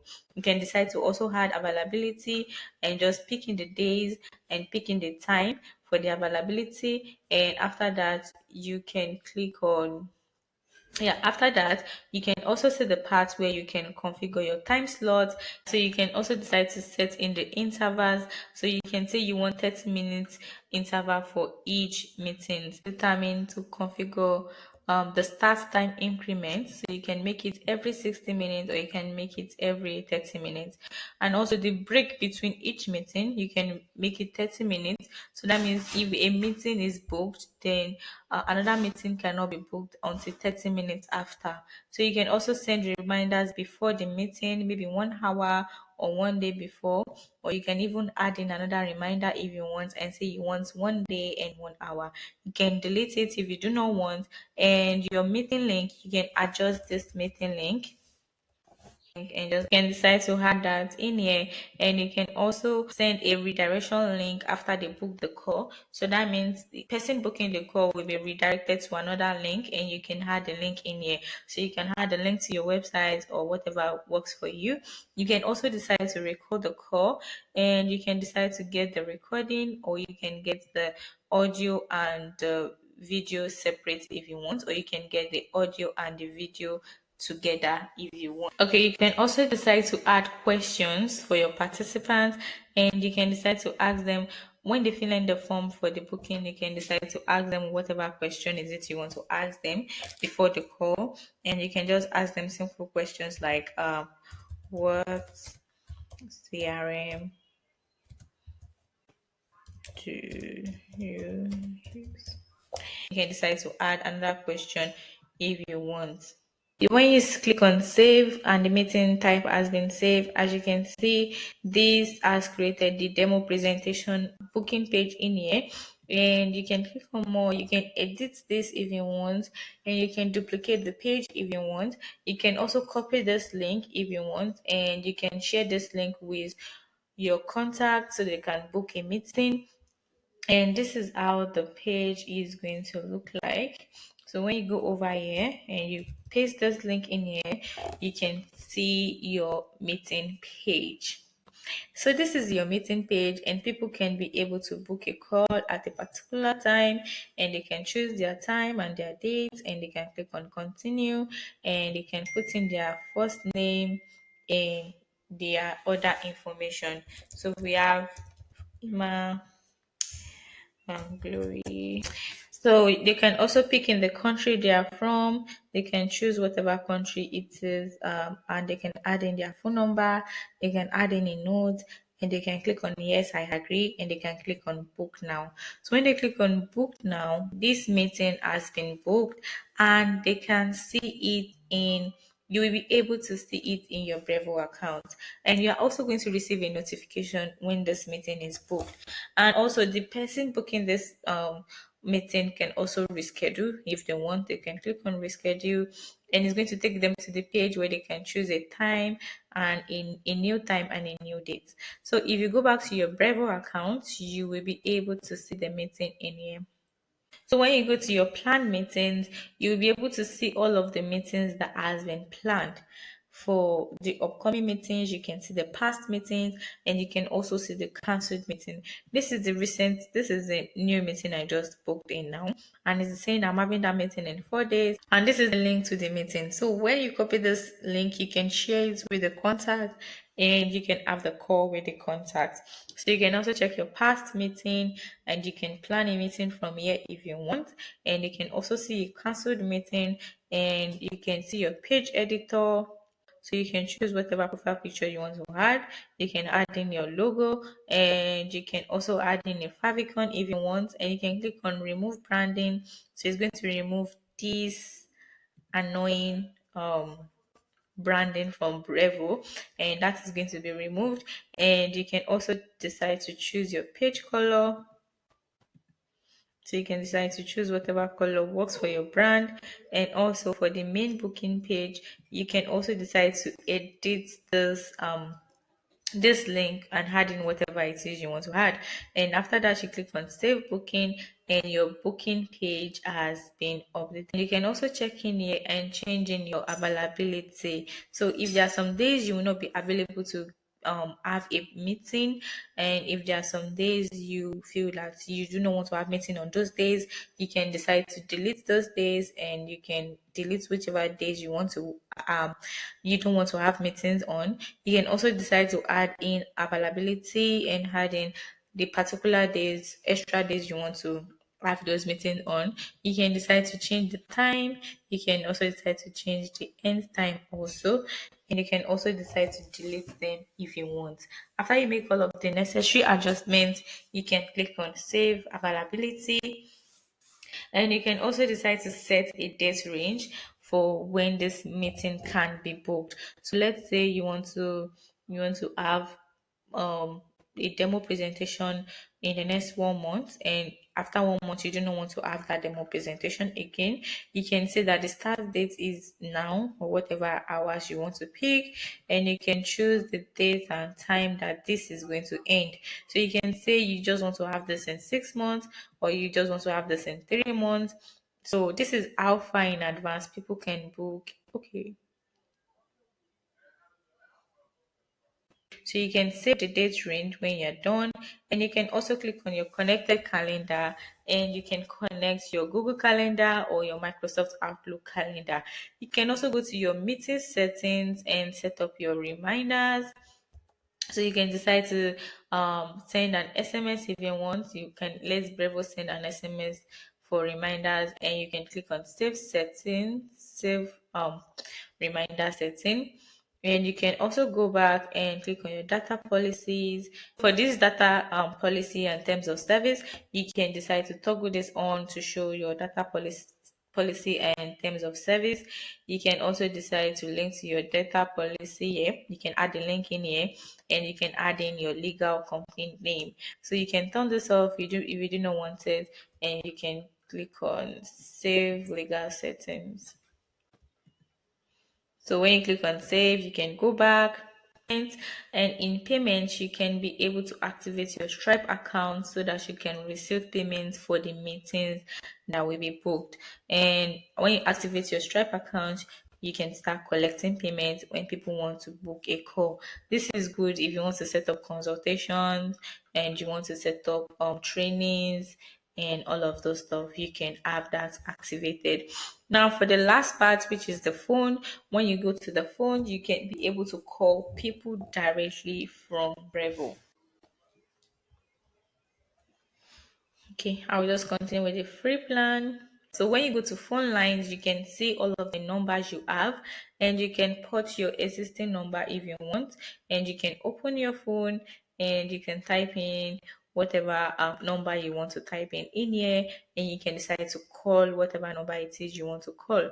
You can also check in for the numbers. If you have multiple numbers, you can select from the multiple numbers you have, and you can decide to call in any of this contact.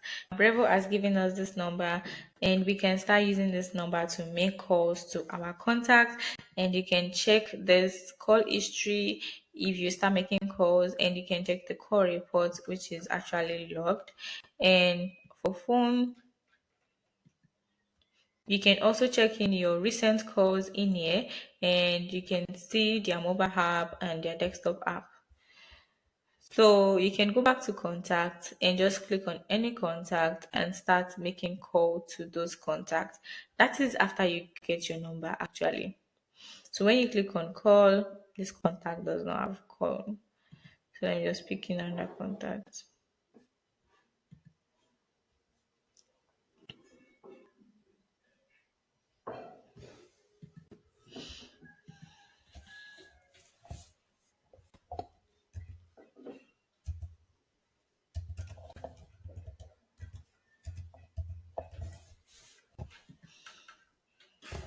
So you can pick on any contact and you can just click on the call.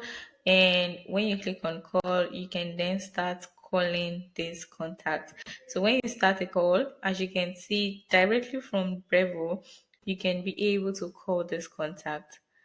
When you go back in here, you can also do the same for any of the contacts you want to message, and you can also message them. So that is for the phone part.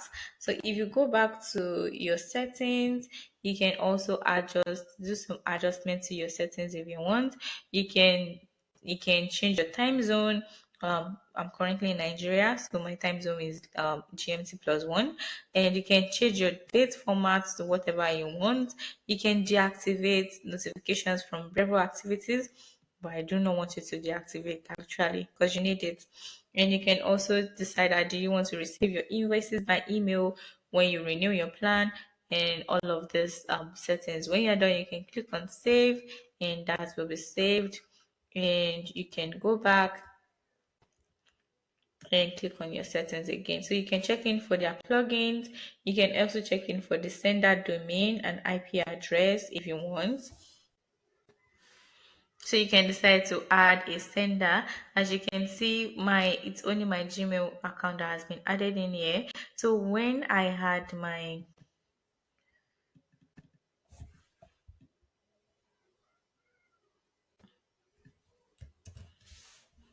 So for the sender domain, as you can see, I only have my Gmail account and we cannot actually authenticate this. So you have to use a domain email actually. So you can decide to add another sender if you want. You can add in the name of the sender and you can add in the email of the sender. So let's say I want to use um, Glory Arts. And also, I would recommend that you use your domain email, so that your emails do not lead to spam. It is very, very advisable to use your domain email. So when you click on add sender, it's saying invalid email. Oh, sorry. Ads. So when you click on add sender, then Brevo is going to ask you to authenticate this domain. So how do you authenticate your domain? So you have to click on authenticate domain, and you can see, so it's going to ask you, do you want to authenticate your domain yourself or do you want to ask someone to do it for you? So when you want to do it yourself, it's going to take you to the page where you can get your Brevo code.